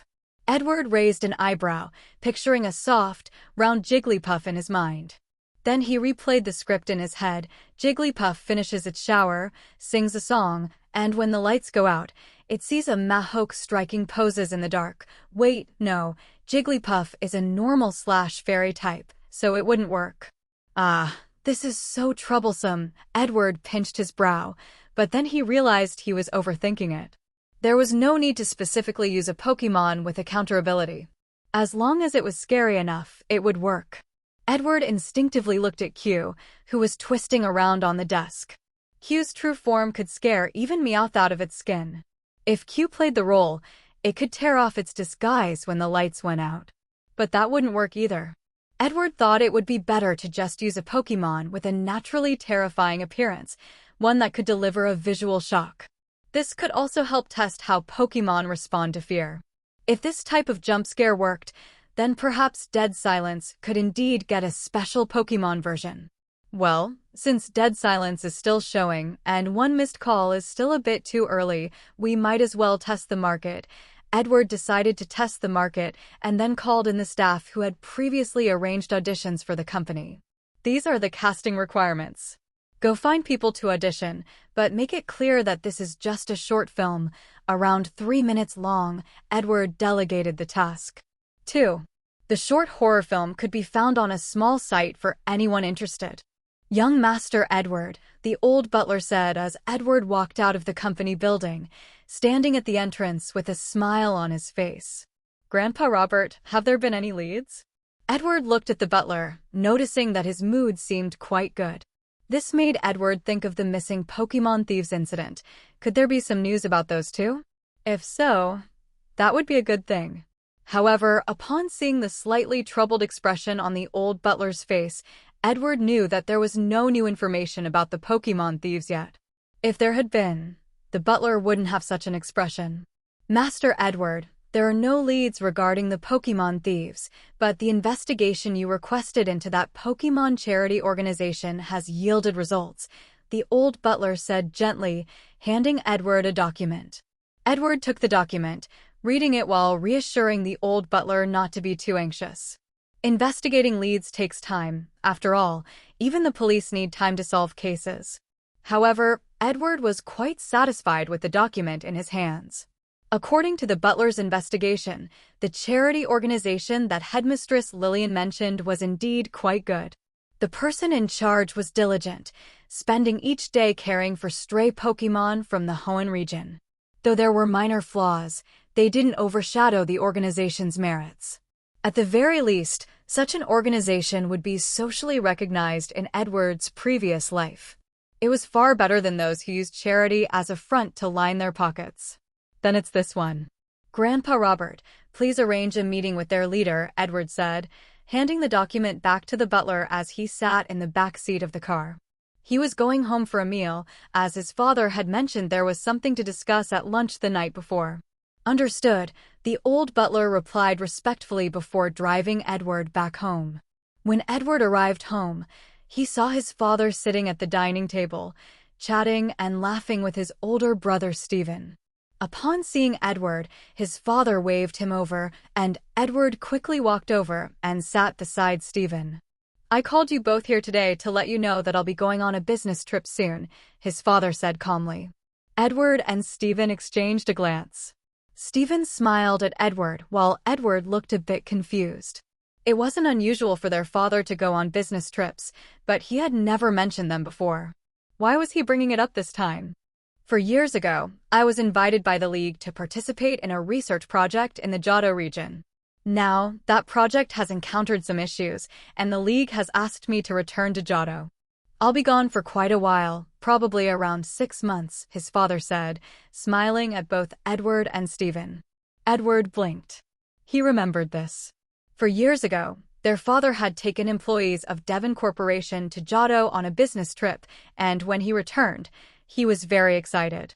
Edward hadn't paid much attention back then, considering Devon Corporation was a leading company in Hoenn, always collaborating with various other leagues and companies. But now, Edward sensed that there might be more to the story. Sunlight streamed through the windows, casting its rays onto the living room, shining on his father, Joseph. His face was partially hidden in the shadows, his expression somewhat ambiguous. Edward, I'll be gone for a long time, and your brother will be busy with league matters, so I hope you can take care of some of the company's affairs, his father said earnestly, his tone serious.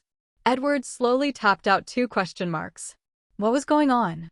Why did his father sound like he was preparing to entrust his affairs to him? Dad, so what exactly is? Edward felt a bit uneasy. Why was his father acting like he was preparing for something? He could easily handle the company matters over the phone.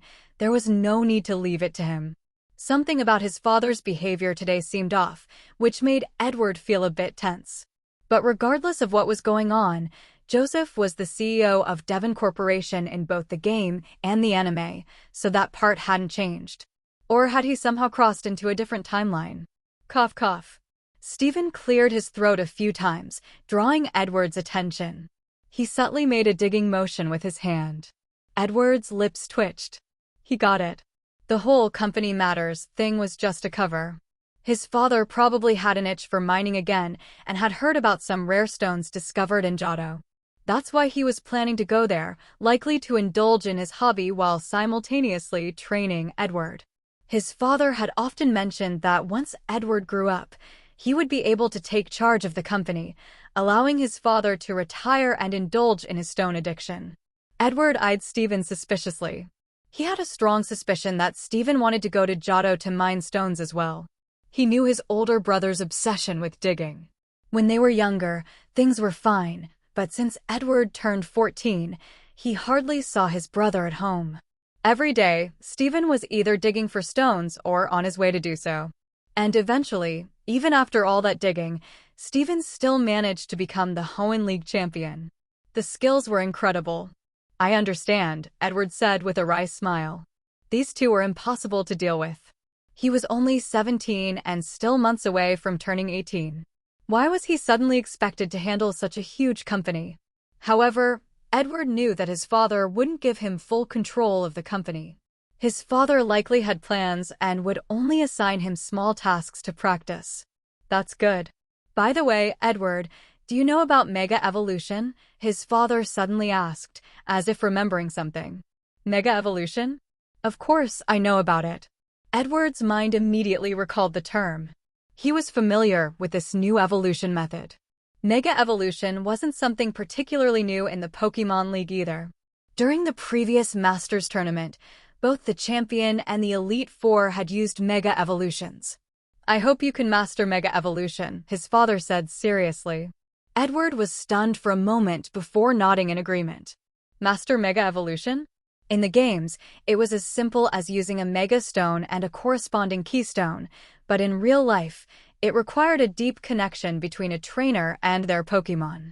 Q, you're right, you can't Mega Evolve, Edward said as he sat on a bench in the park, gently patting Q's little head, then quietly watching the people walking by in the park. Q made a sound and contentedly enjoyed Edward's head-petting service. His father had already led a team to Johto, and Stephen had also left. He needed to handle some league matters. There were many things a champion had to do. But Edward noticed something odd. Although Stephen mentioned their father was planning to go mining, Edward still felt something was strange. If he was just going to mine, why would he ask him to master Mega Evolution? That's not something just anyone can do. Mega Evolution wasn't something new to the League.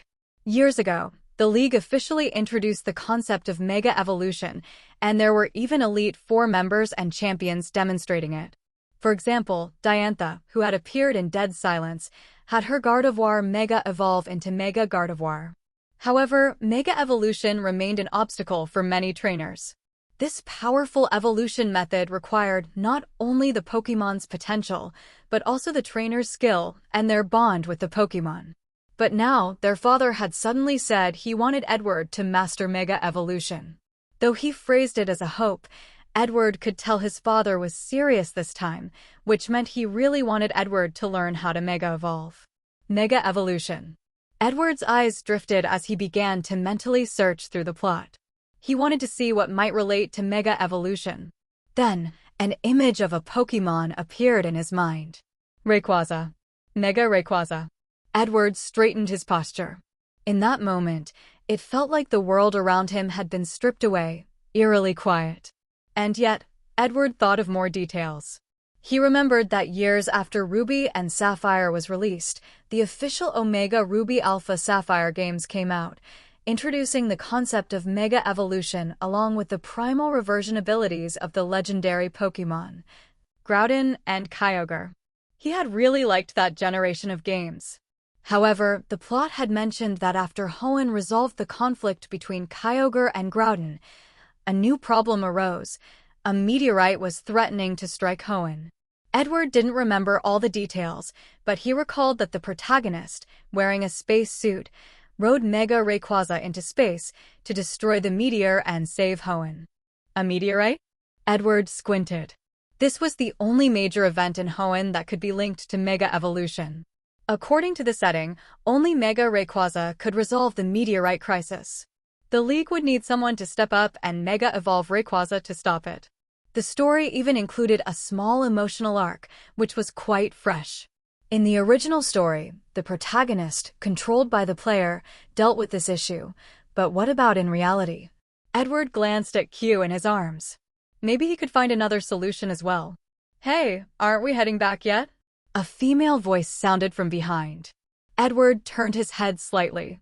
He was sitting in a corner of the park, with dense shrubbery behind him that hid the figures of people on the other side. However, he could clearly hear the voices. Edward stood up. He had no interest in eavesdropping. Keep your voice down. A male voice sounded tense.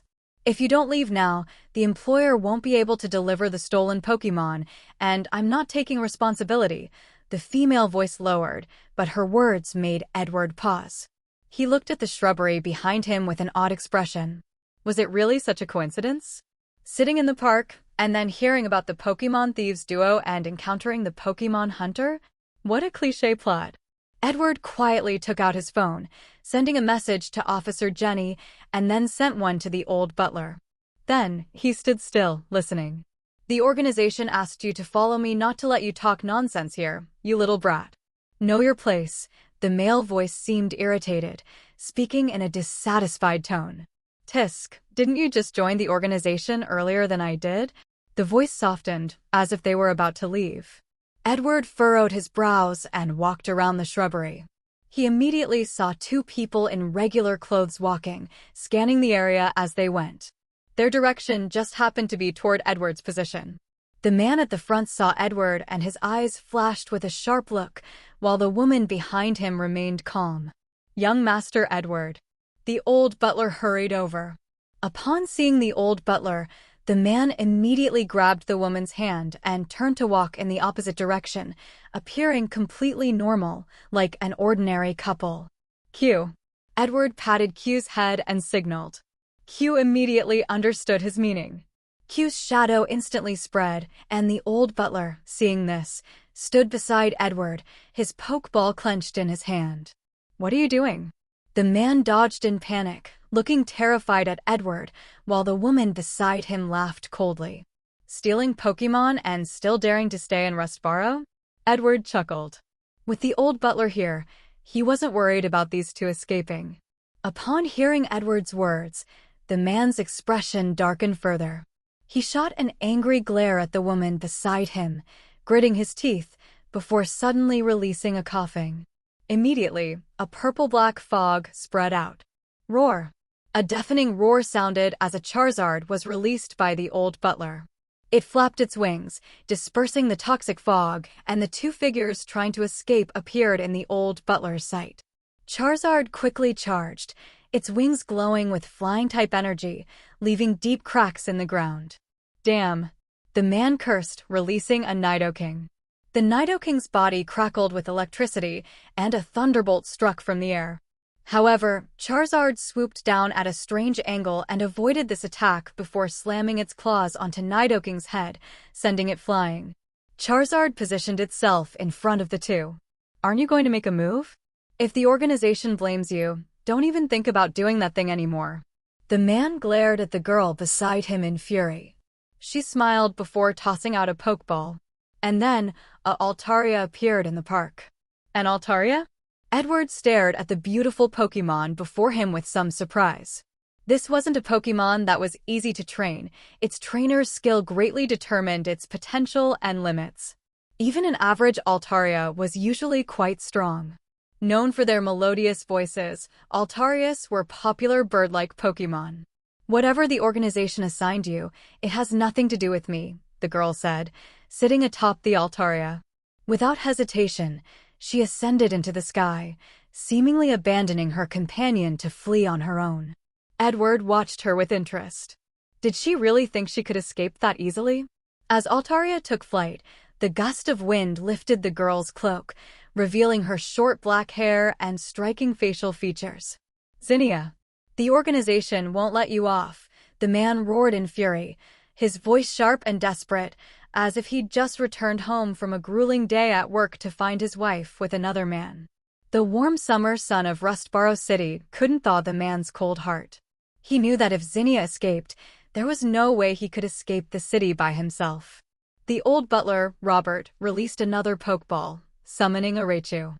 Its gaze locked onto the Altaria in the sky, electricity sparking furiously around its body. Wait, Grandpa Robert. Edward's sharp eyes noticed something unusual. He saw the girl named Zinnia toss 2 pokeballs midair. Under the old butler's watchful gaze, the Raichu paused its thunderbolt and instead curiously observed the falling pokeballs. The balls opened midair, releasing a fainted Kirlia and Poochyena. Both appeared unconscious as they tumbled downward. Robert's Gardevoir gently used its psychic powers to catch the 2 Pokémon. Meanwhile, Raichu unleashed a powerful thunderbolt, aiming for the Altaria soaring high above. However, the Altaria skillfully evaded the attack and flew off with Zinnia. The old butler turned to the remaining man, his expression dangerous. Sweat poured down the man's face, dripping onto the ground. Nervously swallowing, he stared at Robert in terror. 3 Pokeballs, Charizard, Gardevoir, and Raichu, all incredibly strong. Who is this old man? Soon, Officer Jenny and her team arrived on motorcycles and surrounded the small park. Realizing the hopeless situation, the man reluctantly recalled his Pokémon and surrendered. Edward thought to himself that if the man had waved a white flag, he might have set a new record for the fastest surrender. Young Master Edward, how should we handle these 2 Pokémon? Robert approached, flanked by the curious Charizard, Raichu, and Gardevoir, who were inspecting the 2 unconscious Pokémon. Edward pondered for a moment. These Pokémon thieves duo, caught by Pokémon hunters, couldn't just continue as strays. If left alone, they'd likely fall into trouble again. Rustboro City couldn't spare resources to constantly chase after rogue Pokémon thieves either. As Edward mulled over the situation, an odd thought crossed his mind. A garbled series of curses echoed in his head, like a frantic telegraph operator sending out a barrage of signals. He twitched slightly at the bizarre thought, causing one of the nearby officer Jennies to stifle a laugh. Robert coughed politely, while Charizard turned its back, its shoulders and wings shaking in suppressed amusement. Raichu cautiously glanced at Gardevoir, who remained expressionless, but somehow caused the temperature around them to plummet. Gardevoir silently cancelled its psychic field, letting the Kirlia fall to the ground with a light plop. Ouch! What the H*******. A string of censored words and chaotic thoughts erupted in Edward's mind again, as if a telegraph operator were furiously transmitting nonsense. Just as suddenly, the commotion faded away, replaced by a soothing psychic force. The Kirlia, who had been energetically expressing its frustration, noticed the change in atmosphere. It cautiously glanced upward and froze, meeting the cold gaze of Gardevoir, whose psychic presence pinned it in place and severed its mental outburst. The Kirlia obediently lowered its head. Mr. Edward, Butler Robert, thank you both for your help, Officer Jenny said, approaching with a grateful smile. This is what a responsible League citizen should do, Edward replied humbly. However, his gaze lingered on the docile Kirlia, and he felt a headache coming on. Captain Jenny, may I ask how the League plans to handle these 2 Pokémon? He gestured toward the unconscious Poochyena and the subdued Kirlia. Well, our original plan was to send them to the Pokémon Care Center for rehabilitation. Afterward, we'd evaluate whether to release them into the wild or put them up for adoption, Jenny replied, hesitating slightly as her eyes fell on Kirlia. Given its peculiar personality, she reconsidered sending it to the center. The last thing they needed was the other Pokémon picking up its habits. Meanwhile, the other officer Jenny secured the captured hunter and began investigating the whereabouts of his escaped accomplice. Edward agreed with Jenny's judgment. This Kirlia was far too eccentric, and sending it to the center might torment the staff unnecessarily. However, there weren't many alternative places in Rustboro City to accommodate the Pokémon. Fortunately, the Pokémon Care Center was run by a retired gym leader, now known as Headmistress Lillian. Perhaps her expertise could help improve Curlia's odd behavior. I suppose entrusting them to Headmistress Lillian is the best option for now, Edward concluded, stroking his chin. With her care, these two Pokémon would have a better chance at recovery. Once the thief's case cooled down, releasing them into the wild or finding them new trainers would be much easier. All right, we'll leave them in Headmistress Lillian's capable hands, Edward said, glancing at the Curlia. With Lillian involved, he was confident things would work out. After seeing off the reluctant Pokémon hunter, whose eyes were brimming with tears, Edward felt slightly better. However, the events of the day carried an air of inexplicable strangeness. First, why had Zinnia spoken so loudly behind him? And specifically, about the missing Pokémon Thieves duo?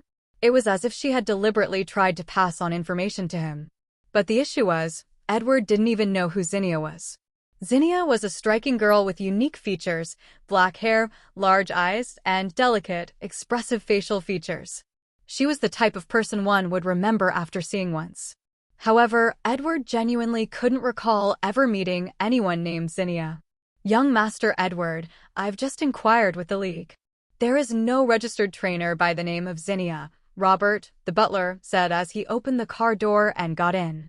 And after interrogating the hunter we captured, it turns out he's a member of Team Aqua. He claimed he was simply following orders when he brought Zinnia, a recent recruit, along for the operation. Robert had just handed over the Pokémon hunter to Officer Jenny while also gathering some information. Team Aqua, huh? Edward's confusion deepened. Was there a character like Zinnia in Team Aqua's story? An Altari user, no less? That kind of strength and beauty would surely make her a high-ranking member. Yet he could not remember her. Still, Team Aqua and Team Magma were notorious dark organizations in the Hoenn region. Their bold and erratic actions weren't surprising. The only thing that bothered Edward was Zinnia herself. Her name felt oddly familiar, yet he couldn't place where he'd heard it. It was frustrating. Young Master Edward, here are some documents from the company that require your review. Robert handed him a folder. Edward pinched the bridge of his nose in exasperation. Was his father really that eager to train him? Planning to hand over the company so he could spend his days digging up stones with his brother? Got it, Edward sighed. He skimmed through the documents, which were mostly minor internal affairs of the Devon Corporation. While not critical, they still required his attention. After giving them some thought, he penned his decisions. As Edward worked, Robert skillfully drove the car. The ride was so smooth that it was impossible to tell the car was moving, minimizing any chance of motion sickness.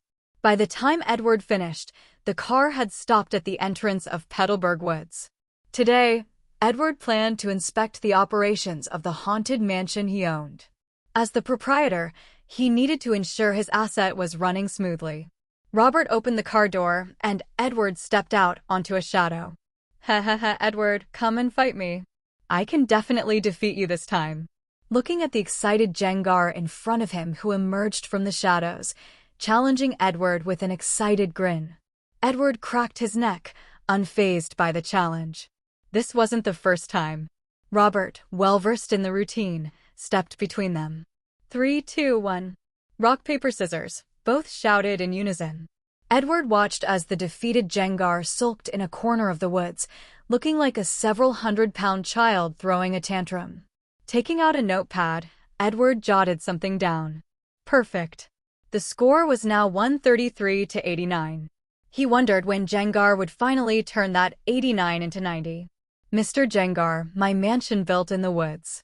It won't disturb your peace, right? Edward asked with a friendly smile, patting Jengar on the back. Then he patted Jengar's hand, which felt like pudding but was very cold.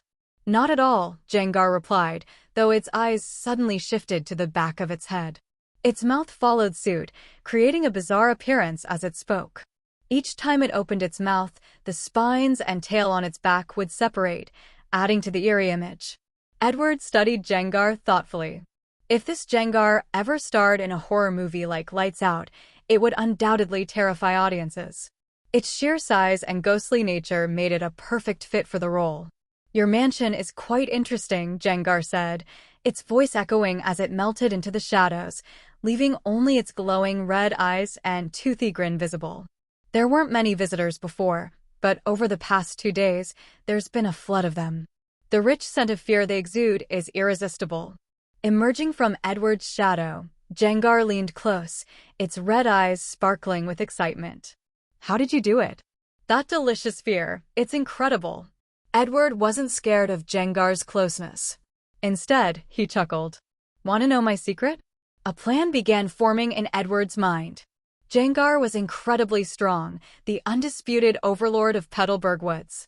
While Edward didn't expect to catch it, forging a closer bond could make it a valuable ally in the future.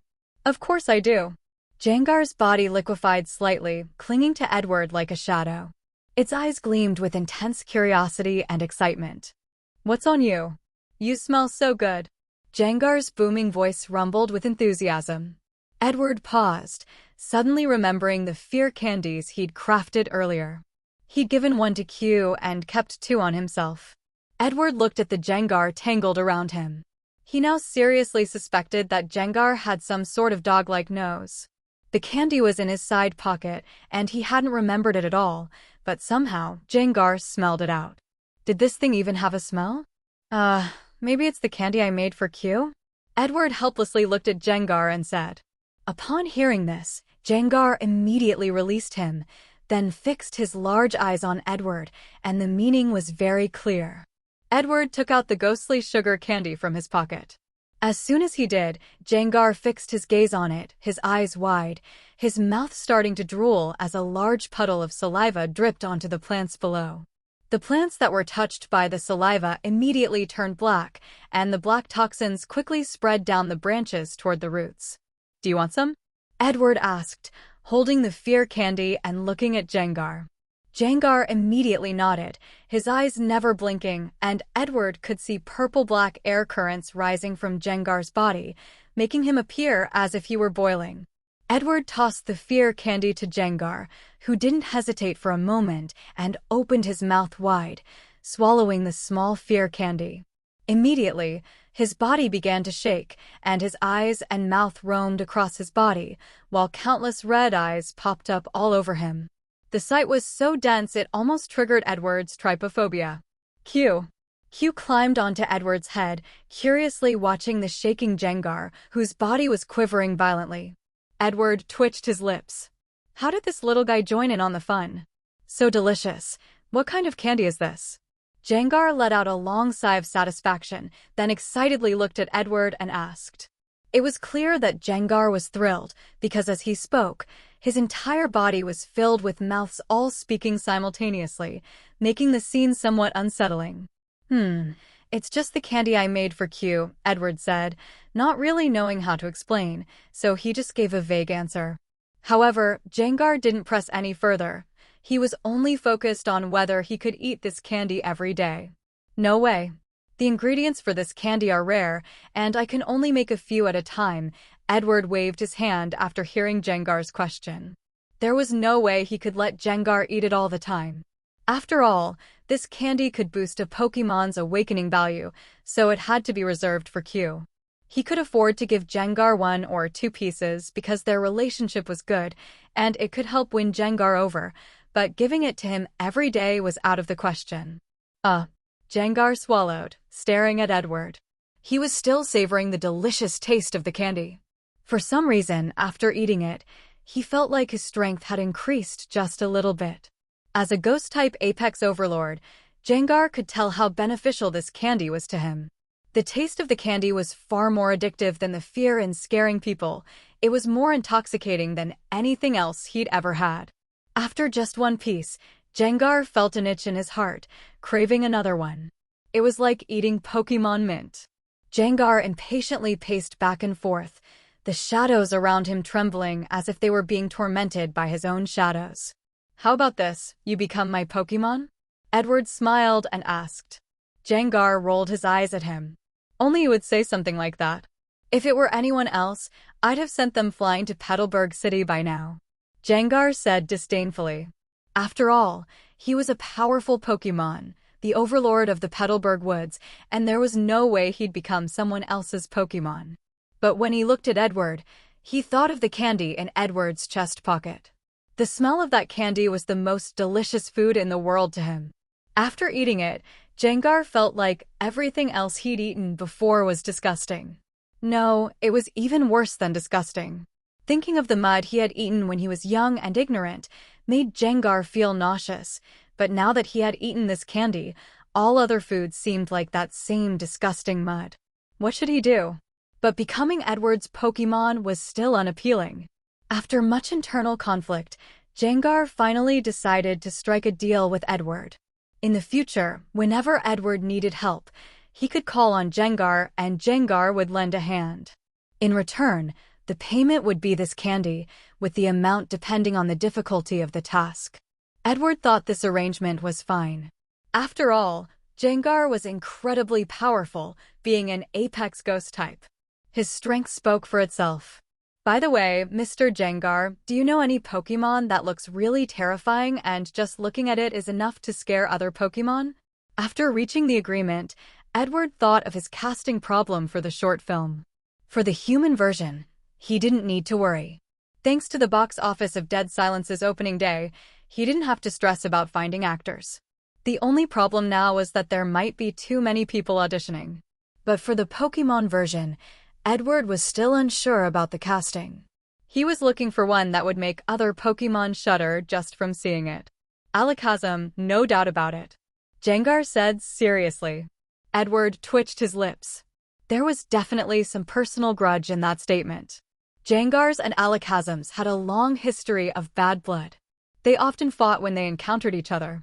Pokémon researchers still couldn't figure out why. Edward suspected it was something from their ancestors.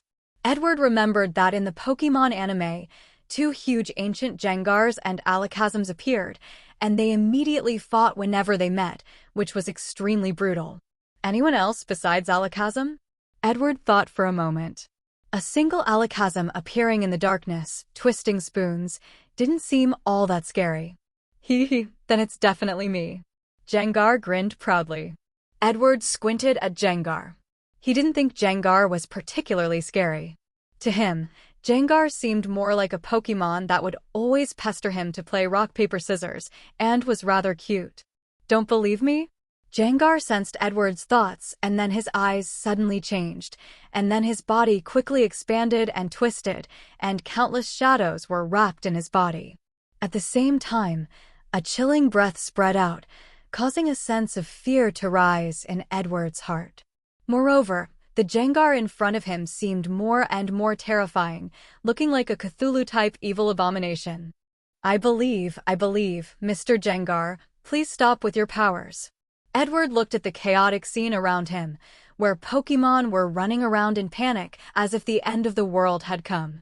He hurriedly spoke to Jengar, and only then did Jengar smugly return to its original form.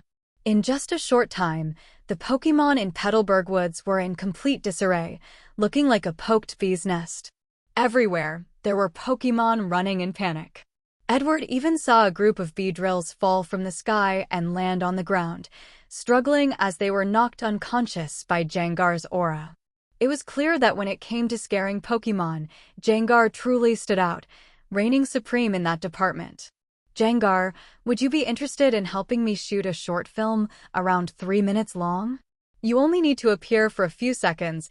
Edward looked at Jengar, increasingly convinced that Jengar was better suited for starring in a special Pokémon version of the horror short film Lights Out. The fear factor was high enough. His only concern was whether the Jigglypuff he brought in could handle Jengar's terrifying aura. A short film? Jengar hesitated. 2 fear candies, Edward offered. Deal. Jengar slapped Edward's hand enthusiastically. The old butler stood nearby, silently watching with a feeling of contentment. Now that young Master Edward's relationship with the Apex Jengar had grown closer, in the future, if anything happened, they could always count on Jengar for help. Edward reached into his pocket, intending to take out the extra candy as a deposit for Jengar, but then he realized the fear candy was gone. Edward froze. He puzzled over this for a moment, searching all over his body, but finding nothing. He was utterly confused. What was going on? Why was the candy missing? He clearly remembered pulling out the candy to give to Jengar earlier. Then, Edward patted his pocket, sure that he had placed the candy in there, and hadn't moved it since. Besides, Q was still perched on his head, so it couldn't have been Q who ate it. What was going on? My candy is gone, Edward muttered, looking perplexedly at Jengar, who was now spinning around him anxiously. Jengar's eyes widened, and it suddenly lunged toward him, sniffing at Edward's pocket. There was still a lingering scent of candy, but the candy itself had disappeared. Jengar looked as confused as a 100-kilogram child. Edward was also puzzled. The candy had vanished from his pocket. Should he call Sherlock Holmes or Conan to investigate? No, if they came, Edward and the old butler would be in trouble. So where was the candy? Edward couldn't understand, but he couldn't find it. He decided to put the matter aside for now, comforting the upset Jengar, before heading out with the butler to the puppet theater. At the puppet theater, there was a long line. Many tourists holding Dead Silence movie tickets were excitedly chatting with each other. Luckily, Jengar's aura had subsided quickly, otherwise, the place might have descended into chaos. So many people, Edward observed with a smile. These tourists had all watched Dead Silence and come to experience the puppet theater. Edward had earlier instructed the company's operations staff to promote an event where movie ticket holders could enter the puppet theater for free, as long as they showed their Dead Silence tickets to experience Jamie's escape journey. The Mary Shaw puppets and various other puppets were set up inside, and Ghost-type Pokémon from the mansion would control them, providing the best possible horror experience for the visitors. "How's the foot traffic recently?" Edward asked a staff member at the theater entrance. They were responsible for collecting the tickets and invalidating them. "Boss, we're seeing around 23,000 visitors a day," the staff member replied respectfully after seeing Edward. Edward nodded, noting that 23,000 wasn't too bad. These visitors were likely contributing some fear value, though it was unclear whether the facilities themselves contributed to the fear, or if it was exclusive to the movie. The system didn't provide a clear explanation, so Edward had to figure it out on his own. "What's the revenue like?" Edward asked, and the staff member promptly retrieved a financial report from the computer, showing it to Edward. The profit was still high. Although the puppet theater was currently free, many other items were for sale inside. Drinks and snacks had earned quite a bit, as well as services like swim ring rentals and boat rides. So, despite the theater being free to enter, it was still quite profitable. Edward was satisfied. Once the popularity of Dead Silence waned, he could rebrand the theater with another horror movie theme, like the abandoned hospital from The Conjuring. The haunted house from The Grudge would also be a good choice. And the lake in the mansion could be used as a location for the A Wicked Ghost Chinese film. In the future, they could even make a movie set in a small cabin in the woods. A loud scream suddenly rang out. Edward froze for a moment, then looked at the entrance and saw Nurse Joy expertly carrying a Chansey inside to help someone. Is the fear factor really that high? Edward blinked. The puppet theater was something he designed, so visitors were simply experiencing Jamie's journey inside the theater, and it shouldn't have been that scary, right? After all, Dead Silence didn't seem particularly scary to Edward. It was nowhere near as frightening as The Grudge, which really took horror movies to a whole new level with pure terror. Many people thought it was safe to hide under the covers, go to a temple, or go out in the daytime. But Kayako didn't play by the rules. She didn't care. She would just kill you. Ahem. Boss, could you talk to Miss Magius? Tell her to tone it down. The staff member quietly asked Edward, and this gave Edward insight into why the visitors were so frightened. So, it was Miss Magius. This little thing is a little tsundere. Although scaring people made her happy, she liked to act upset about it. She was a bit like Chopper from One Piece. That little one has the potential to become an apex. A miniature version of Jengar jumped out from Edward's shadow and landed on his shoulder. Apex? Edward looked at the tiny Jengar on his shoulder, unable to resist asking. He knew about Apex Pokémon. The League had done some research on Apex Pokémon, but overall, the exact origins of Apex Pokémon were still a mystery, yet to be fully unraveled. Many Pokémon professors in the League were currently researching Apex Pokémon. This little one, like me, has the aura that instills fear in others. However, she still has some work to do. Being qualified to be an Apex is different from actually becoming one, Gengar said proudly. It had worked hard to become a reigning Apex Pokémon. I see. It's like having the Conqueror's Haki doesn't make you a king, it just means you have the potential to become one-inch. Edward understood. This was very similar to the idea of Conqueror's Haki. I don't quite get what you're saying, but if you understand, that's all that matters. Gengar gave him a confused look. It didn't understand the reference to Conqueror's Haki, but seeing Edward's expression, it seemed that he understood. As long as Edward understood. Mr. Gengar, aren't you curious why my puppet theater is so scary? Edward asked with a smile. Gengar immediately became interested when it heard that. It was indeed curious about why Edward's theater was so frightening. The fear that echoed throughout the theater made Gengar feel a little hungry. However, that was from before. Right now, what Gengar craved most was the fear candy that Edward made. That thing's flavor was absolutely exquisite. Gengar regretted eating it so quickly. If it had eaten slower, it could have savored that wonderful taste longer. Come on, I'll take you in to experience it, Edward said, leading Gengar into the theater. The old butler had originally planned to follow them, but Edward felt that the butler was too old and decided to let him wait outside. Edward entered the theater with Gengar, along with 4 other tourists. The theater could accommodate 5 visitors at a time. Edward remained calm throughout. After all, he had set up all the scare tactics himself. He even knew exactly when the puppets would turn their heads, so there was no part of the show that could scare him. But the other 4 tourists were different. Oh my god. Those puppets are staring at me, a girl screamed in a very high pitch. Edward thought she had potential to be a soprano. How did you do it? Gengar asked curiously, lying on Edward's shoulder. Q, perched on Edward's head, looked at the tourists who were screaming and drooling. The fear energy was just too delicious. To Gengar, these puppets were just inanimate objects, with no ghost Pokémon manipulating them, but these tourists were terrified, releasing delightful fear energy. Mr. Gengar, you should know, fear comes from the unknown, Edward said softly. This was Edward's understanding of fear. Movies and TV shows in the Pokémon world, in Edward's view, missed the mark on fear. The biggest issue was that they weren't unknown enough.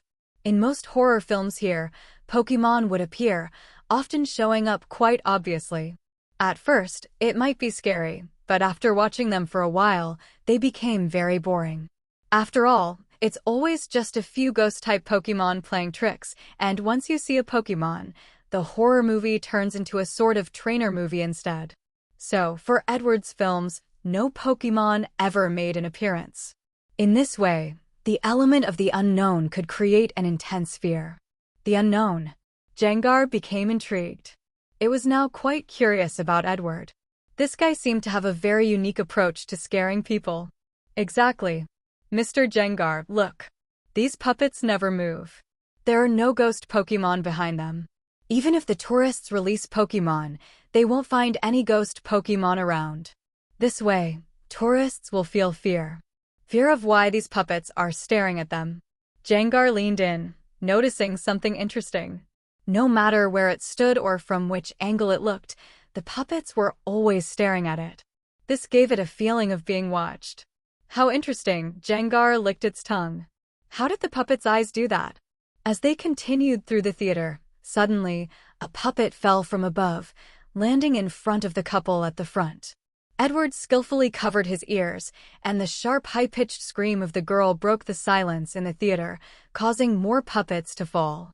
This caused the girl's pitch to climb even higher. Is this part of your design? Gengar floated next to Edward.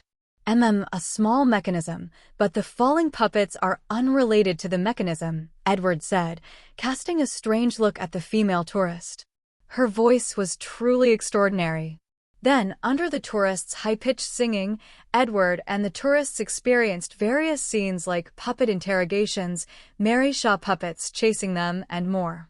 By the time Edward, calmly standing on the edge of a broken iron bridge, watched the four tourists scream as they fell and were knocked out by Mary Shaw, the puppet theater experience came to an end.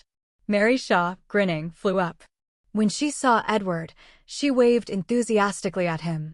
Then she noticed Gengar on Edward's shoulder and immediately became alert.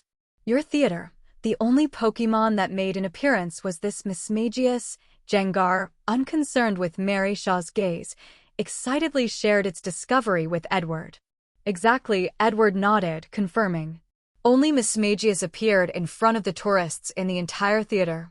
All the other ghost Pokémon operated the mechanisms and sound effects behind the scenes.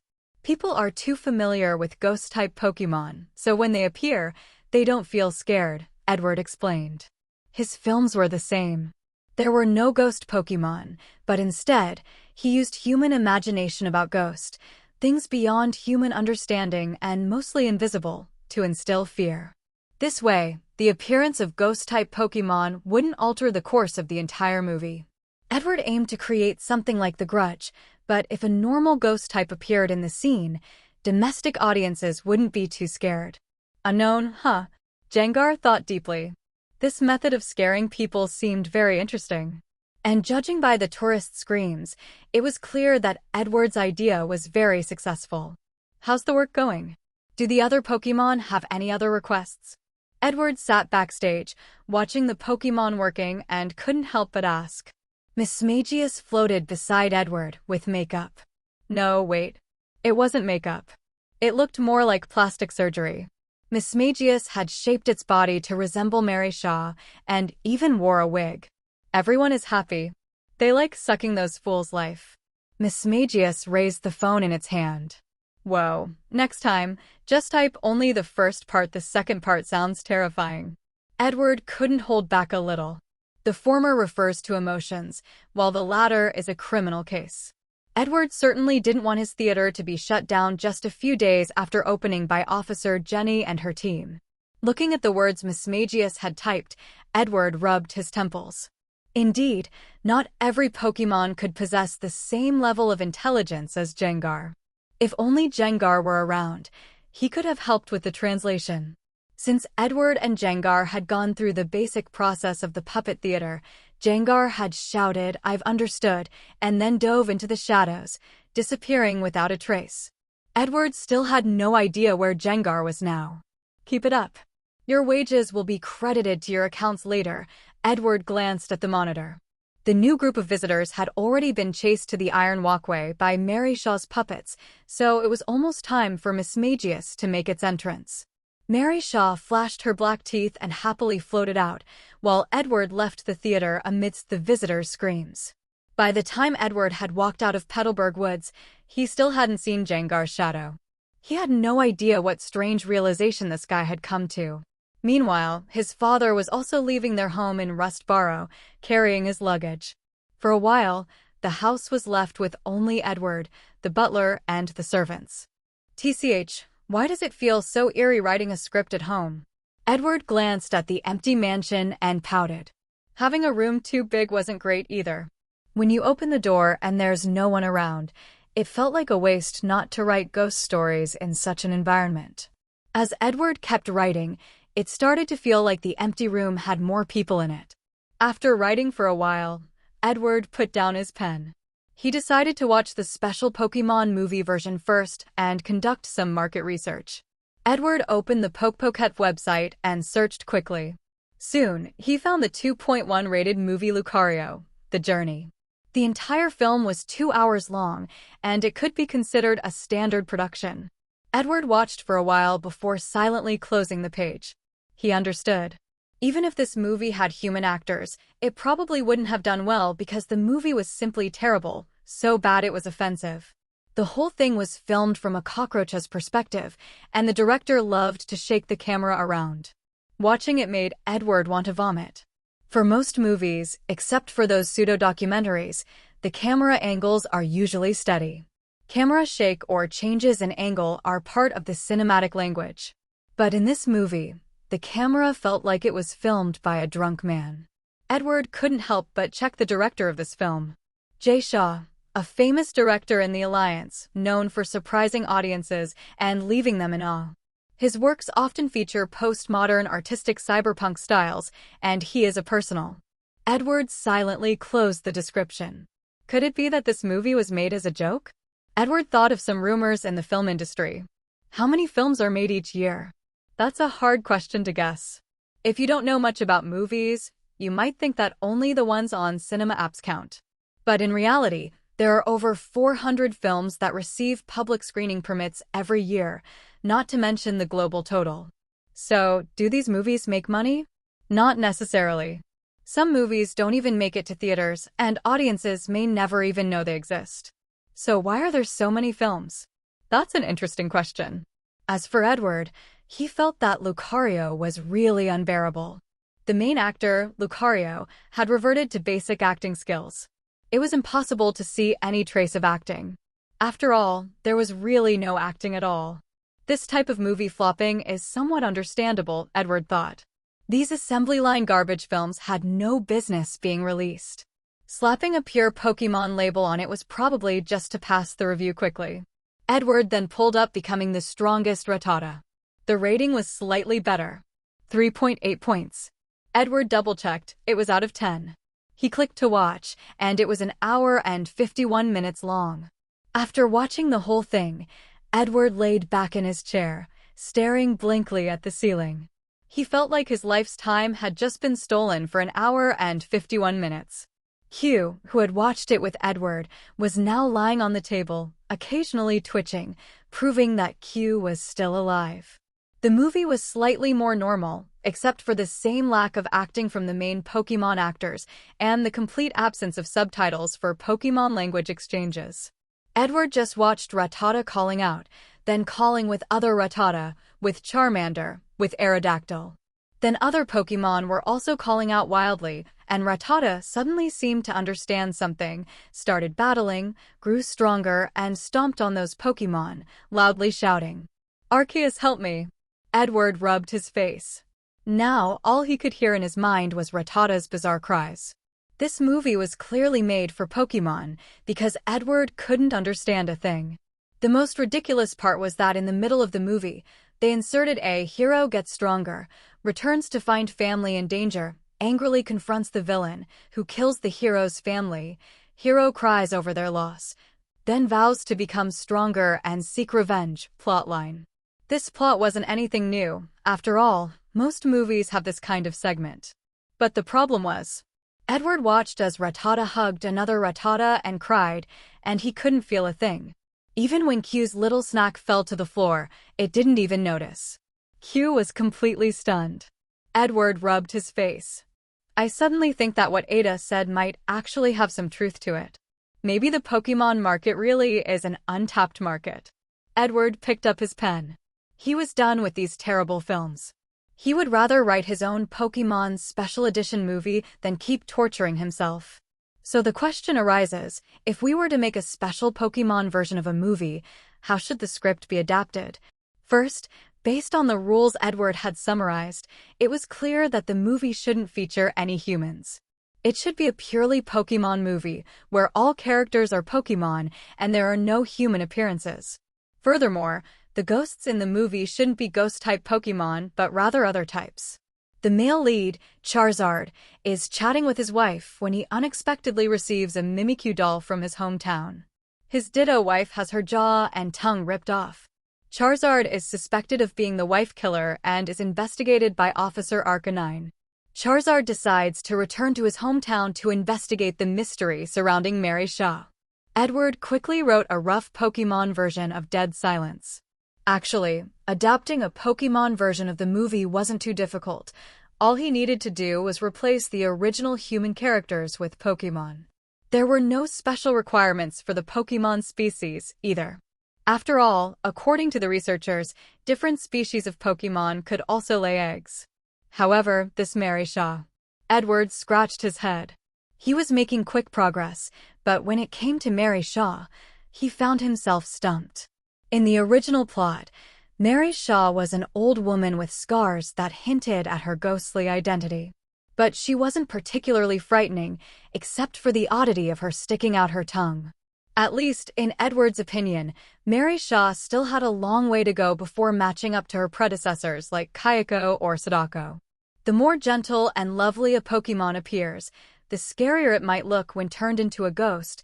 Edward wrote his thoughts on the draft paper. Maybe Chansey would be a good choice. Taking these very gentle Pokémon and turning them into murderous ghosts could be frightening for the Pokémon, but it might backfire. So, it would be best to wait and see after the short film Lights Out was released before deciding on the cast. This is so troublesome. Can't we just get one good Pokémon movie? Edward sighed, but at least the adaptation of Dead Silence was making some progress. He could continue to perfect the story while waiting for the market research results from the company. Time quickly passed as Edward worked on adapting his script and perfecting the next movie. Before long, Dead Silence had completed its first week at the box office.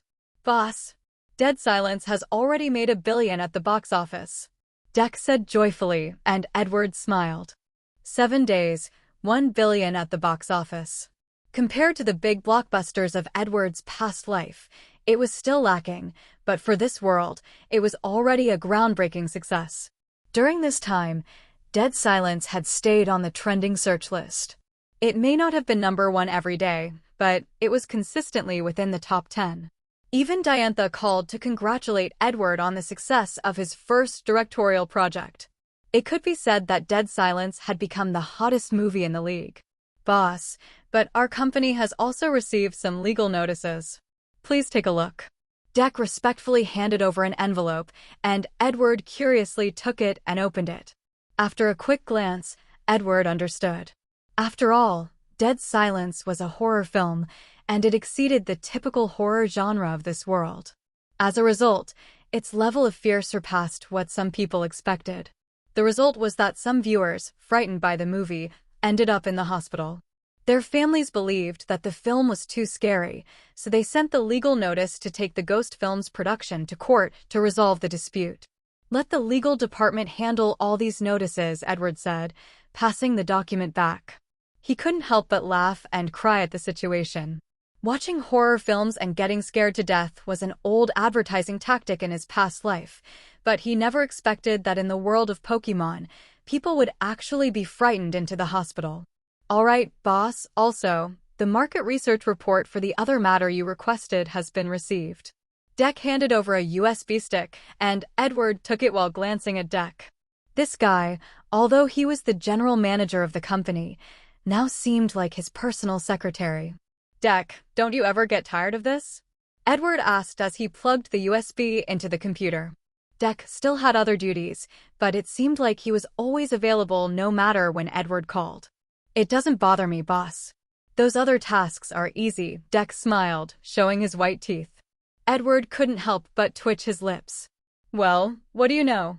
It turned out that, even in the world of Pokémon, there were people working themselves to the bone. If they work this hard, maybe I should give them a raise. Edward thought to himself. Maybe it's time to hire a secretary. After all, I can't keep having Deck handle everything. If I didn't know better, I'd think Deck was my secretary. Research report on the special Pokémon version movie in Kanto and Johto regions. Edward looked at the report on his computer and waved his hand for Deck to leave. He sat quietly in his office, holding Q and reading the survey report.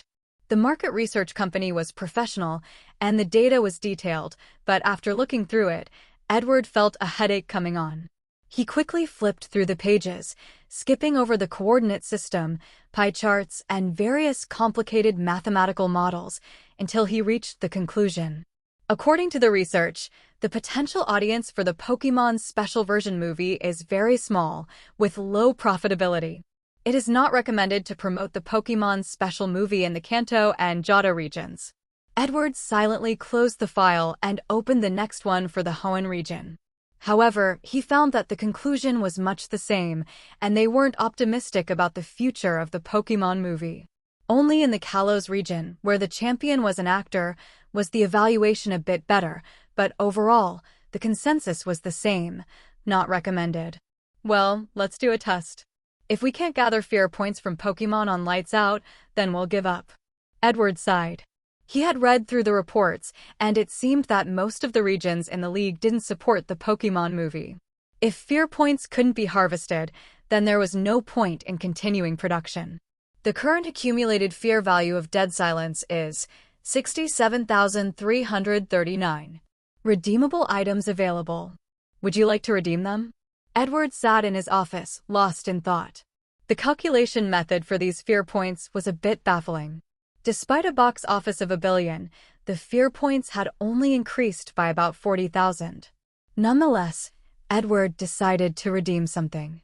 You have received Lens Language Basic. Lens Language Basic. Your films will more effectively capture and hold the audience's attention. That's it. Edward blinked, waiting for additional rewards to pop up, but to his surprise, there was only this one. Not that it was bad. Keeping the audience's attention meant scaring them more easily, which would naturally earn him more fear points. However, the last redemption came with 2 items. Why only one this time? Current fear points, 24,339. So, this one reward gave me 20,000 fear points, Edward muttered, glancing at the remaining balance. A quick calculation made it clear. But with 67,000 points, he hadn't yet reached the next reward threshold. It seemed the next milestone was set at 70,000 fear points. Time to make some fear candy. Edward left his office, planning to prepare some for future use. Whether for bartering with Jengar or boosting Q strength, they were essential. However, just as he stepped out of the office, he spotted someone familiar. Ada. The man was nervously biting his nails and pacing in circles near his workstation. Edward noticed at a glance that Ada was part of the post-production department. Boss. Ada noticed Edward as well. His eyes lit up, and he hurried over, but before he could get close, Deck rushed out from the office to intercept him halfway. It's fine, let Ada come over, Edward waved, curious to hear what this particular employee wanted to say. At Edward's gesture, Deck stepped aside but still followed closely. As a precaution, he needed to ensure Edward's safety since Ada was a special employee with unpredictable tendencies. With no suitable place to talk in the hallway, Edward returned to his office with Q in his arms and took a seat in his chair. Boss, about the Pokemon movie project. Ada began excitedly, wringing his hands and staring intently at Edward. We're not making the movie for now. Edward shook his head, causing Ada to look disappointed while Deck heaved a sigh of relief. Currently, Edward had no plans to make a niche film due to the uncertain prospects. Though money wasn't an issue, he wasn't keen on always relying on his father for funding. Moreover, it was unclear whether such a movie would generate fear points. If it could, it would be akin to buying fear points with money, something Edward wouldn't mind. However, we could start with a short film, Edward said with a smile, instantly reigniting Ada's excitement. I have an idea, Edward continued, pulling out a project proposal he had casually drafted and handing it to Ada.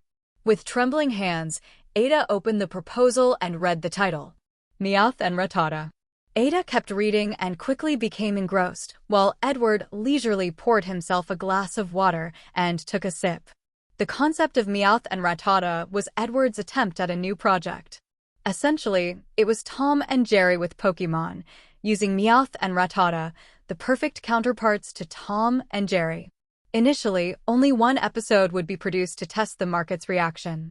If it performed well, sequels could follow. Boss, isn't this different from Dead Silence? Ada asked after finishing the short proposal. The content was minimal, with the 2 protagonists having almost no dialogue and relying entirely on sound effects.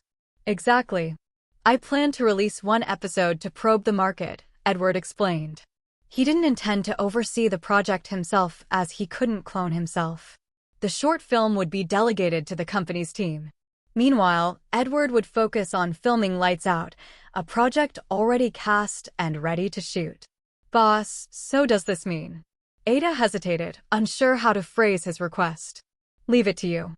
Deck, ensure all departments support Ada with the production. Make sure the music is handled by professionals, Edward said with a smile. Among the staff, Ada was the only one proactive enough to bring up such a suggestion. Edward was happy to give him a chance. If it didn't work out, there were plenty of other employees to step in. "Thank you, boss. I won't let you down," Ada exclaimed, his face flushed with excitement. His loud shout startled Q, who nearly launched a shadow ball at Ada's face. "Got it, boss.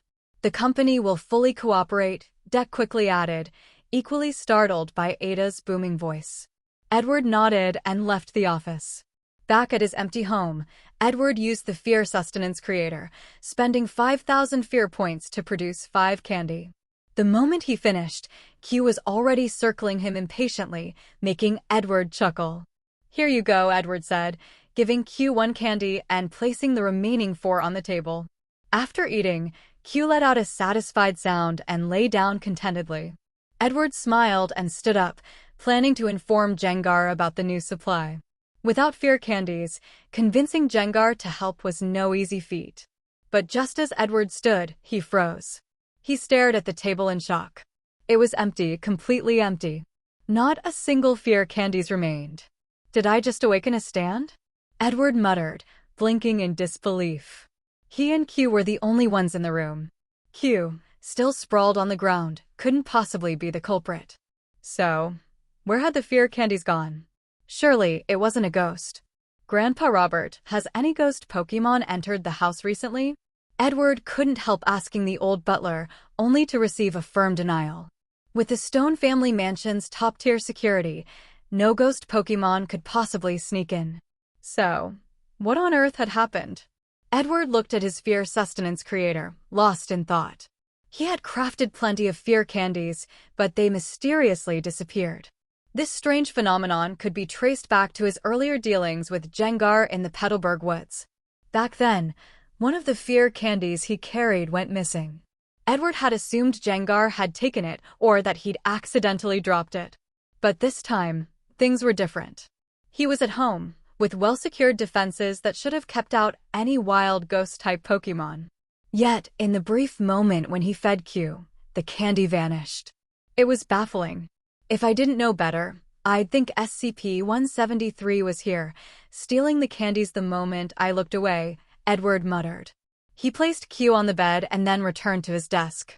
He spent 2,000 fear points to craft 2 new candies and placed them on the table. Edward then stared at the candies, determined to see if they would disappear again. After some time, nothing happened. He pretended to tie his shoelaces, but when he looked back up, the candies were still there, unmoved. Edward scratched his head. Either the thief had fled, or they knew he was trying to bait them.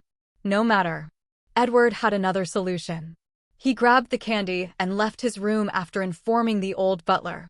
Soon, Edward returned with a small box, placing the candies back on the table. After tidying his room, he carried Q to the living room. "Young Master Edward, are you planning to hire a secretary?" the old butler asked, pouring him a glass of warm water. "Yes. I need someone to help manage the company's affairs. It doesn't feel right to rely on Deck all the time," Edward replied, glancing toward his upstairs bedroom. Edward planned to catch the thief. He had set up a camera in his room, directly facing the table with the fear candy. If the thief made a move, the camera would capture it. Even if the thief itself wasn't visible, just seeing how the candies were taken would be valuable. "Should we bring over a secretary from the Devon Corporation?" the butler suggested. Edward hesitated. The Devon Corporation's secretaries were excellent. His father's secretary, Kennedy, was incredibly professional. However, Kennedy was also notoriously strict. His father often joked that, even at home, Kennedy would remind him to work. Edward wasn't keen on having someone like that around. Then an idea struck Edward. "Grandpa Robert, are there any male entities still looking for jobs at the Pokémon talent market?" Edward asked, his interest piqued. "Male entity? Edward, are you thinking?" The butler paused before realizing Edward's intent. Entity was a unique Pokémon species. The old butler himself owned 2 Entity that didn't battle often, but were capable in combat when needed. As special Pokémon, they could certainly serve as secretaries. "Shall we head to the Pokémon talent market to take a look?" the butler asked with a smile. Edward agreed. If he was fishing for the thief, he might as well leave the house entirely. Surely the culprit would act once he was gone. Edward hopped into the car with the butler, and together they drove to Rustboro City's Pokémon Talent Market. In the Pokémon League, Pokémon could work, and there were plenty of jobs for them. For instance, Bounsweet could work at juice shops or restaurants, while Mahoke were highly sought after by moving companies and construction sites. Among all Pokémon workers, however, psychic types were the most coveted. The Pokémon Talent Market, or perhaps it should be called the Pokémon Job Market, was bustling with activity. As soon as Edward stepped out of the car, a few eager individuals approached, enthusiastically pitching their Pokémon. "Sir, would you like a mock camp? We even have ones cosplaying as various anime characters. Sir, how about a Gardevoir with a big sister personality? Sir, we have plenty of Pokémon willing to work for low wages. Take a look." Edward waved them off. What kind of Pokémon were they offering? A Macamp cosplaying anime characters? If someone cosplayed Nami or Tifa as a Macamp, Edward could imagine the dreams of certain fans from his past life shattering. Blaze. As Edward moved further into the market, he noticed a Pokémon holding a sign looking for work. A Blaziken? Edward blinked in surprise. Indeed, it was a Blaziken, but dressed in a bunny costume. The sight made Edward's chest ache slightly. The bunny costume stockings stretched over Blaziken's muscular legs. The entire outfit seemed on the verge of bursting, with the fabric barely holding together. Even so, Edward could see the seams straining with Blaziken's every movement. Edward took a deep breath and noticed the man who had earlier pitched Macamp cosplays handing a water bottle to the Blaziken. So, this was his employee. No wonder even Macamp had to cosplay now. Terrifying. Edward made his way to the Talent Market's management office, where several psychic Pokémon were busy at work. These Pokémon were all part of the League's Pokémon staff. "Excuse me, are you here to hire Pokémon?" A Gardevoir in a black uniform floated over, smiling as she asked Edward. "Yes, I'm looking for a Pokémon suitable for secretarial work," Edward replied. The Gardevoir's eyes briefly flashed with a purple glow. "Please follow me." The Gardevoir politely led the way, with Edward quietly following and the butler calmly trailing behind. "Sir, these are the Pokémon we've selected that meet your requirements." An Alakazam, with eyes slightly narrowed, floated before Edward. Its intelligent gaze locked onto him as a stack of files floated gracefully to Edward, hovering right in front of him. Edward glanced over the files. Name, Melody. Species, Gothitelle. Profile, Psychic-type Pokémon with certifications in over 50 professional fields, including League-certified licenses for law practice, accounting, teaching, and management. Extensive experience in administration and HR. Salary expectation, $10K/month. Additional requirements. Miss Melody does not accept overtime or work outside regular hours. Edward scratched his head and then shook it. While Miss Melody was undoubtedly impressive, she didn't suit Edward's needs. As a film director, Edward often had to work late shooting movies, which didn't align with her strict work-life boundaries. Edward proceeded to look through Alakazam's and Gardevoir's files, but decided to keep exploring his options. After all, the secretary position was crucial. Name, the strongest, most handsome, and beautiful Zoroark in the league. Species, Zoroark. Profile, Dark-type Pokémon with 172 certifications, triple doctorates in economics, physics, and Pokémon studies. Exceptionally knowledgeable but known for a difficult personality and high demands. Most previous jobs lasted less than a month. Salary expectation, $15K/month. Additional requirements. Job must align with Zoroark's interests and the employer must meet Zoroark's aesthetic standards. ? Edward slowly typed a question mark in his mind. What on earth? What kind of mythical Pokémon was this? Edward scanned the list of certifications. Each one was remarkably prestigious, including an 8th-level welding license. He couldn't fathom why this Zoroark needed such a qualification, but there it was. Its peculiar personality and high standards seemed accurate. Just look at the demands. The job must fit its preferences, and the employer had to meet its aesthetic standards. A Pokémon that literally judged by appearances, and just check out its name. Edward could already tell how challenging this Zoroark would be. Pokémon applicants wrote their own names on the forms, so this exaggerated title was entirely self-chosen. This Zoroark has been unemployed for quite some time. If you choose to hire it, the salary can be lowered to 10K/month, Alakazam explained dutifully, though with a peculiar expression. I'll take a look at the entity files instead, Edward shook his head. He was here to find a secretary, not to take on a new challenge. Compared to this troublesome Zoroark, Indeedee seemed far more reliable. Male Indeedee, naturally skilled as butlers, would make excellent secretaries. Someone accessed my file, a lazy voice chimed in, causing Alakazam's eyes to widen. Edward froze for a moment, then felt a smooth, warm arm rest on his shoulder. He turned his head to find a blonde, blue-eyed woman smiling brightly at him. Zoroark, this is the employer, but he hasn't decided to hire you yet. Alakazam used psychic energy to separate Zoroark, who shrugged playfully. Before Edward's eyes, the woman transformed into a dark-haired man. Relax, old code. I'm so broke I'm eating dirt. That's why I came to see if anyone wanted to hire me. The smooth, magnetic voice came from Zoroark as it stretched lazily. A black tail swayed behind it, proving its Pokémon identity. Edward squinted. This Zoroark was something else. Its ability to freely transform appearances, even altering its voice, was extraordinary.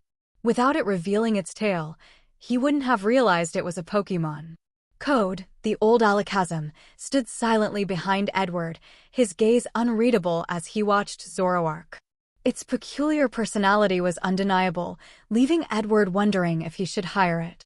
Zoroark, if your demands weren't so high, plenty of people would hire you, Code said, exasperated.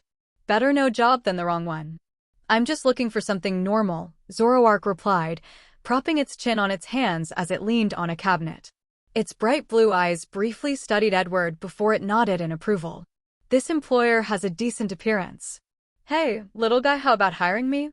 Zoroark chuckled warmly, watching Edward as it continuously shifted forms.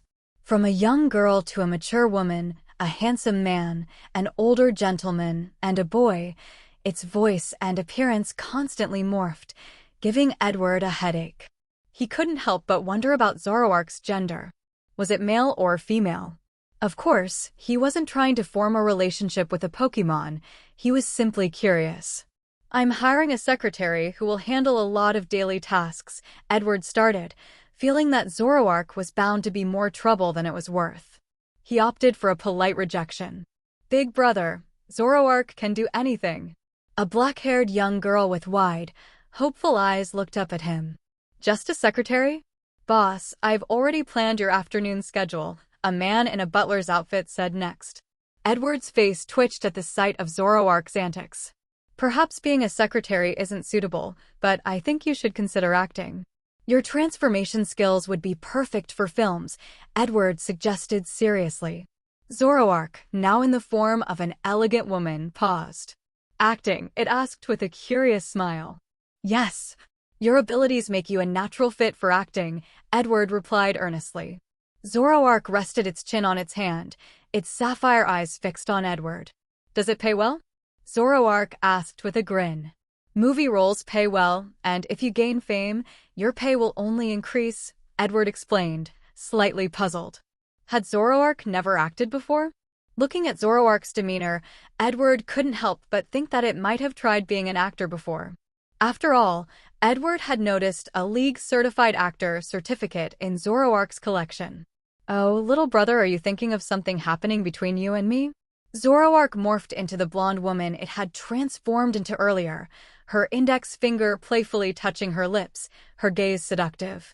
I'm not interested in Pokémon, Edward replied, his lips twitching. Why was this Zoroark so persistent? What kind of movie are you directing? Zoroark asked, suddenly curious. Of course, it knew about acting.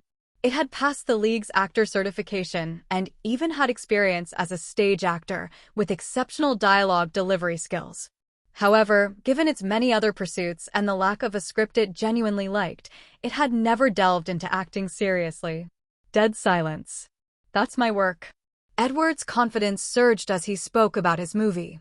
Although he wasn't a household name yet, he had carved out a small reputation in the Pokémon world's film industry. Dead Silence had been frequently featured in magazines and TV reports lately. Dead Silence. Zoroark appeared surprised. It had seen the movie, and its curiosity about Edward deepened. Can I be in your next project? Zoroark asked eagerly, its eyes gleaming with excitement. For a moment, Edward thought he saw a flicker of purple-black energy. Hearing this, Edward paused and mentally reviewed the plot of One Missed Call. Tien, Japanese movie 2003, not the 2008. The film began with a sinister ghost using phone calls to predict its victims' deaths, leading to a series of murders. Coupled with eerie background music and a haunting connection to mobile phones, the movie sparked a wave of terror. Edward still vividly remembered the chilling ringtone from the film. The main actors were the Yumi, the protagonist heroine, and Yamashita, who, while not appearing often, was essentially the male lead. As for the malevolent spirit, Mimiko Mizunuma, though she was the ultimate antagonist, her screen time was relatively limited. You can audition, but you'll need to pass the casting first, Edward said with a nod. Zoroark's illusion abilities were powerful, perfect for an actor. Moreover, it could use its illusions to create effects on set. For example, during scenes where characters were killed by the ghost, Zoroark could produce the effects directly, eliminating the need for post-production. This efficiency could significantly shorten the film's production time. No problem, but could you advance me part of the payment? Zoroark asked, exuding confidence before gazing at Edward with hopeful eyes. Edward was stunned. Auditions hadn't even started, and it was already asking for an advance? Was this some kind of joke? Pass the audition and sign the contract, then we'll talk about an advance, Edward replied, though he couldn't help but eye Zoroark curiously. With so many certifications, some of which were quite challenging to obtain, how had it fallen to this state? Could I be your secretary and get an advance on my salary instead? Zoroark transformed into a beautiful girl with long black hair, clasping her hands together and looking at Edward pitifully. Why are you so desperate for an advance? Edward asked, genuinely curious. Hearing the question, the alakazam behind him narrowed its eyes slightly. Zoroark sighed, brushing its hair back as it gazed sorrowfully into the distance. Let me tell you a story. Once, there was a young Zorua. It was small, but exceptionally handsome and beautiful. A kind trainer took it in, and they grew up together. The Zorua helped the trainer defeat countless strong opponents, and their life was peaceful and stable. But then, disaster struck. The trainer's family fell gravely ill. Death and injury claimed them all, leaving only the trainer clinging to life in a hospital. Crippling medical expenses drove the family into debt, and no one was willing to donate to help the poor Zorua anymore. The Zorua couldn't bear to see its trainer die, so tears slid down Zoroark's face. Its bloodshot eyes, clenched fists, and trembling shoulders conveyed its suppressed grief. Do you understand now? Zoroark asked Edward, its eyes red with sorrow. Edward stared at Zoroark silently, feeling a mix of emotions. He wasn't sure what to say. To be honest, not really, Edward admitted, rubbing his temples. Regret crept in. Perhaps inviting Zoroark to audition had been a mistake. Zoroark froze momentarily, wiping away its tears. Then it turned and noticed something behind it. Floating in midair was a psychic-generated whiteboard. Written on it were the words, "Friendly reminder from the Pokémon Talent Market Bureau, do not believe or spread rumors. Beware of scams. Download the League Anti-Fraud app to ensure employment safety." 1. Zoroark stiffly turned back around. The old alakazam, the culprit, floated calmly, its spoons orbiting serenely. Meanwhile, Edward awkwardly scratched his nose, counting the tiles on the ground to avoid the moment. When Zoroark had begun its performance, the whiteboard had already appeared behind it, prominent and impossible to miss. Edward had silently watched the entire scene unfold, even taking out his phone to download the League Anti-Fraud app. Zoroark took a deep breath. It resolved to leave Hoenn, take out a loan for a ticket, and move to Paldea to live a low-profile, ordinary life. Alright, I admit it. I wanted the advance to spend on a mobile game that's about to drop in limited-type premium skins gacha. I plan to wail hard for it. Oh, and I've got some skins I've been eyeing. Plus, the latest Resident Evil game just came out. Jill is gorgeous, okay? HMP. Zoroark finally confessed. Well, that escalated quickly. Edward froze for a moment as he watched the suddenly laid-back Zoroark. Well, now, who would have thought that you, a sharp-eyed and bushy-tailed Zoroark, would turn out to be a hardcore gaming geek? This realization left Edward rather surprised. But seeing this side of Zoroark, Edward couldn't help but feel a sense of camaraderie. Back in the day, he had been the same, playing games, wishing fervently for a character, washing his hands and face, and even playing a good luck song, all for the slim chance of pulling the featured character from his limited resources. Meanwhile, he envied the whales who could casually flex their financial might to get their desired characters. For a moment, Edward felt like he was looking at a younger version of himself. How about you give it a shot first? Edward couldn't help but ask. Alakazam behind him widened its eyes in astonishment, while Zoroark swiftly pulled out a contract and stamped it with a paw print. Boss, please take care of me. Zoroark grinned gleefully, leaving Edward's mouth twitching. Why did it feel like he'd just hired the most troublesome secretary ever? Oh well. If Zoroark turned out to be unsuited for the job, Edward figured he could always transfer it to the company's talent agency and make it an actor. After all, he initially thought Zoroark had great potential as an actor. The illusion ability was just too powerful. Edward recalled a movie from his past life, Master of Illusions, which featured Zoroark. The Zoroark in the movie was incredibly strong, even capable of mimicking legendary Pokémon like Suicune, Entei, and Raikou. Though these three had become less prominent with the introduction of later legendaries in the games, their status in the animated series still held up. Boss, can I get an advance on 1 month's salary? Zoroark had now transformed into a middle-aged man in a suit, looking mature and dependable, but its cheeky grin ruined any semblance of seriousness. Sure, but if you do, even if you're dissatisfied, you'll have to work for a full month before quitting, Edward said, glancing at Zoroark. Based on their contract, Zoroark's salary was 15K per month, meaning it wanted an advance of 15,000. Edward didn't mind, as he had already given out bonuses far exceeding that amount. No problem. I'm a stickler for contracts.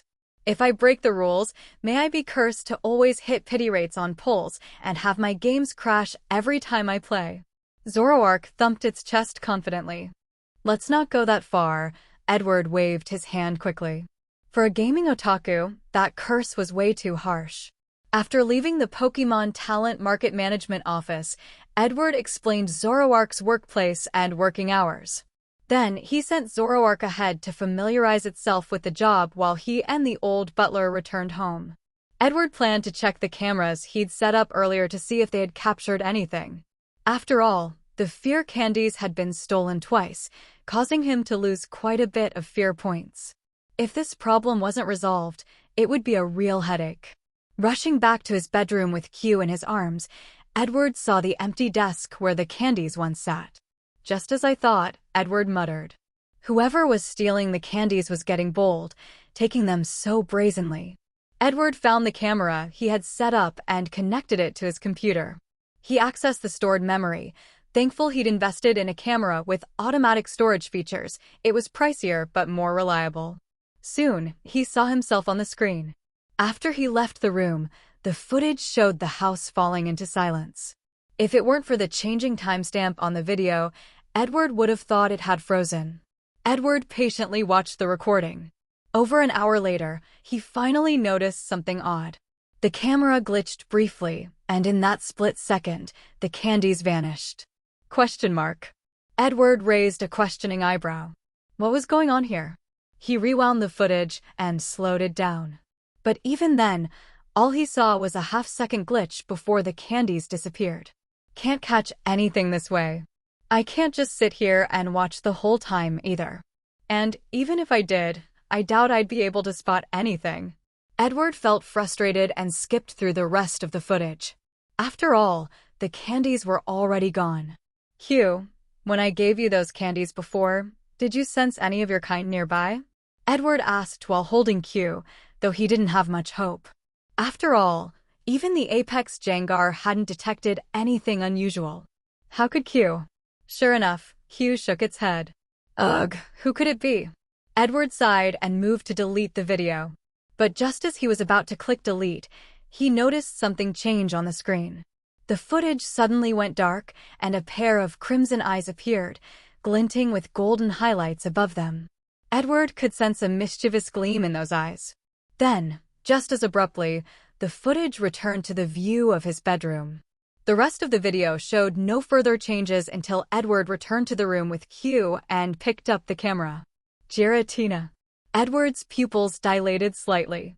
Although the footage had switched back quickly, he caught a glimpse of the Pokémon's distinctive figure. That massive frame and unmistakable silhouette left no doubt about its identity. Giratina, a ghost dragon-type Pokémon. Wait, are these candies actually bait for ghosts? Edward suddenly had an epiphany. No wonder Jengar hadn't sensed anything. This culprit's strength was way off the charts. It was Giratina after all. So, is this a good thing or a bad thing? Edward chuckled helplessly. Who would have thought even Giratina would be drawn to these candies? This was just. Boss, today is the day for filming Lights Out. Edward, holding Q, quietly glanced at the suited Zoroark beside him. He still wasn't quite used to seeing the usually serious Zoroark in a formal outfit. However, Zoroark had indeed been performing well in the secretary role, efficient, experienced, and with a perfectly organized schedule. All right, are the actors and the set ready? Edward walked quickly down the hallway of the company.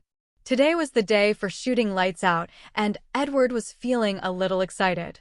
He was curious to see whether this short film could be accepted by the Pokémon in this world. If he could collect fear points, Edward could start offering a special Pokémon version of films. They're ready, Zoroark responded, walking in step behind Edward. Edward nodded. Now, all that was left to do was contact Mr. Jengar. After all, it was Jengar who would star in this special Pokémon version short film. Just the thought of Giratina, whom Edward had seen through the camera earlier, made his expression slightly strange. He hadn't expected Giratina to be after his fear candies. This was something Edward hadn't foreseen.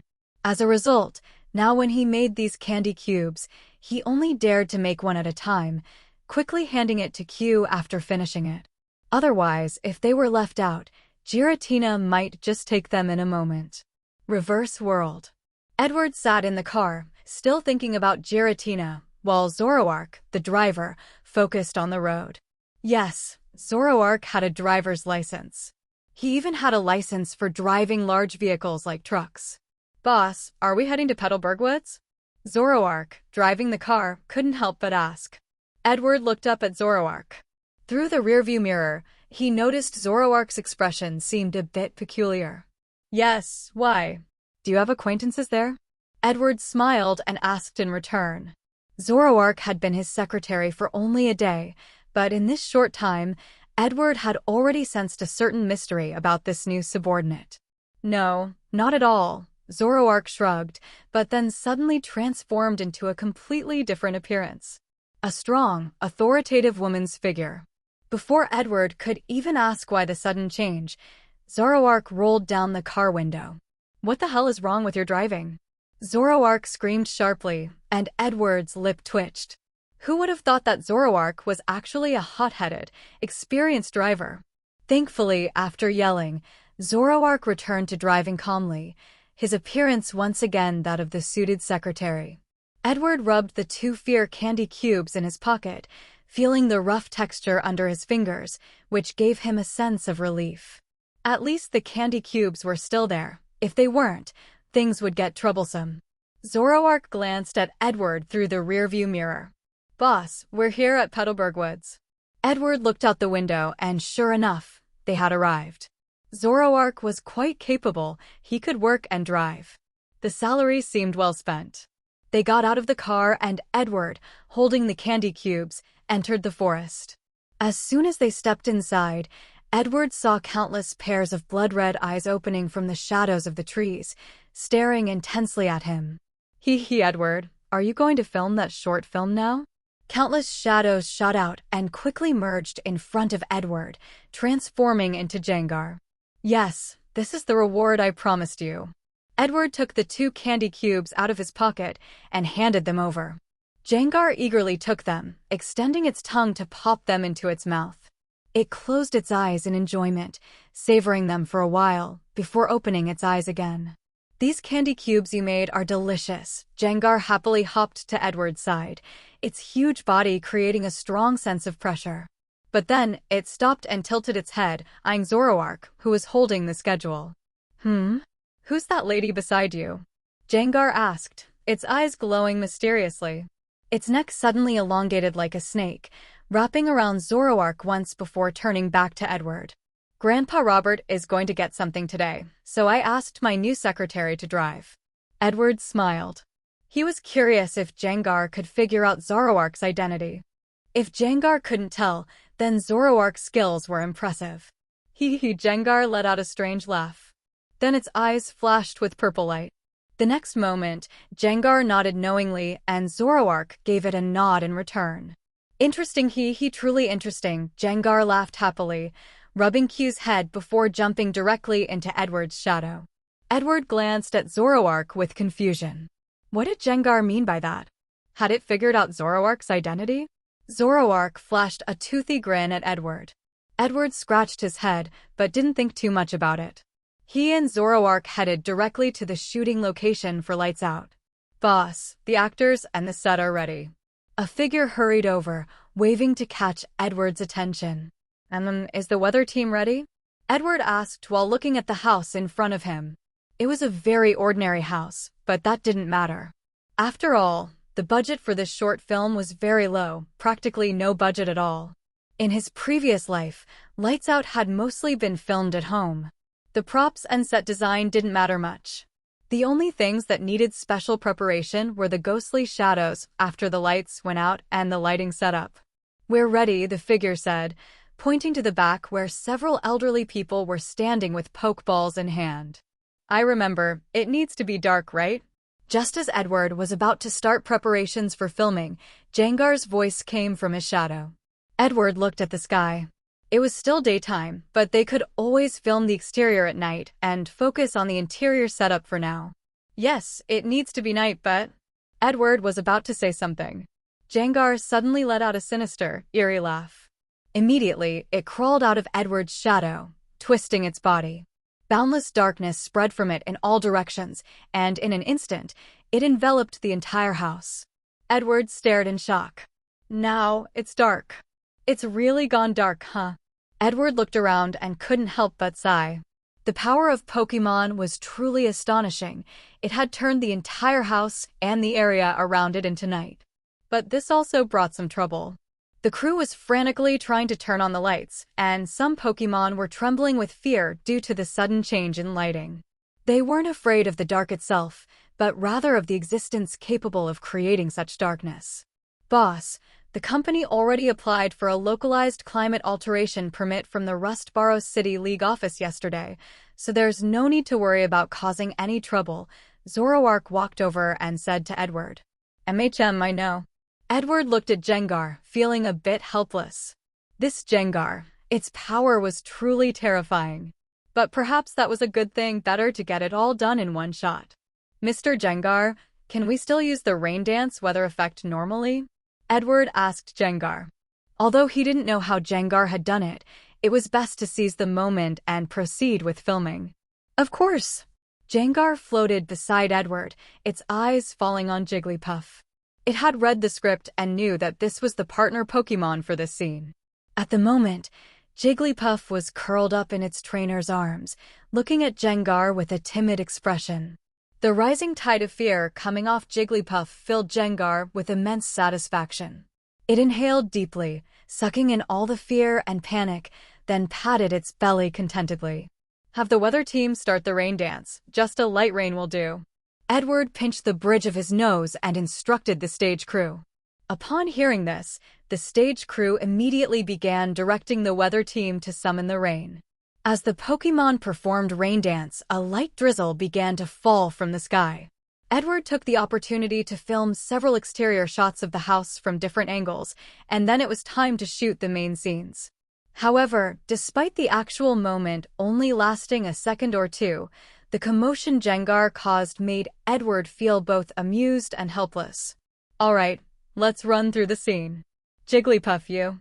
Edward called over the two Pokémon actors and began explaining the scene, but as he started giving Jigglypuff its cues, he noticed that it was already trembling.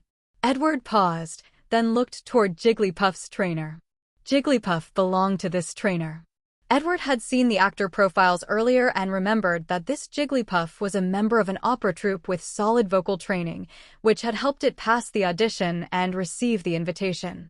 But now, even before filming began, Jigglypuff was already terrified. That wouldn't do. I'm sorry, Director Edward. Let me talk to it for a bit. Jigglypuff's trainer quickly apologized, then walked over and began gently patting Jigglypuff on the head, whispering something in a low voice to comfort it. Edward shook his head but didn't say anything further. Although there were many careers Pokémon could pursue, there were no films made specifically for Pokémon in this world. As a result, most Pokémon had only acted in commercials, and even then, very few required real acting skills. This meant that Pokémon with strong acting ability were rare. After a while, Jigglypuff's emotions finally settled down a bit. Alright, let's start with the first take. Edward waved the clapperboard, and the camera crew, lighting crew, and props teams swiftly took their positions. Edward looked into the camera. In the shot, accompanied by the soft pitter-patter of rain in the background, Jigglypuff stepped out of the bathroom wrapped in a towel. While drying its hair, it hummed a tune and walked down the hallway, then turned off the lights. The moment the lights went out, Gengar instantly appeared in the darkness of the hallway. A strange, twisted figure stood silently in the corridor. An invisible aura of dread spread out, and even Edward, standing behind the camera, felt a chill in his heart. As for Jigglypuff, it couldn't take it. The moment it turned around, it let out a sharp scream that shattered the hallway light bulbs. Cut. Edward had no choice but to call the shot. Mr. Gengar, if you would, please tone it down, Edward said with a sigh, looking at Gengar. Gengar cackled in delight, and from the gleam in its eyes, it was clear that it was having a great time. Well, that was to be expected. Ghost-type Pokémon were naturally fond of pranks. Even Q was getting excited. It crawled up and down Edward's body, looking eager to jump into action. But Edward held it down. This wasn't a scene for Q. Judge. Sure. Gengar let out a chilling laugh before melting back into the shadows. Edward looked toward Jigglypuff's trainer, who was once again comforting their Pokémon. Once the trainer gave the go-ahead, filming resumed. Exit from the bathroom. Turn off the lights. Gengar's eerie silhouette appeared once more in the shadows. However, this time, without the oppressive aura of fear, the scare factor wasn't nearly as intense. Jigglypuff showed a confused expression. It turned the light back on, Gengar vanished. Turned it off again, Gengar reappeared. After repeating this several times, in one particular moment when the lights were turned off, a terrifying figure suddenly appeared next to Jigglypuff. This specter had a head composed of teeth and eyes in place of hair, stood with its back turned, and had pallid, corpse-like skin. The light bulb shattered again. All eyes on set turned to Edward. He hesitated. Jigglypuff's reaction was a bit over the top, but not unusable. After all, everyone reacts differently to fear, and the combination of the sudden scream and the eerie visual impact created a powerful audio-visual experience. Let's keep this take just in case. Edward decided to shoot one more version, in which Gengar changed into yet another form. Unsurprisingly, it once again scared Jigglypuff into screaming loudly. Edward shot a couple more takes before proceeding to the next part of the plot. Trembling, Jigglypuff returned to its room. It taped over the hallway light switch with adhesive, trying to keep it from being turned off again. But while in bed, it heard a scratching sound from the hallway, as if someone were trying to remove the tape it put on the switch. Then, suddenly the hallway light went out. Jigglypuff instantly hid under the covers, shaking. The hallway was pitch black, nothing could be seen. Only the bedside lamp flickered, heightening the atmosphere of terror. Jigglypuff stretched out its tiny hand, trying to plug the loosened socket back in. In the original cut of the film, nothing unusual happened here, but Edward added something of his own imagination. In the camera's frame, a corpse-spotted hand slowly reached out from under the bed toward Jigglypuff's hand. But just as it was about to make contact, Jigglypuff managed to plug in the socket. The hand vanished instantly. The room returned to silence. The hallway light turned on, as if nothing had ever happened. Until Jigglypuff peeked its head out and saw the horrifying creature, reaching to turn off the light once again. Did the glass shatter? Edward looked at the bedroom window that had been shattered, then glanced at the embarrassed Jigglypuff and its equally embarrassed trainer. As expected of Jigglypuff. It's fine, it's fine. We'll cut the sound in the final edit, Edward said casually, waving his hand dismissively. It was just a window. If it broke, no big deal. Still, seeing Jigglypuff in such a frightened state gave Edward a bit more confidence in his project. Jigglypuff was scared out of its wits. He wondered, once Lights Out was released online, would it manage to truly scare other Pokémon? No, wait, posting it online won't work. After all, very few Pokémon actually use the internet. Maybe I should consider free public screenings, Edward thought as he stared at the trembling Jigglypuff. Getting Pokémon to watch this short film wouldn't be easy, since not all Pokémon surf the web. But maybe, just maybe, he could try offering free public showings, or even spend some money to project the short film on urban building screens, large-scale display billboards, and so on. He could even assemble a mobile outdoor screening team and head to areas with large populations of wild Pokémon to showcase the film. An idea struck Edward. He pulled out his phone and simultaneously instructed Zoroark to wrap up the current set and start rearranging it. After all, another group of human actors would soon be arriving to film the human version of Lights Out. A dual version release would help harvest more fear points. Every bit counted. Edward opened his phone and tapped into his group chat, the Hoenn Horror Movie Lovers Exchange group.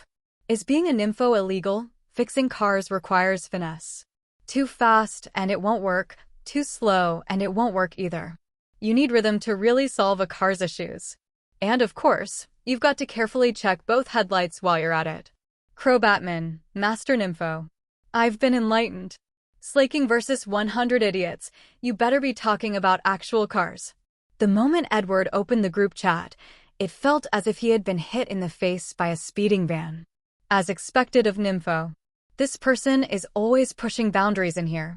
Good thing there are no Officer Jennies in this chat, or they'd be sipping tea with her at the station already.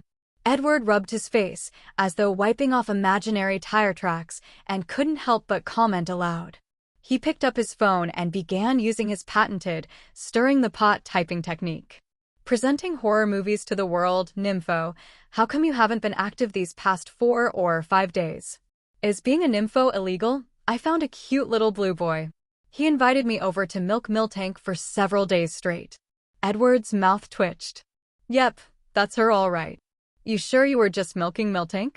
Because the way you put it makes that milk sound questionable, to say the least. Presenting horror movies to the world, I remember someone in this group works for the Pokémon League's Pokémon Management Office. Edward decided to get down to business. Lord of Fun, that'd be me. Seeing the message, Edward tapped on the user's profile and sent them a few private messages. After the exchange, he put his phone away. Edward glanced thoughtfully at the busy production crew. He had just asked Lord of Fun whether it was legal to show movies or short films to wild Pokémon, and the response he got was that, technically, it was allowed. After all, the Pokémon Management Office didn't have any regulations explicitly stating it is forbidden to show films or short videos to wild Pokémon. So, if it wasn't forbidden, then it should be permitted. So, that means I can really show movies to wild Pokémon. Edward was intrigued. But of course, he'd need to wait until Lights Out was fully edited before attempting such a release. This time, Edward planned to act as the executive editor only. He'd leave the detailed editing work to the post-production team at his company. After all, the short film was less than 3 minutes long. He just needed to clearly communicate his vision to the staff and let them handle the rest. "Boss, today's next actor has arrived," said Deck, who soon brought over a human actress, a middle-aged woman. She wasn't particularly attractive, but her acting skills were solid. She had even starred in several dramas before. Edward recognized her. She often appeared in those heart-wrenching urban drama series. Usually, if you saw her in a show, you knew right away which character was going to suffer the most. "Hello, Ms. Waters," Edward greeted politely. She was quite the veteran actress, and having her participate in his little short film was an unexpected bonus. "Director Edward, hello. Your movie Dead Silence was amazing." Lana beamed so hard her eyes disappeared into her smile. She even took out a Dead Silence poster and asked Edward for an autograph, which left him both amused and speechless. He hadn't expected this veteran actress to be one of his fans. That probably explained why she agreed to film this short. Maybe she also wanted to expand her acting range a bit. This time, Edward didn't have Jengar play the ghost. He specifically instructed the props department to create a terrifying puppet instead. This way, the puppet could later be used in the puppet theater at Petalburg Forest, providing visitors with an even more intense sensory experience. After all, if you use the same scare tactics over and over, even the best horror becomes stale. Thanks to Lana's outstanding performance, the human version of Lights Out was quickly completed. Next came the editing process. Edward left both versions of the short film, Pokémon and Human, in the hands of the company's post-production team. They were confident they could finish editing by the end of the day. So, Edward decided to hang around the editing department for a bit before taking the Pokémon version's raw footage with him. As for the human version, he left that with Deck, instructing him to wait until the hype from Dead Silence began to die down before releasing it online. That way, they could keep the buzz going for Dead Silence a little longer. The higher the box office earnings for Dead Silence, the more money Edward would be able to donate to abandoned Pokémon organizations. "Boss, you don't have any scheduled activities for the rest of the afternoon," Zoroark reminded him while walking behind. Edward heard this and simply waved his hand, dismissing Zoroark with a casual, "Let's call it a day," before hastily leaving the office with Q in his arms. "This boss of mine is really something," Zoroark said with a smile while watching Edward's retreating figure. Then, transforming into a golden-haired woman, it began humming an unknown tune as it left the company. Meanwhile, Edward had arrived at Headmistress Lillian's Pokémon Care Center. The moment he got there, he noticed a crowd gathered at the entrance. "What's going on here?" Edward asked in confusion. He squeezed into the crowd and glanced at the notice posted at the front of the care center. "So, this is the shelter for abandoned Pokémon? Why won't they let us adopt any?" A few people complained in frustration. Edward took a look at them, already forming a guess in his mind about what the notice might say. "Public notice from the Rustboro City Pokémon Care Center. Please be advised that this center does not accept adoption applications for Salamence. You are welcome to adopt other Pokémon." Sure enough, this very notice was posted on the main gate of the care center. At this moment, Big Bear, stuffed full, was standing right at the iron gate, firmly blocking its entrance, blankly staring at the crowd of people gathered before it. It wasn't until it noticed Edward that a hint of delight finally appeared in its simple, honest expression. "Big Bear, still on gate duty today, huh?" Edward greeted him cheerfully, stuffing a fried chicken drumstick, which he had picked up on the way, into Big Bear's hand.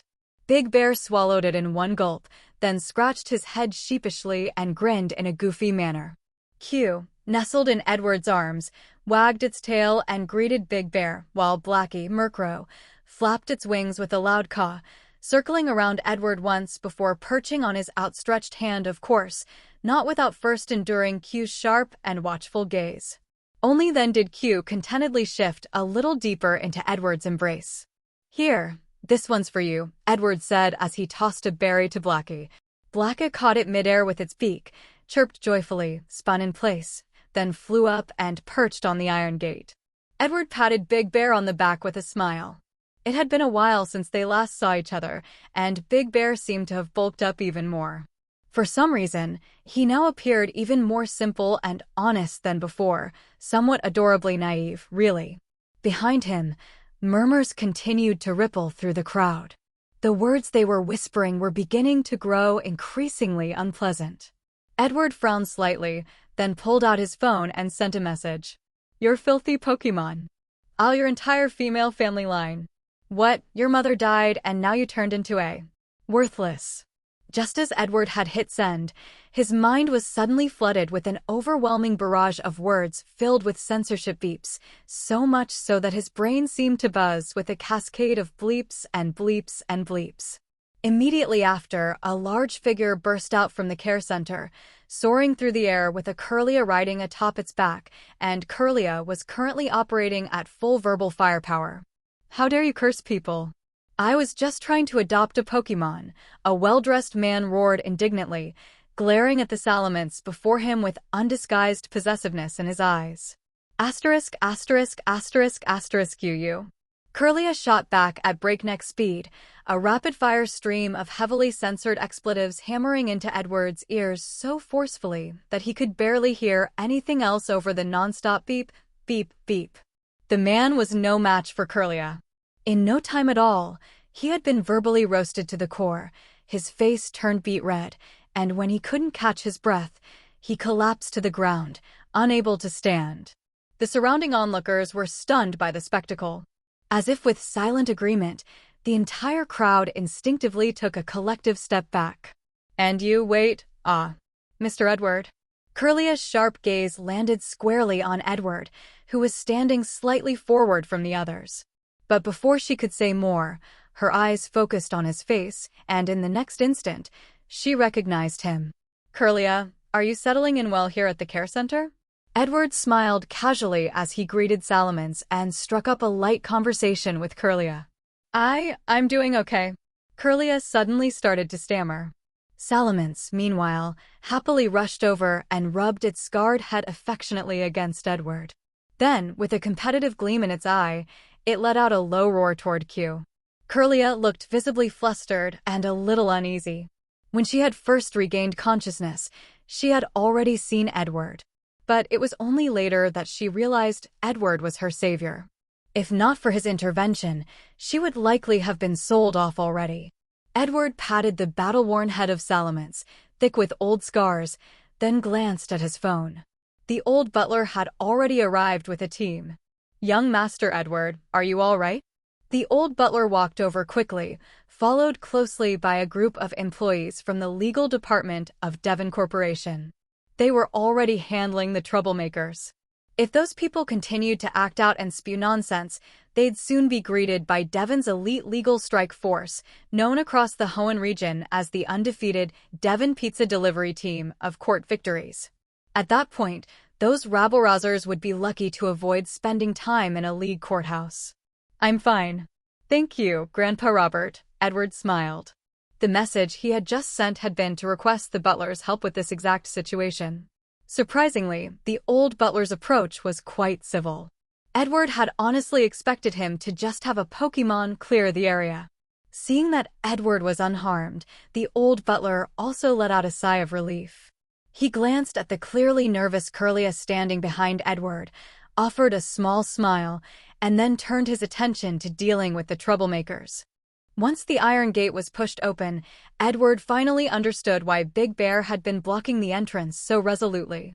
Behind the gate was a crowd of visibly angry Pokémon. At the forefront stood Greenie, Shroomish, furiously spraying spores in all directions. Thankfully, a psychic barrier had been erected around the area, shielding everyone from the spores. Otherwise, the Pokémon standing near Greenie, ready to help Headmistress Lillian vent her frustrations, might have all passed out before getting the chance. "Sorry about this, Edward." "Must have been quite a scene," Headmistress Lillian said as she walked over with a smile. She cast a sidelong glance at the troublemakers outside, now finally quieted, and let out a disdainful humph. If she hadn't been worried about the Pokémon being mistreated, she would have come out to handle the situation herself. These people, utterly shameless. When Salamence was still a Shellgun, barely anyone had shown interest in adopting it. And even the few that did come by were usually scared off by its heavily scarred body. As a result, Salamence remained unadopted for a long time. But ever since it evolved into its final form, Salamence, adoption requests had flooded in like a tidal wave. People were now frantically vying for the chance to claim it as their own. What's there to laugh at? The real joke is those freeloading opportunists, Edward said with undisguised contempt as he glanced at the crowd behind him. Each one of them had the same ridiculous idea, to adopt a fully evolved, top-tier dragon-type Pokémon already in peak battle condition. Dream on. And after being rejected, they still had the audacity to loiter around and throw shade? Where did these people even get their sense of entitlement? Furthermore, Edward knew full well that some people, after adopting Pokémon, would turn around and either resell them or abandon them again. Sadly, this wasn't the first time Headmistress Lillian had encountered such cases. "Let's not dwell on these annoying individuals," Headmistress Lillian said, not wanting to let such matters ruin her mood. "Edward, what brings you here today?" "Headmistress Lillian, I'd like to ask everyone here to help me watch a short film to test the market response," Edward replied with a bright and cheerful smile. "A short film? That's no problem at all." Headmistress Lillian agreed without hesitation. After all, Edward had done so much for the care center, donating generously and providing support time and time again. Without his help, their operations would be even more strained. So, watching a short film? That barely counted as doing him a favor. It was the least they could do. Curlia gave a full-body shiver. Out of nowhere, an ominous premonition came over her, as though something extremely unpleasant was about to happen, and she might be involved. She couldn't help but steal a glance at Edward, only to be greeted by his bright, radiant, sunshine-filled smile. And somehow, that just made her anxiety worse. Looking at the Pokémon gathered below, Edward revealed a faint smile. Then he pulled the curtains shut, and in an instant, the entire room dimmed significantly. Headmistress Lillian didn't pay too much attention to this action. After all, with the curtains open, the lighting would be too strong and would indeed affect the experience of watching a short film. Curlia gently patted her close companion, Poochyena, who was curled up in a corner and glanced at Edward with a somewhat suspicious gaze. Where exactly was this uneasy feeling in her heart coming from? Before Curlia could think any further, the sound of rain, soft and continuous, instantly captured all of her attention. In the video, after nightfall, a house bathed in rainlight was shown with its lights still on. Then, Curlia saw a Jigglypuff push open a door and walk out of a room. Its body was damp, and it was wiping its head as though it had just taken a shower. Jigglypuff began humming a little tune as it walked down the corridor and turned off the lights. Suddenly, a strange piece of music began playing, and at the same time, Curlia saw a peculiar shadow emerge in the corridor behind Jigglypuff. Her breathing involuntarily became a bit faster. But Jigglypuff merely looked puzzled and turned the lights back on. Under the bright lighting, there was nothing there. Was it just a hallucination? Or a ghost-type Pokémon? That was the thought that flashed through Curlia's mind, and then she felt her good friend Poochyena inching closer to her. Headmistress Lillian cast a glance at Edward. "You brat, so this is the short film you were talking about?" Jigglypuff kept turning the lights on and off, and the shadow lingered constantly in the dark corridor, making the Pokémon present pay even closer attention to the screen. Once again, Jigglypuff turned off the lights, and the eerie music suddenly grew louder. At the same time, what appeared in the darkness was a grotesque, twisted silhouette, something the Pokémon couldn't even begin to comprehend. Immediately after, screams echoed throughout the entire room, each different, all full of fear, but none louder than Jigglypuff's scream in the short film. The lights came back on, and the silhouette disappeared, but the Pokémon watching were now panting heavily, their faces filled with terror. Edward was very satisfied. It seemed Pokémon, too, could experience fear. Now the question was, could that fear be harvested as fear value? He decided to wait until the end to check. Soon, the plot of the short film progressed. After Jigglypuff returned to bed, The horror element continued to build slowly, gradually gripping the audience's emotions. The music, immersive and realistic, only served to draw the Pokémon deeper into the scene. It should be over now, right? Curlia thought to herself, relaxing slightly after seeing the ghost hand vanish the moment the power plug was inserted. The strange music in the room had faded, and the lights in the hallway were now bright. Just as Curlia's tension began to melt away, Jigglypuff turned to glance at the table lamp, and then a terrifying ghost face suddenly appeared in the frame. It smiled creepily, reached out, and hit the lamp's switch. Instantly, the entire screen went black. "You son of a..." A sharp, piercing scream rang out, followed by the sound of the screen shattering. Edward froze for a second, and then saw that a chair had been embedded into the screen. It had been hurled using psychic power by none other than Curlia. At that moment, Curlia seemed to realize she might have overreacted and lowered her head in embarrassment. Ahem. Headmistress Lillian cleared her throat, her expression a little awkward as she looked at Edward. She had just been startled too. Even though the actors were Pokémon, the illusion created by Jengar was terrifying. It had frightened not just the Pokémon, but even her, a seasoned trainer. At that moment, her heart had been pounding as hard as when she once challenged the Elite Four. "Well, now we've got an excuse to replace the television," Edward chuckled, completely unfazed. It was just a TV, after all. He wasn't concerned about something so trivial. What really mattered was the fear points. Fear points acquired from Lights Out 45. The number appeared before him, and Edward was visibly pleased. He glanced around the room. This large, lecture hall-style room currently seated a total of 156 Pokémon.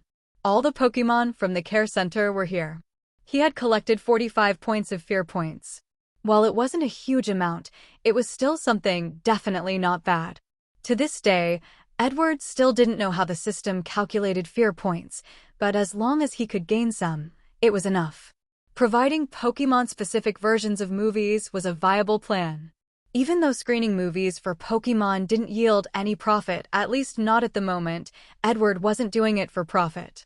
What he wanted was to accumulate fear points. As for the cost of producing short films and movies, Dead Silence hadn't even finished screening yet, and the money it had already made was more than enough for Edward to experiment with this concept for quite some time. Furthermore, horror films were known for being low-budget productions. One of the defining traits of horror films was high risk, but massive return.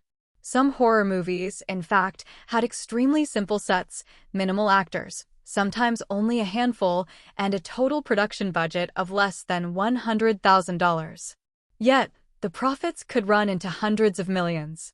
That was precisely why, even though horror was considered a niche genre in his previous life, someone was always willing to invest in it. The return on investment was just too attractive. Investors only needed to spend a small amount, and if the film happened to explode in popularity, the returns would be astronomical. "Edward, this is a horror film, isn't it?" Headmistress Lillian opened the curtains again.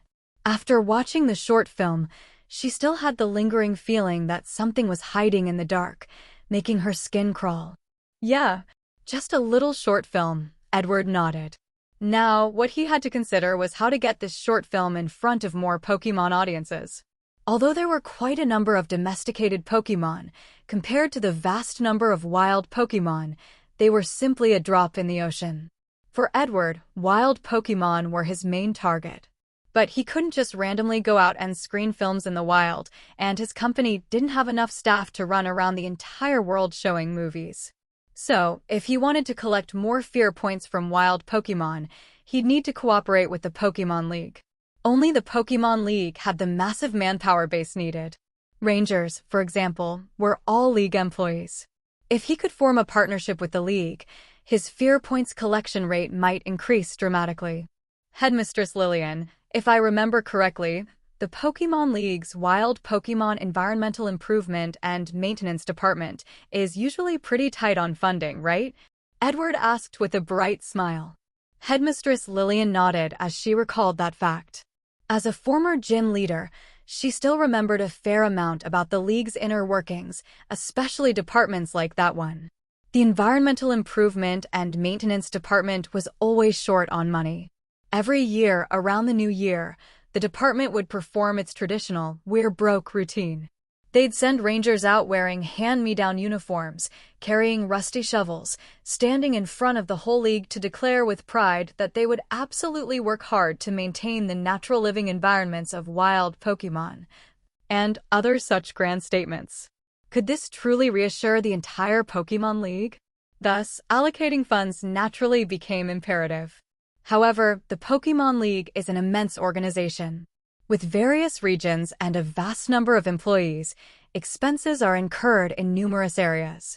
Moreover, the Environmental Improvement and Maintenance Department frequently operates in locations seldom visited by ordinary individuals, such as the depths of Petalburg Woods or the central mountain ranges dividing Johto and Kanto. These expansive areas demand significant resources for environmental maintenance and improvement. Consequently, this department has consistently faced financial shortages. Often, even after injecting billions in funding, the effects are barely noticeable. Nevertheless, the steady increase in wild Pokémon populations, the picturesque natural landscapes, and the lush greenery are all testaments to this department's achievements. If it's them? Edward pondered, stroking his chin. He believed that these individuals could facilitate the smooth implementation of his plan. After all, Edward's intention wasn't anything extravagant, just to have the Environmental Improvement and Maintenance Department staff play movies and short films for wild Pokémon during their fieldwork, without impacting the ecological environment.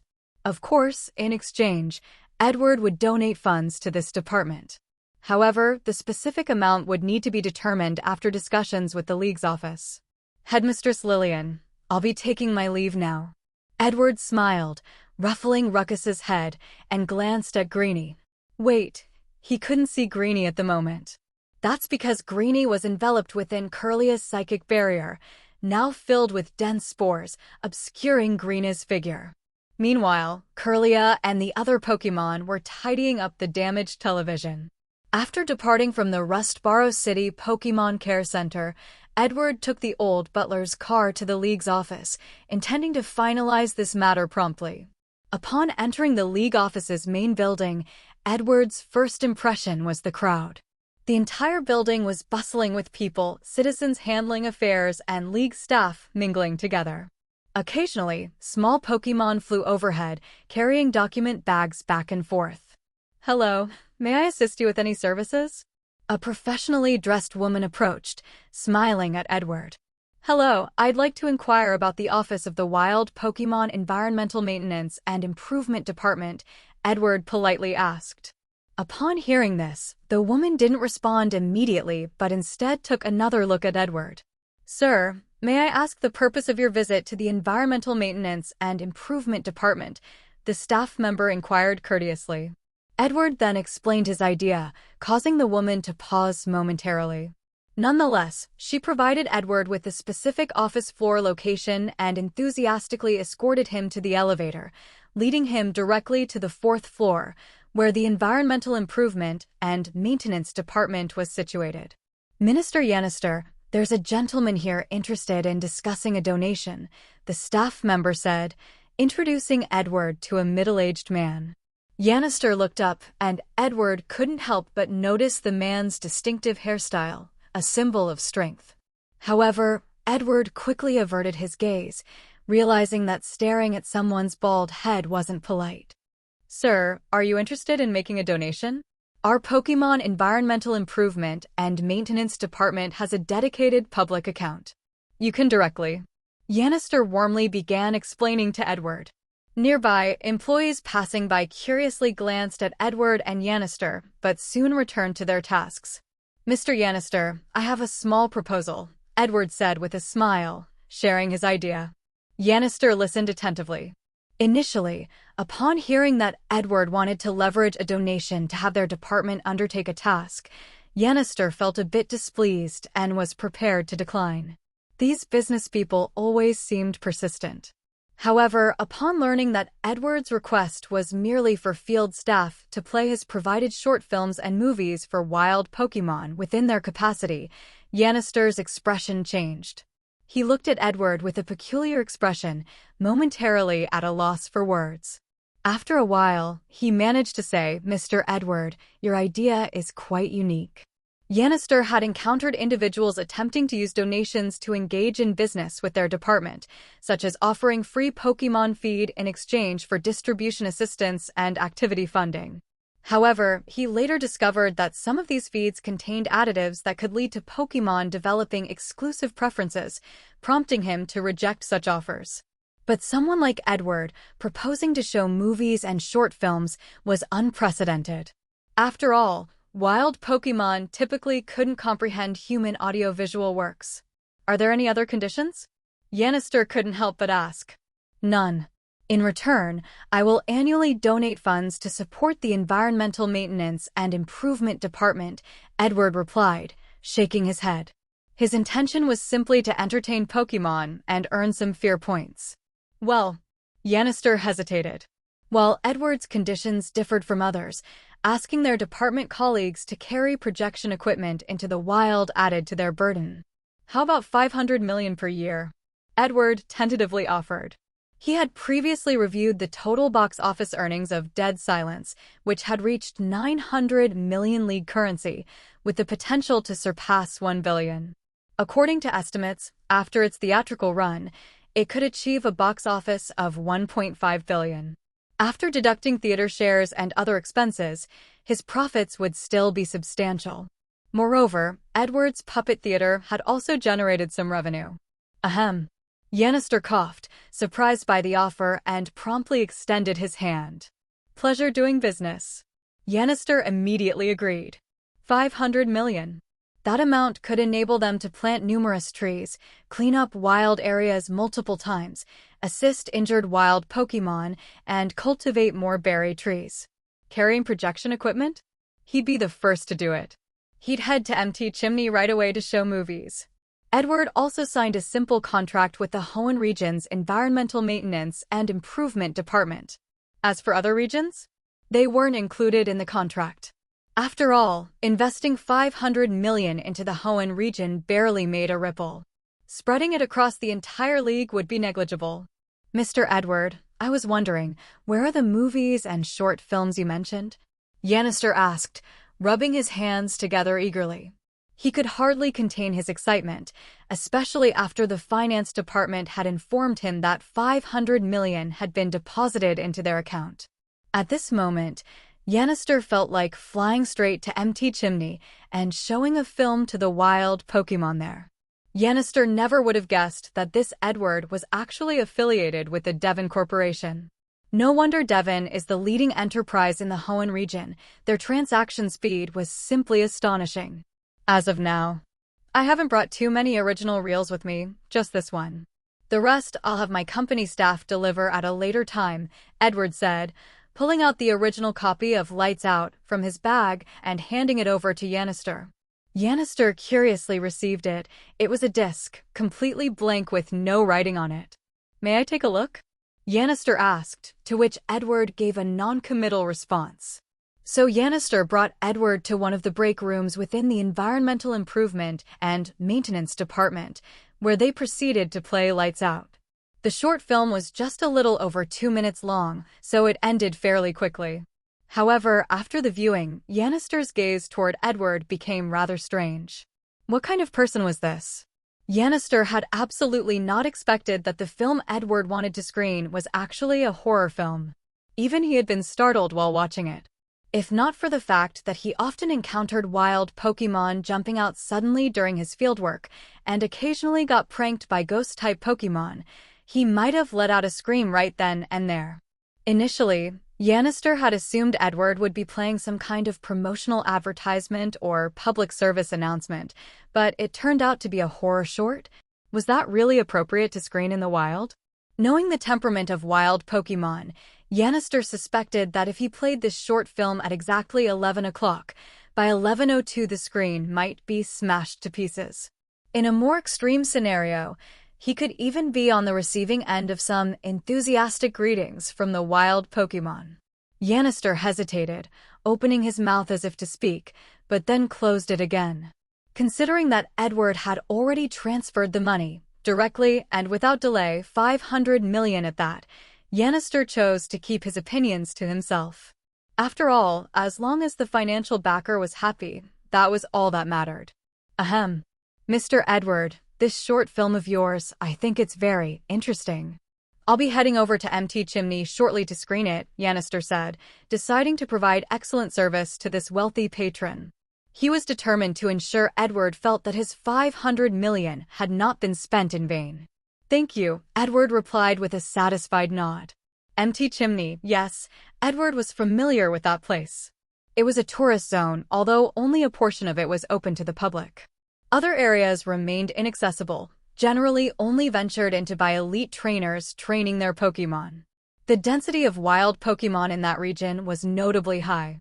After bidding farewell to Edward, Yannister stared at the original film copy in his hand with a rather peculiar expression. Still, he went to make a backup copy of the disc, handed the task instructions to his secretary, and then took one of the copies with him. Mounting his Skarmory, he took off toward MT Chimney. Yannister was a man of his word. Once he decided to do something, he did it. Naturally, Edward also noticed Yannister flying through the sky. Clicking his tongue, he remarked, "This Yannister guy really is efficient. He says he's going, and off he goes. I wonder what kind of feedback this film will get from wild Pokémon." Edward felt genuinely excited. If he didn't have other matters to attend to, he would have gone out into the wilderness himself to screen the movie.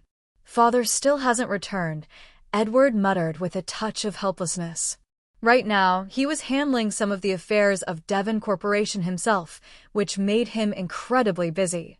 While none of the tasks were particularly urgent, Edward had begun to sense that more responsibilities were gradually being placed on his shoulders. The matters he was being asked to manage were slowly increasing in importance. This left Edward with lingering doubts. Just what was his father up to? Could it be related to the legendary trio of Hoenn he vaguely remembered? After all, his father had suddenly brought up Mega Evolution and expressed a desire for Edward to master it, something he had never mentioned before. The whole situation seemed off. "Young Master Edward, here are some documents that require your attention," the old butler said as he handed over a thick stack of files. Edward felt a bit dizzy just looking at them.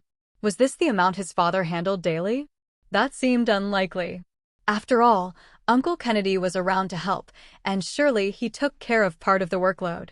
Unlike himself, who had to manage everything personally. His father was clearly trying to train him, so relying on others wasn't an option. Devon Corporation Research Department funding request. Edward glanced at it.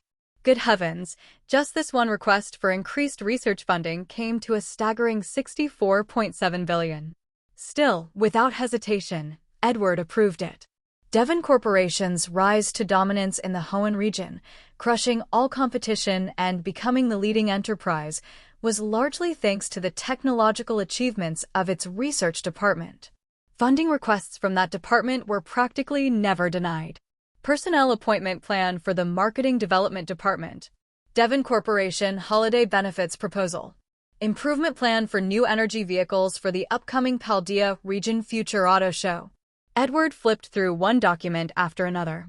Though it gave him a bit of a headache, he remained focused, reviewing each proposal carefully and making appropriate decisions before passing them on to the butler for further handling.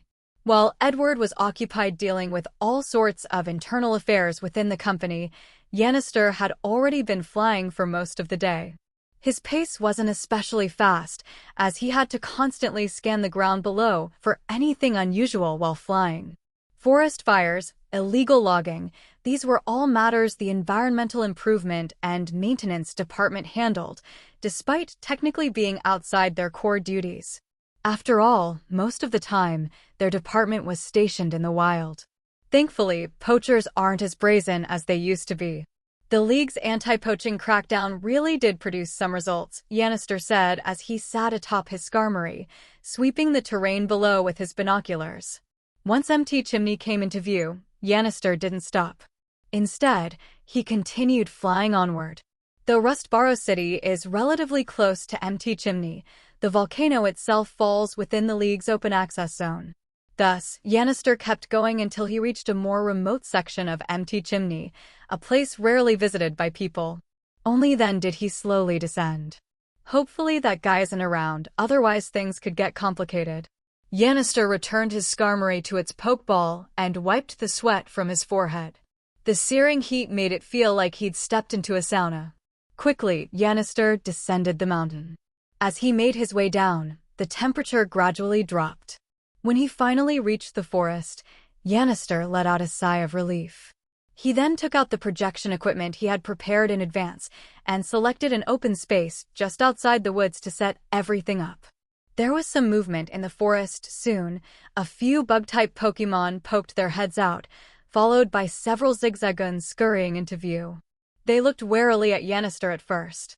But once they recognized him as a familiar face, their caution faded, and they curiously turned their attention to the screen. Standing on tiptoe, Yannister peered into the forest, noting that a considerable number of Pokémon had already gathered. Given that humans rarely ventured into this area, and he was the most frequent visitor, these Pokémon were familiar with him. Recognizing his presence, their wariness diminished, replaced by curiosity. Fortunately, the apex Volcarona of this forest isn't around. Otherwise, I'd be quite unnerved about setting up the screening, Yannister muttered, feeling a bit apprehensive. Nevertheless, he proceeded to play Edward's short film, Lights Out.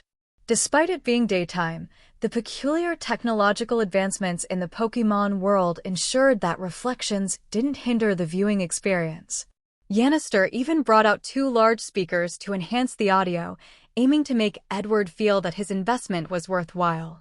Soon, the image of a house shrouded in rain appeared on the screen, capturing the attention of the Pokémon. The forest buzzed with excitement. Wild Pokémon, usually preoccupied with survival, had never experienced something like a movie screening. The novelty intrigued them. A few Nuzleaf approached the screen, drawn by curiosity. Their boldness encouraged more Pokémon to emerge from the forest. However, as the Jigglypuff in the film turned off the lights, revealing eerie shadows in the darkness, some Pokémon reacted with alarm. Nuz, one cried out, moving closer to the screen but then retreating slightly, realizing it was too close for comfort. Weedle and Cater pinched forward, trying to get a better view. The sound of switches clicking echoed, and the Jigglypuff in the film continued to test the shadows in the dark. More Pokémon gathered, captivated by the unfolding scenes. Yannister swallowed hard, anticipating what was to come. As expected, when the Jigglypuff turned off the lights again, a sudden ghostly figure appeared, startling the more timid Pokémon. They leaped into the air and fled into the forest. Some Nuzleaf were so frightened that they instinctively used Absorb, though it had no effect on the screen. Thankfully, the screen isn't damaged, Yannister sighed in relief, inspecting the projection cloth. Meanwhile, the Jigglypuff in the film hid under the covers. The braver Pokémon continued watching, while those who had fled peeked back, curiosity battling with fear. However, another sudden appearance of the ghostly figure sent them scrambling again, creating chaos in the forest. Various attacks were launched toward the screen, but Yannister's Mr. Mime shielded it effectively. Don't be afraid, everyone.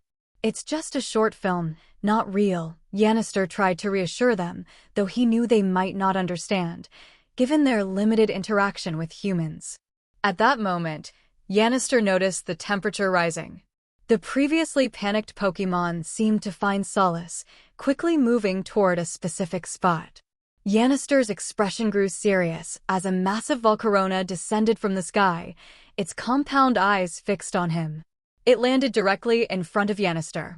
The heat from Volcarona's wings made Yannister's mouth dry, but he explained the purpose of the screen.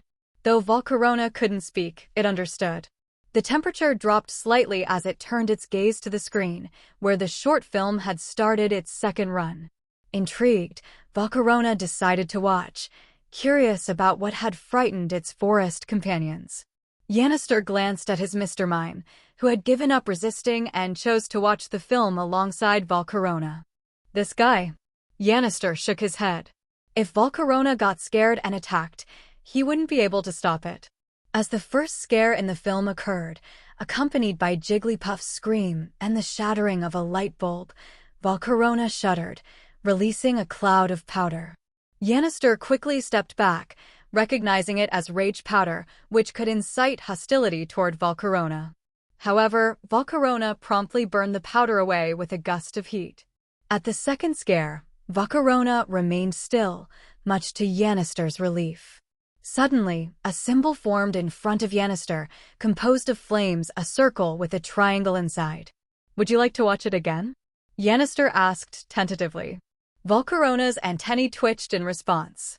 Taking a deep breath, Yannister realized that the apex Pokémon seemed to enjoy the short film. Though surprised, he dutifully restarted Edward's film. Days later. "Mr. Yannister's efficiency is commendable," Edward remarked, observing the increasing view count of Lights Out with satisfaction. Though the growth wasn't exponential, it met Edward's expectations. He needed the fear value generated to provide Q with fear candies, maintaining a daily intake of 1. Edward had considered giving Q multiple candies daily to quickly reach 200 awakening points.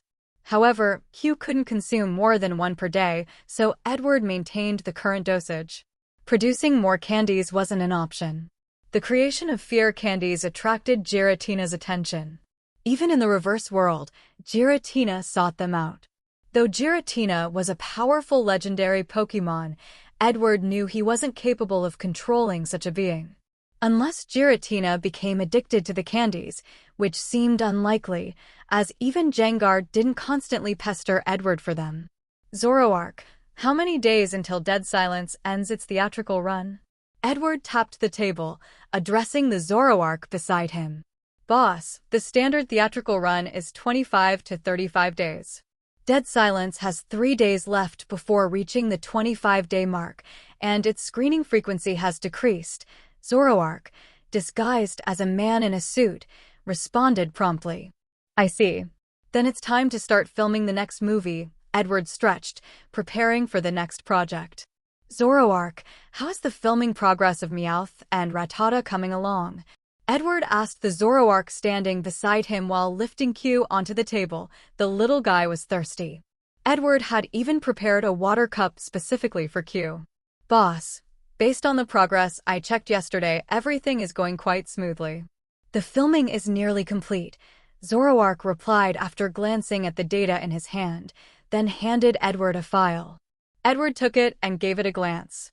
The document contained several stills from the movie, and right on the first page was the iconic scene where Meowth performs a split to chop down a big tree. The sight made Edward burst into laughter. Although this was not the first episode in the original Tom and Jerry-style animation, Edward had deliberately chosen this one as Meowth and Rattata's debut in the Pokémon world. Naturally, it was precisely because of that iconic tree-splitting scene by Meowth. "Tien, don't really remember Tom and Jerry anymore, so I don't know if this is correct scene." An iconic scene like that could greatly enhance the audience's impression of a film or a work. "This was done with special effects, right?" Edward asked, eyeing the image of Meowth's exaggeratedly stretched legs. Although he was sure it was a special effect, he couldn't help but confirm it with Zoroark. "Yes, boss. These effects were handled by the Pokémon Special Effects Company." The big tree was pre-cut, and Ditto was transformed into Meowth's form to perform the split. Then, they modified the eyes in post-production to finish the scene, Zoroark replied with a faint smile. It had visited the set itself and ended up really enjoying the production. Although it was quite different from the horror movies Edward usually prioritized, Meowth and Rattata clearly appealed to a broader audience. Edward rubbed his chin thoughtfully. Originally, the filming of Meowth and Rattata had been a test to see how such a project would fare in the market. But now, Edward's thoughts were beginning to shift. Perhaps he could adapt even more excellent works from his past life into this world, allowing people in the Pokémon world to witness a different side of cinema. "Boss, an employee from the company submitted a proposal," Zoroark said, pulling out another file and handing it to Edward. Edward took it with a curious look. As Zoroark served as his secretary, many documents passed through its hands first. Only those it deemed worthwhile would be passed on to Edward. Anything incoherent or nonsensical would never make it this far. Why can't we use same names? The name of this employee? Edward paused in confusion. There's actually someone in the Pokemon world called that. Boss, that's just their online username. Zoroark coughed slightly. Edward nodded, that explained it. However, once he began reading the proposal, his expression turned strange. Well now, someone was proposing to shoot a horror film starring a Pokemon, filled with revenge, suspense, and thriller elements, and it even specifically recommended using Farfetch'd as the lead character. The reasoning? Because Farfetch'd had been hunted almost to extinction due to being delicious and conveniently carrying its own seasoning, a fitting motive for revenge. Now that I think about it, that's actually not a bad idea, Edward said, rubbing his chin again. This immediately reminded him of a classic film from his past life and its subsequent TV adaptations. The Silence of the Lambs. The iconic villain, Hannibal Lecter, had left such a lasting impression on audiences that it eventually led to a standalone TV series, Hannibal, as well as films like Hannibal Rising. Among them, the TV series especially became a cultural phenomenon. Quotes like, "A census taker once tried to test me. I ate his liver with some fava beans and a nice candy. And, I'm giving serious thought into eating your wife," became viral online memes, along with hauntingly elegant background music used in cannibalistic scenes, all carrying a unique and memorable flavor.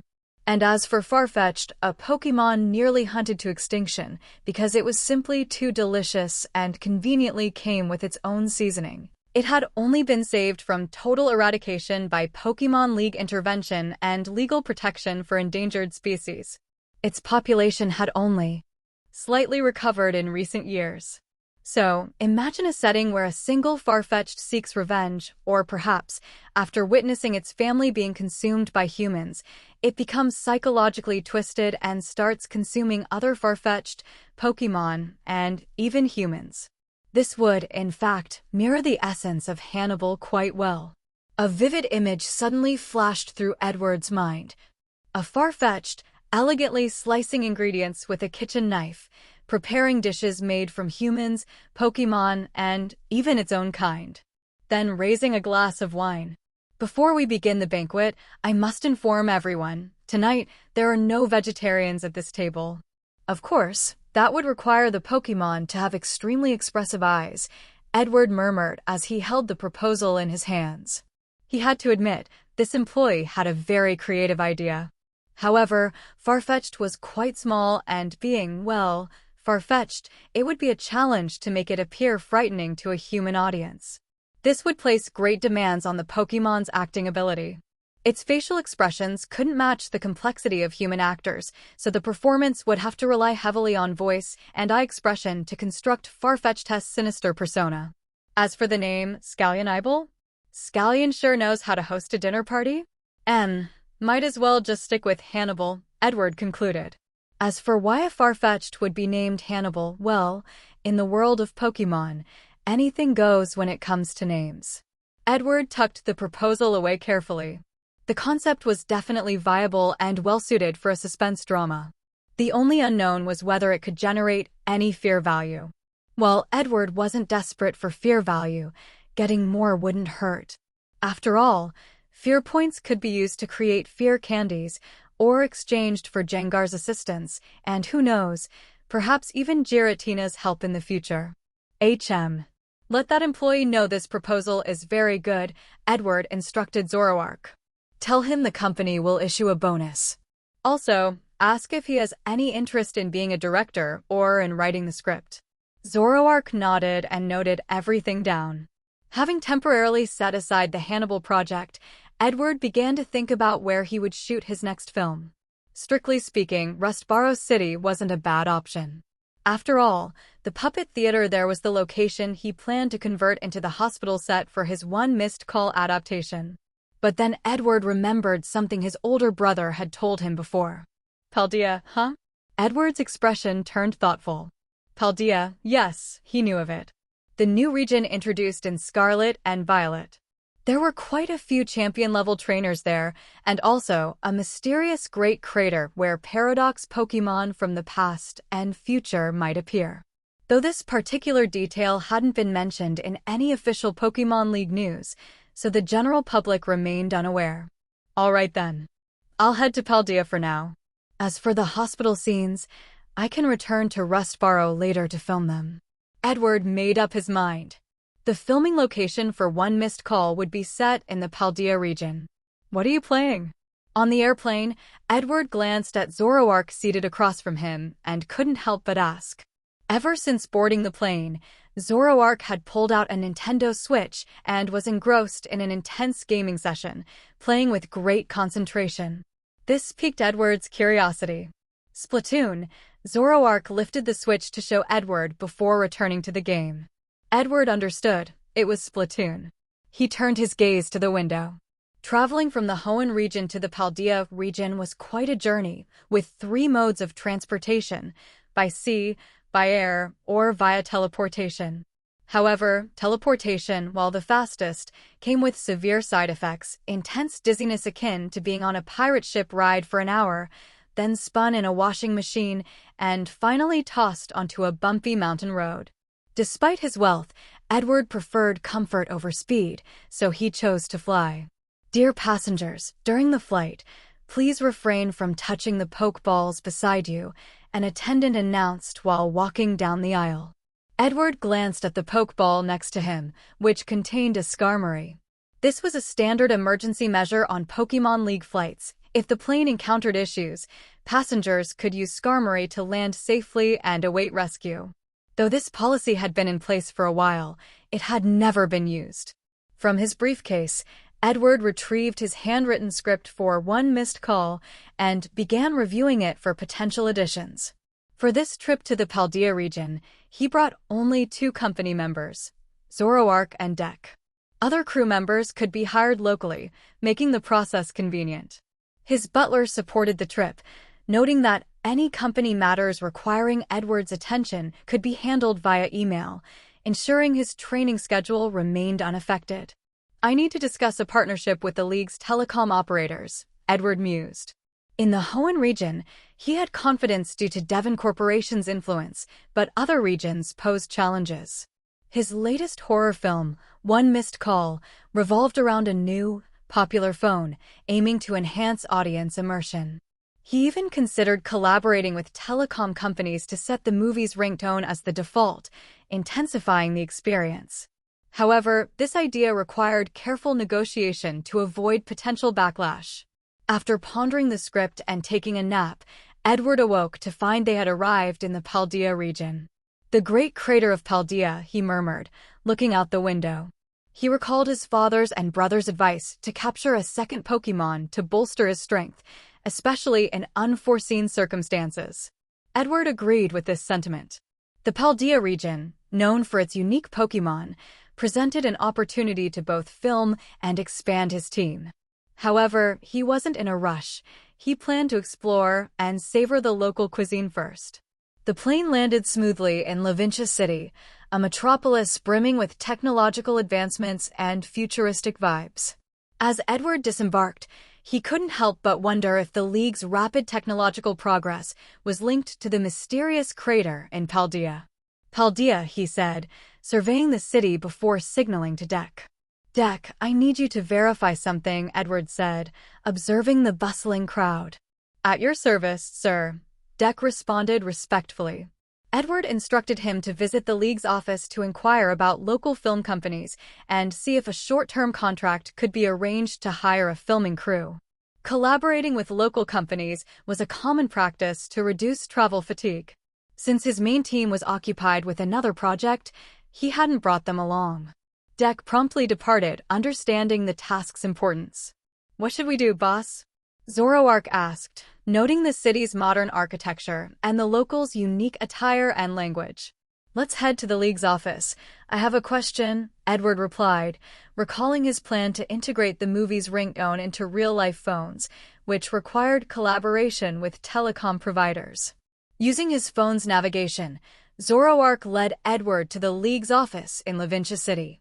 Despite Paldea's recent integration into the Pokémon League, the office was still hiring staff. As they entered, Edward overheard a woman at the reception desk nervously asking, "Excuse me, is it true that one can apply for the League's welfare benefits?" Edward stood behind the woman with Zoroark by his side, and his gaze naturally fell upon her as well. The woman wore clothes that had clearly been washed many times, the originally blue fabric now faded to a whitish hue. "Yes, ma'am, as long as you meet the application requirements, you are eligible to apply," the receptionist explained with a warm smile from behind the information desk. She then informed the woman of where to go to process the application. The woman expressed her gratitude and left hurriedly. Edward stepped forward, and the staff member at the information desk gave him a standard professional smile, displaying 8 perfectly white teeth. "Hello, I'd like to ask, where is the communications office in the Paldea region?" Edward asked politely. In the Pokémon League system, communication services were generally managed directly by the League. "Hello, the communications office is on the 3rd floor," the staff member answered with a smile.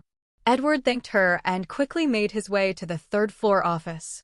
However, after a brief conversation with the personnel there, Edward left somewhat disappointed.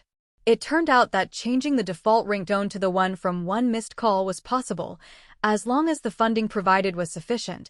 The telecom providers were willing to promote it. But whether customers would actually choose that ringtone was something entirely out of the provider's control. "I was still thinking too simply," Edward muttered, shaking his head.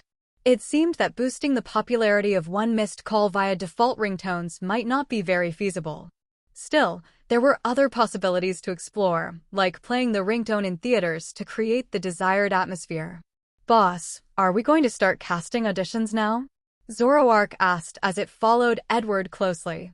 Edward nodded in response upon hearing the question. "Right now, our goal is to finish filming One Missed Call. That means holding auditions and scouting for filming locations." "All of that can proceed in parallel," Edward said, stroking his chin in thought. This visit to the Paldea region was primarily for the filming of his new project, One Missed Call. Zoroark immediately pulled out its phone to contact Deck. On the other end, Deck had just secured a partnership with a local film company in Paldea. The terms had been negotiated, and now all that was left was for Edward to go over and sign the contract. Just as Edward stepped out of the League's office, he saw a large crowd gathering on the street, calling out excitedly. Listening closely, Edward realized that the crowd was shouting someone's name. "Iono?" "Boss, I think that's Iono, the gym leader from Levincia City," Zoroark said, seeing more clearly now. From its perspective, it could already make out the girl at the center of the crowd. Edward raised an eyebrow. Of course, he had heard of Iono, the electric-type gym leader from Scarlet and Violet. Her public persona was that of an online influencer. What surprised him was that he had run into her the moment he arrived in Levincia City. "Zoroark, you've seen her show before?" Edward asked, intrigued as he looked at the Zoroark beside him. He hadn't expected Zoroark to be so familiar with internet personalities. "Boss, I'm your secretary now. Please don't underestimate my professional awareness," Zoroark replied with a smirk, pushing up an imaginary pair of glasses with one claw in a rather smug manner. Edward's mouth twitched slightly. Zoroark really did have a unique personality. "Come on, let's not keep Deck waiting," Edward said, waving his hand. Even if Zoroark's personality was a bit eccentric, it was still a very competent secretary. Just as Edward finished speaking, a taxi pulled up right in front of him. Edward turned in surprise to glance at Zoroark, who gave him a slight, knowing smile. This taxi had also been prearranged by Zoroark. Edward didn't say much more and got into the vehicle. It took them to the address Deck had mentioned earlier over the phone. "Boss, I thought you'd invite Miss Iono to star in the film," Zoroark teased as it opened the car door for Edward after they arrived. "Iono?" Edward stepped out of the car and glanced ahead at the sign that read Levincia Dreamworld Film Studio. Iono's image flashed briefly through his mind. She was certainly attractive, one of the most popular young streamers in Paldea, with a sizable fanbase. Not only that, but she was also quite capable as a gym leader. However, her true expertise was clearly in streaming. She had a unique talent for hyping up crowds and maintaining viewer engagement. Most importantly, she was a high-profile influencer. Casting her in one missed call could be beneficial for the movie's promotion within the Paldea region. We'll see. She might not be interested in acting, Edward said, still planning to evaluate the actors from the auditions before making a final decision. After entering the film studio with Zoroark, Edward saw Deck waiting for them. He took the contract and read through it carefully. To his relief, the contract was straightforward and fair, no hidden clauses, and the pricing was reasonable. So, Edward went ahead and signed it. This particular agreement stipulated that the studio's staff would assist with the filming process. However, Edward retained full creative control over the shoot, and the studio would not take part in profit sharing. Zoroark, how much was our budget for this shoot again? Edward turned to Zoroark to ask. Previously, Edward had used money from the card his father had given him to fund productions. But now, they could run things directly through the company account. Boss, after your production plan was made public, we received investment offers from 10 different companies. The total investment came out to be 200 million Poke dollars. Zoroark said, handing over a document. Edward took it and gave it a glance. Wow. Exactly 10 companies, 9 of them were the major film companies from each of the Pokémon League's 9 regions. The 10th? It was none other than the Pokémon League's own official film production studio. But Edward knew this sort of thing was unavoidable. If he wanted his movie to be screened across all League regions, he'd have to make some concessions. 200 million, huh? Edward clicked his tongue. Was this a joke? How was he supposed to spend that kind of money? One Missed Call was a horror movie. How expensive could it possibly be? Horror films were usually low-budget productions. The only exceptions were those large-scale zombie apocalypse types of movies. But this one? Edward had estimated that the final cost wouldn't even reach 10 million. Even if they went all out and maxed everything, equipment, actors, effects at most, it might hit 30 million. 200 million was just excessive. Were these people overestimating him? 200 million Poke dollars was no small investment. It seemed like Edward would have to return a portion of the funding based on the proportional investments. Otherwise, dealing with the aftermath would be a real headache. In the end, Edward still returned a total of 170 million Poke dollars, keeping only 30 million for the project. However, even with just 30 million left, Edward still felt that he probably wouldn't be able to use up all of it. What's the highest salary an actor in the league has ever been paid? Sitting in a temporarily rented office, Edward suddenly thought of an interesting question, so he pulled out his phone and looked it up. Soon, the search results popped up. The first result was an old acquaintance, Diantha. Her highest acting fee reached 10 million league coins. Second place was... Edward rubbed his eyes. He truly hadn't expected the second highest paid actor to be none other than Leon. And just one glance at the photo confirmed that it was indeed the champion from the Galar region. A champion whose career practically looked like a cheat code, Leon had maintained a perfect record since the beginning of his competitive battling career in Galar. His highest acting fee was 9 million league coins, just 1 million less than Diantha. These league champions, their prices aren't actually that high. Edward scratched his head. In this world, actors' pay didn't seem to be especially outrageous. It was rare to see situations like in his previous life, where someone with no real acting ability could earn tens of millions, or even hundreds of millions, just by relying on their looks. This was one of the main reasons why Edward felt the 200 million investment amount was overkill. Although he knew Diantha had acting experience, he honestly had no idea that Leon did too.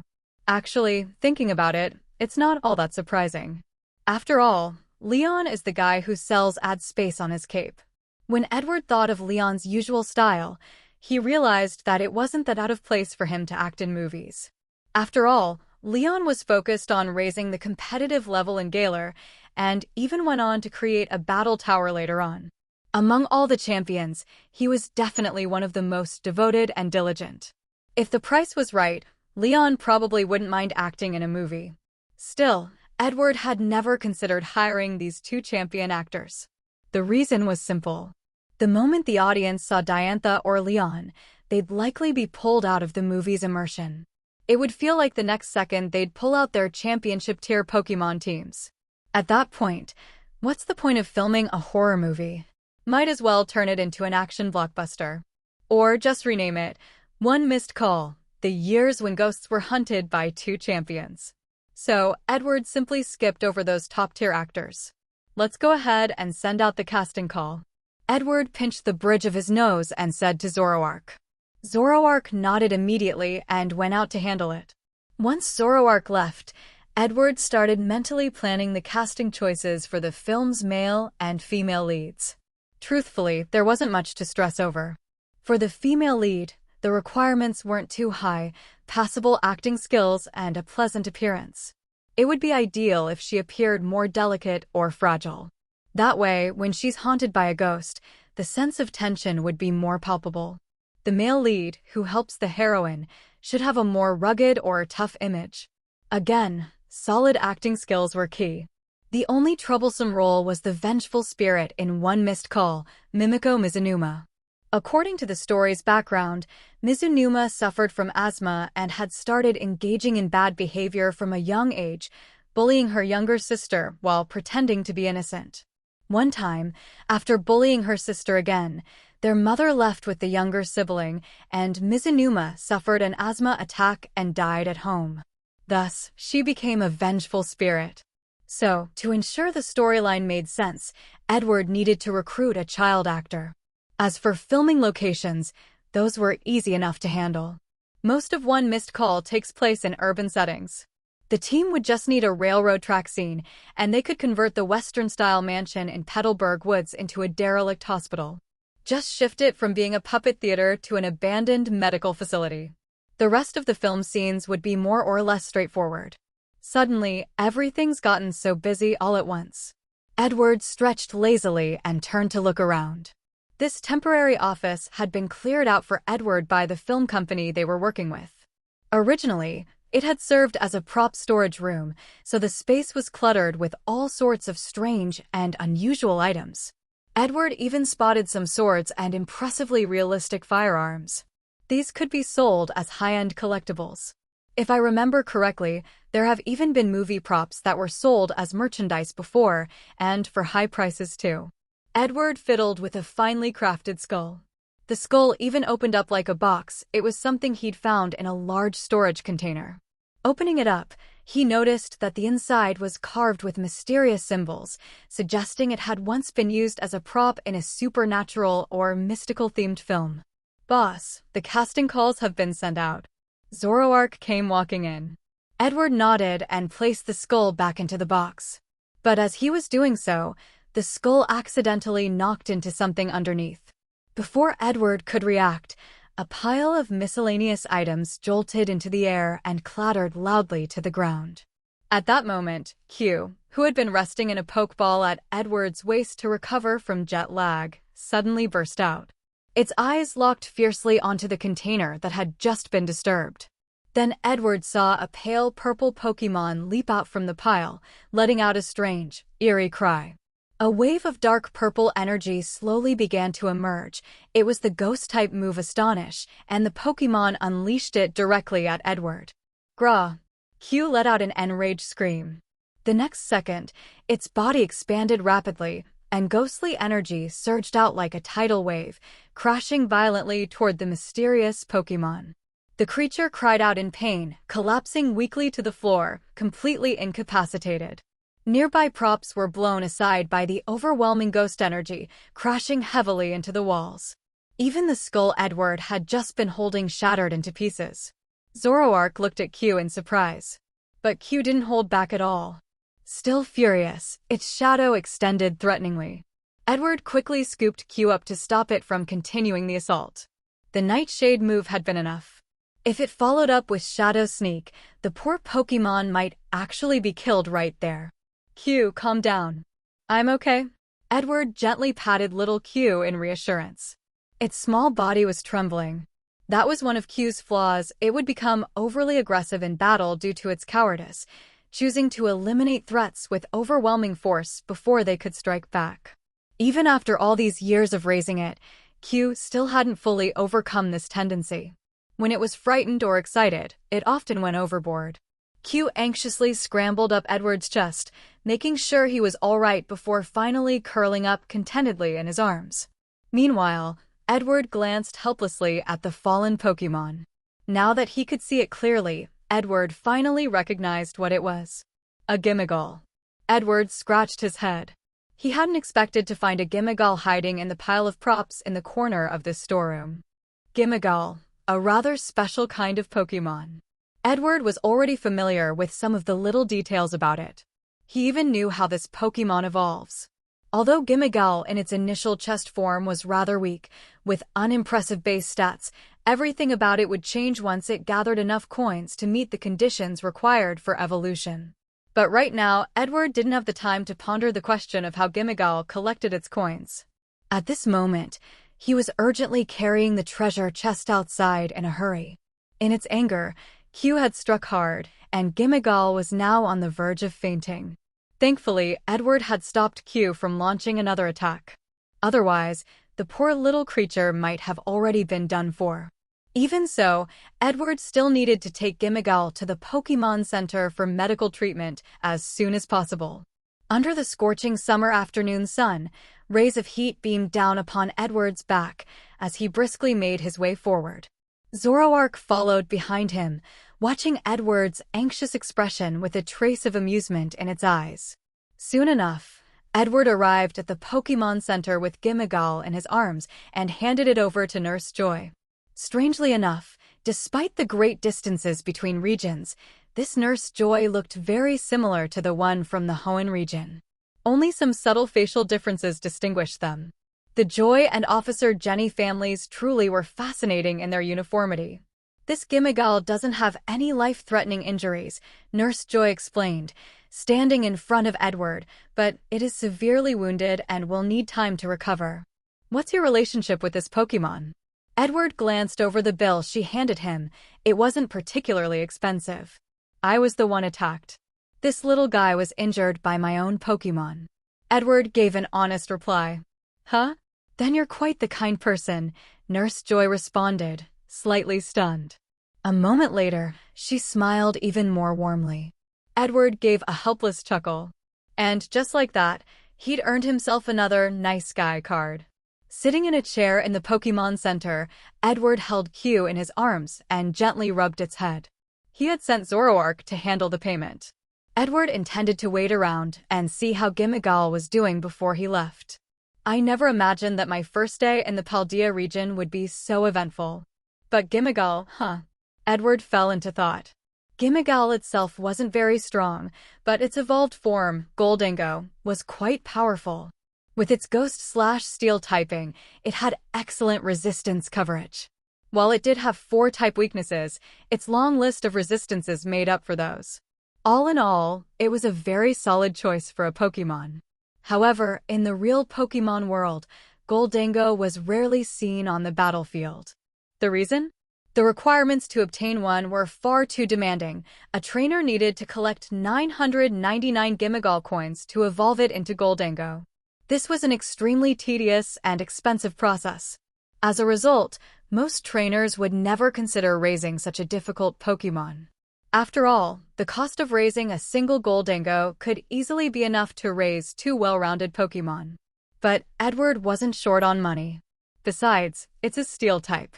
My big brother would probably like it. He's very good at raising steel-type Pokémon. Edward rubbed his cheeks and thought about his older brother, Steven. Steven's steel-type Pokémon were extremely powerful. Edward could probably gain some training insights from him, even though he didn't exactly need the help. After all, Edward had no intention of pursuing a path toward becoming an Elite Four member or a champion. He just thought Gholdengo looked incredibly cool with its golden body, and from what he'd heard, it had a pretty nice personality too. Plus, with the possible threat of a future crisis involving Hoenn's legendary trio, he figured it wouldn't hurt to expand his team a little. We'll talk more once the little guy recovers, Edward murmured, shaking his head. Right now, Gimmighoul was still lying in the treatment room. Once it had fully recovered, he would ask whether it was willing to join him. Edward gave Q a fear candy as a treat and then returned it to its Pokeball. He was curious to see how much fear energy from Dead Silence had accumulated by now.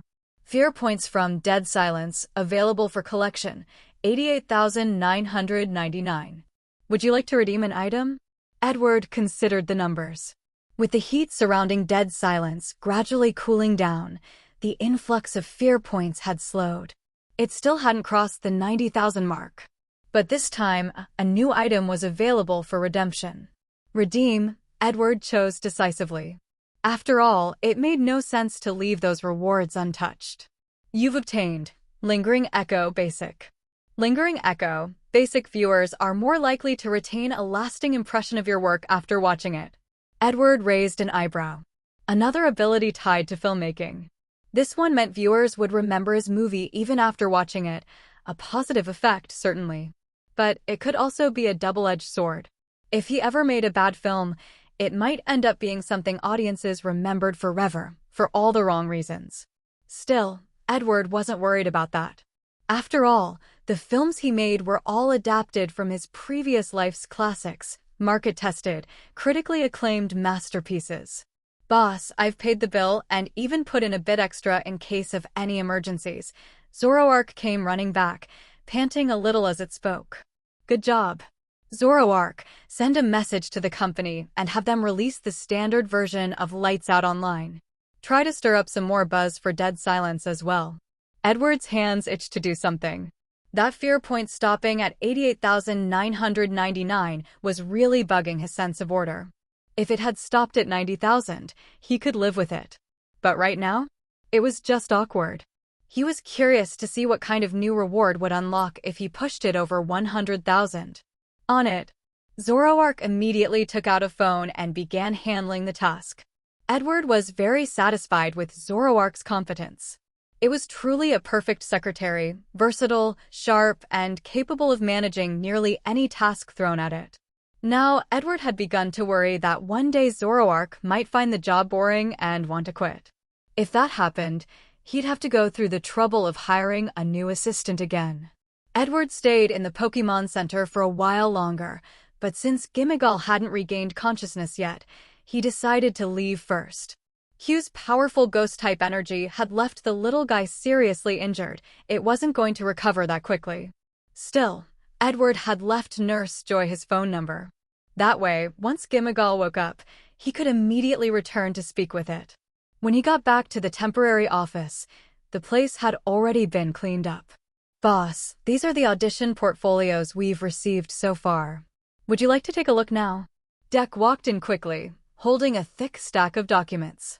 Edward took the list of actors handed over by Deck and raised an eyebrow the moment he felt its weight. This list was surprisingly heavy, so heavy that Edward found himself momentarily stunned.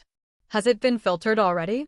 Although he knew full well that Deck must have already screened it before handing it over, Edward still couldn't help but ask the question. Yes, boss, it has been filtered, Deck replied, fully understanding what Edward meant. Edward took a deep breath, rubbed his brow, and then began to go through the auditioning actors list laid out before him. These were all actors who had applied to audition for roles.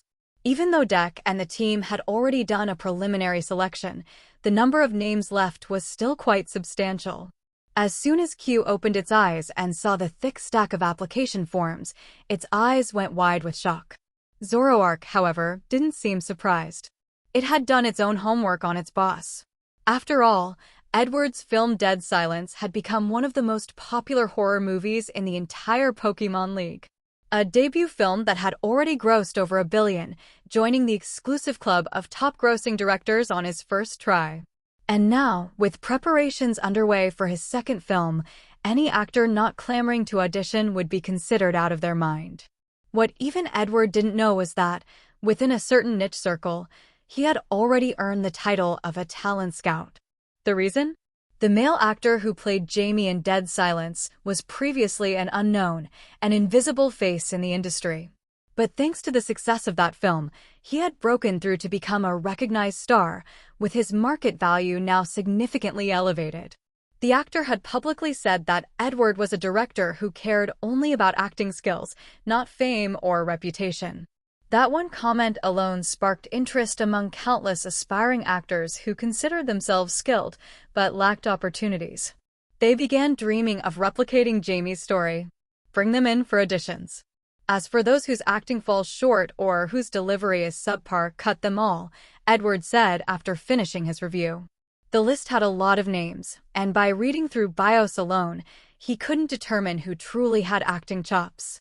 What did surprise him, though, was that among the applicants were a few well-known film stars, actors he had often seen on the big screen.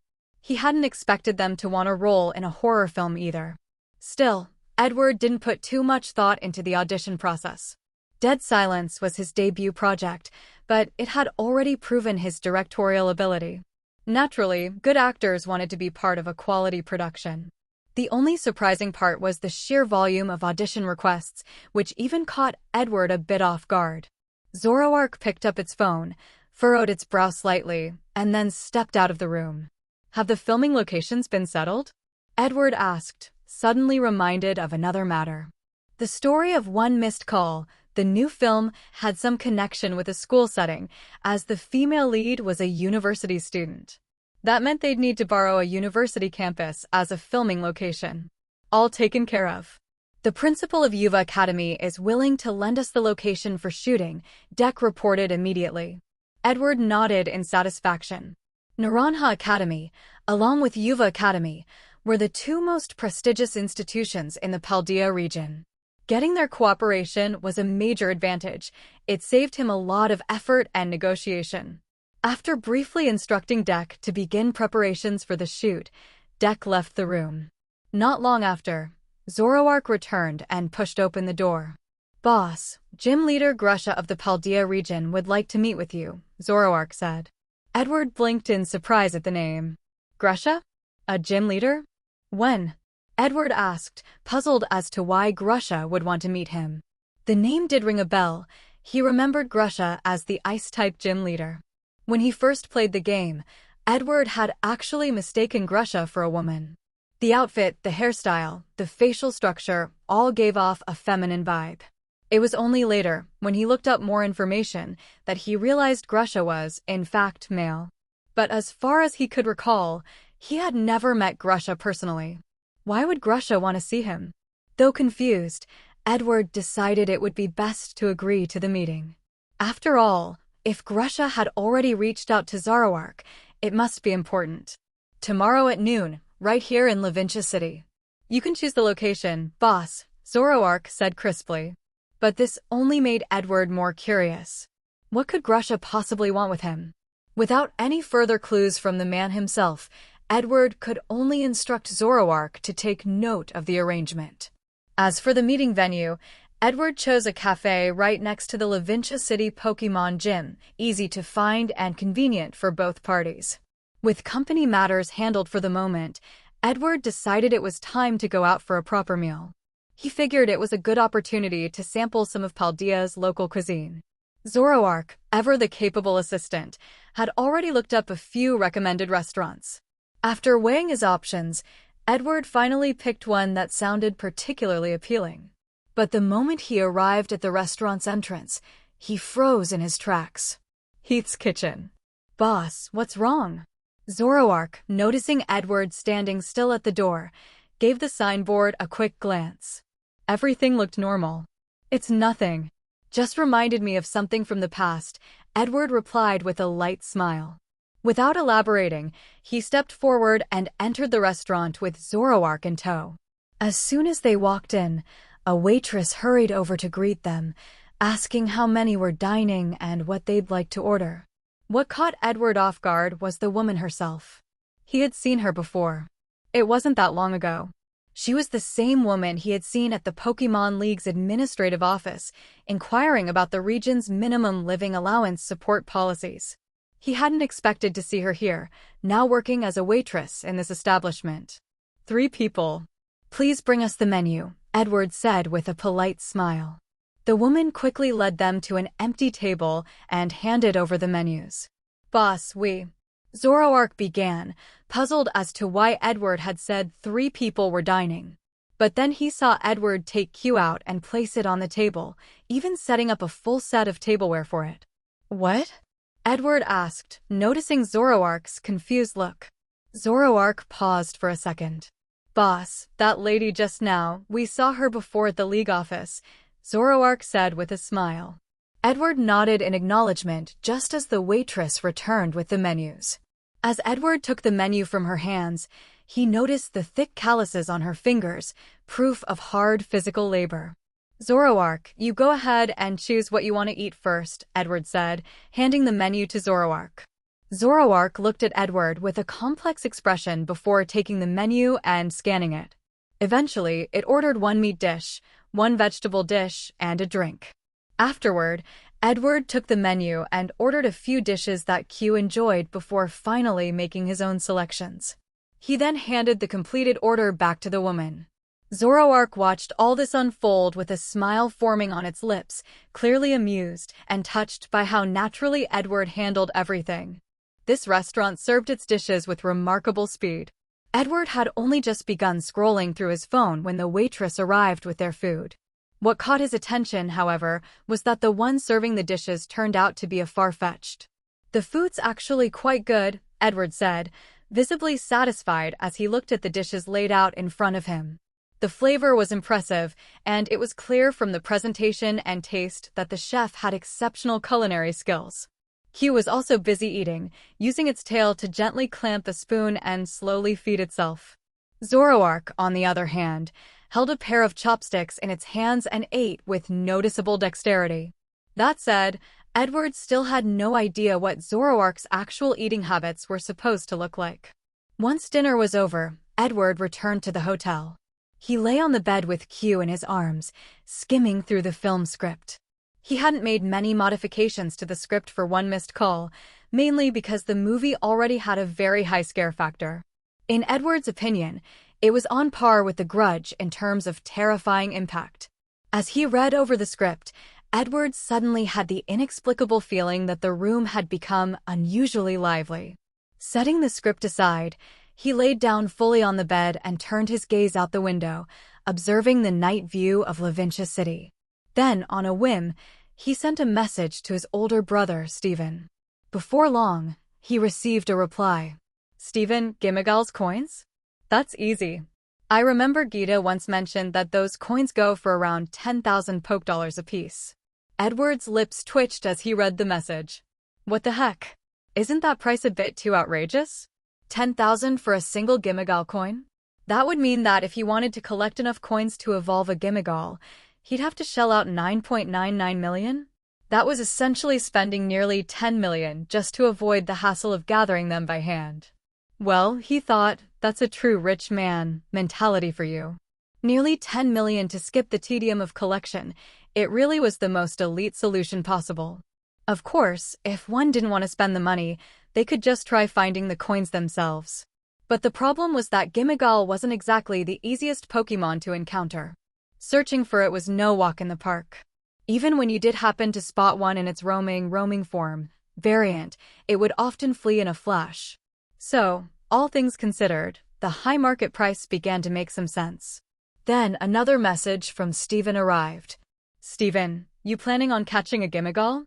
Edward scratched his head. Truth be told, he wasn't particularly short on cash. 9.99 million wasn't a burden for him at this stage. And Goldango, Gimmigal's evolved form, was insanely strong. Combined with his own stash of fear candies, it meant he could potentially raise a top-tier Goldango with ease. Still, before making any decisions, Edward figured he should first visit the Pokémon Center tomorrow. After all, there was a Gimmigal that had been injured by Q and was now hospitalized there. He wanted to see whether that particular Gimmigal would choose to follow him or not. After chatting with Stephen for a little while longer, Edward drifted off to sleep, still lying face down on the bed. The next day, Edward arrived at a cafe near the Levintia City Pokémon Gym. He was here to meet Grusha, the gym leader, and find out what exactly he wanted to discuss. As soon as he entered the tea house, Edward spotted Grusha sitting in a chair, calmly sipping from a teacup. He had to admit, even though Grusha was dressed in a different outfit this time, his overall appearance still leaned toward the androgynous side. At a glance, one might easily mistake him for a woman. Mr. Grusha? Edward walked over with Zoroark by his side. Grusha looked up upon hearing his name and offered a polite nod. "Hello, Mr. Edward." "I'm Grusha," he said, quickly standing up and shaking Edward's hand in greeting. Edward took a seat across from Grusha, while Zoroark, being tactful, chose a spot nearby. "So, Mr. Grusha, may I ask what this is about?" Edward asked curiously as he regarded the man before him. As far as he could recall, he had never met Grusha before, nor did they have any prior dealings. "I heard that your Devon Corporation recently launched a new energy vehicle?" Grusha inquired. Edward was slightly puzzled by the question. He tilted his head, thinking for a moment. Then he recalled a document he had reviewed not long ago, an application regarding Devon's new energy vehicle project being showcased in the Paldea region. So yes, the car did exist. But what did that have to do with Grusha? From what Edward knew, Grusha was a former athlete, not a representative of any automotive company. "There is a new energy vehicle, yes," Edward confirmed with a nod. While he wasn't deeply familiar with every project under Devon, he had personally approved this one. I heard that this new vehicle your company is promoting runs on infinite energy derived from life energy conversion," Grusha asked somewhat awkwardly, glancing at Edward as he spoke. Edward blinked. What now? He did have some surface-level knowledge about the vehicle, but he had absolutely no idea that it supposedly ran on something as bizarre-sounding as life energy conversion. "So, Mr. Grusha, may I ask why you're asking about this?" Edward inquired, his tone more curious than suspicious. He truly couldn't understand why Grusha, of all people, would care about such technicalities. "I used to be an athlete," Grusha said quietly, his voice subdued. "But after a serious injury, I had to retire. Recently, I heard that life energy might be able to heal old internal injuries. So that was it." Grusha had finally revealed his real purpose. Edward raised an eyebrow. "So that's what this is about after all." Still, whether or not life energy could actually heal deep-seated injuries wasn't something Edward was qualified to say. So, he took out his phone and sent a message to the old butler, who typically handled matters involving Devon's core technologies. A few moments later, the reply arrived. "Butler Robert, I'm sorry, young master, but life energy cannot be used to heal internal injuries or old trauma." Edward sighed lightly as he read the message, then looked up at Grusha with a regretful expression. "I'm sorry, Mr. Grusha. Life energy can't be used to treat internal injuries like the ones you've described," Edward said gently. He understood full well what sports meant to someone like Grusha. To a former top-tier athlete, being unable to return to the field was like having a piece of your soul torn away. It was cruel, even tragic. But reality was reality.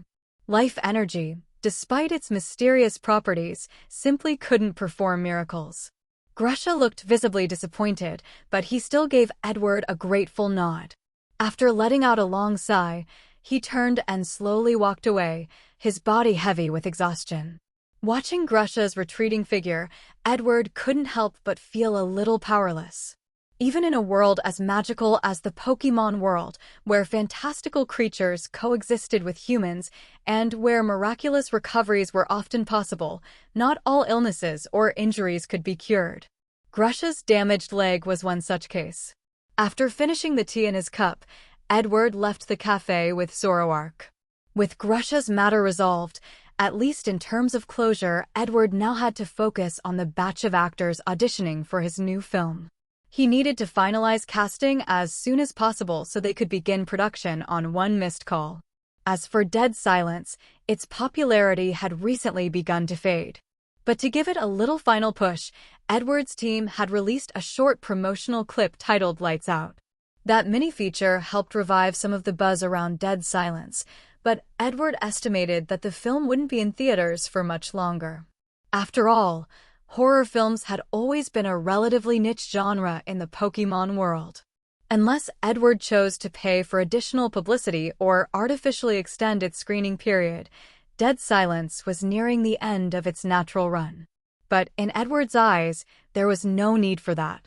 What needed to be said had already been said. Hello, everyone. As we wrap up this video, I want to share a quick note. I have a Patreon account. If you'd like to support me and enjoy on-demand audiobooks, you can become a Patreon member. Alternatively, you can check out my Google Drive link, which has 500+ novel audiobooks available through my Ko-fi or Patreon shop. I appreciate your support.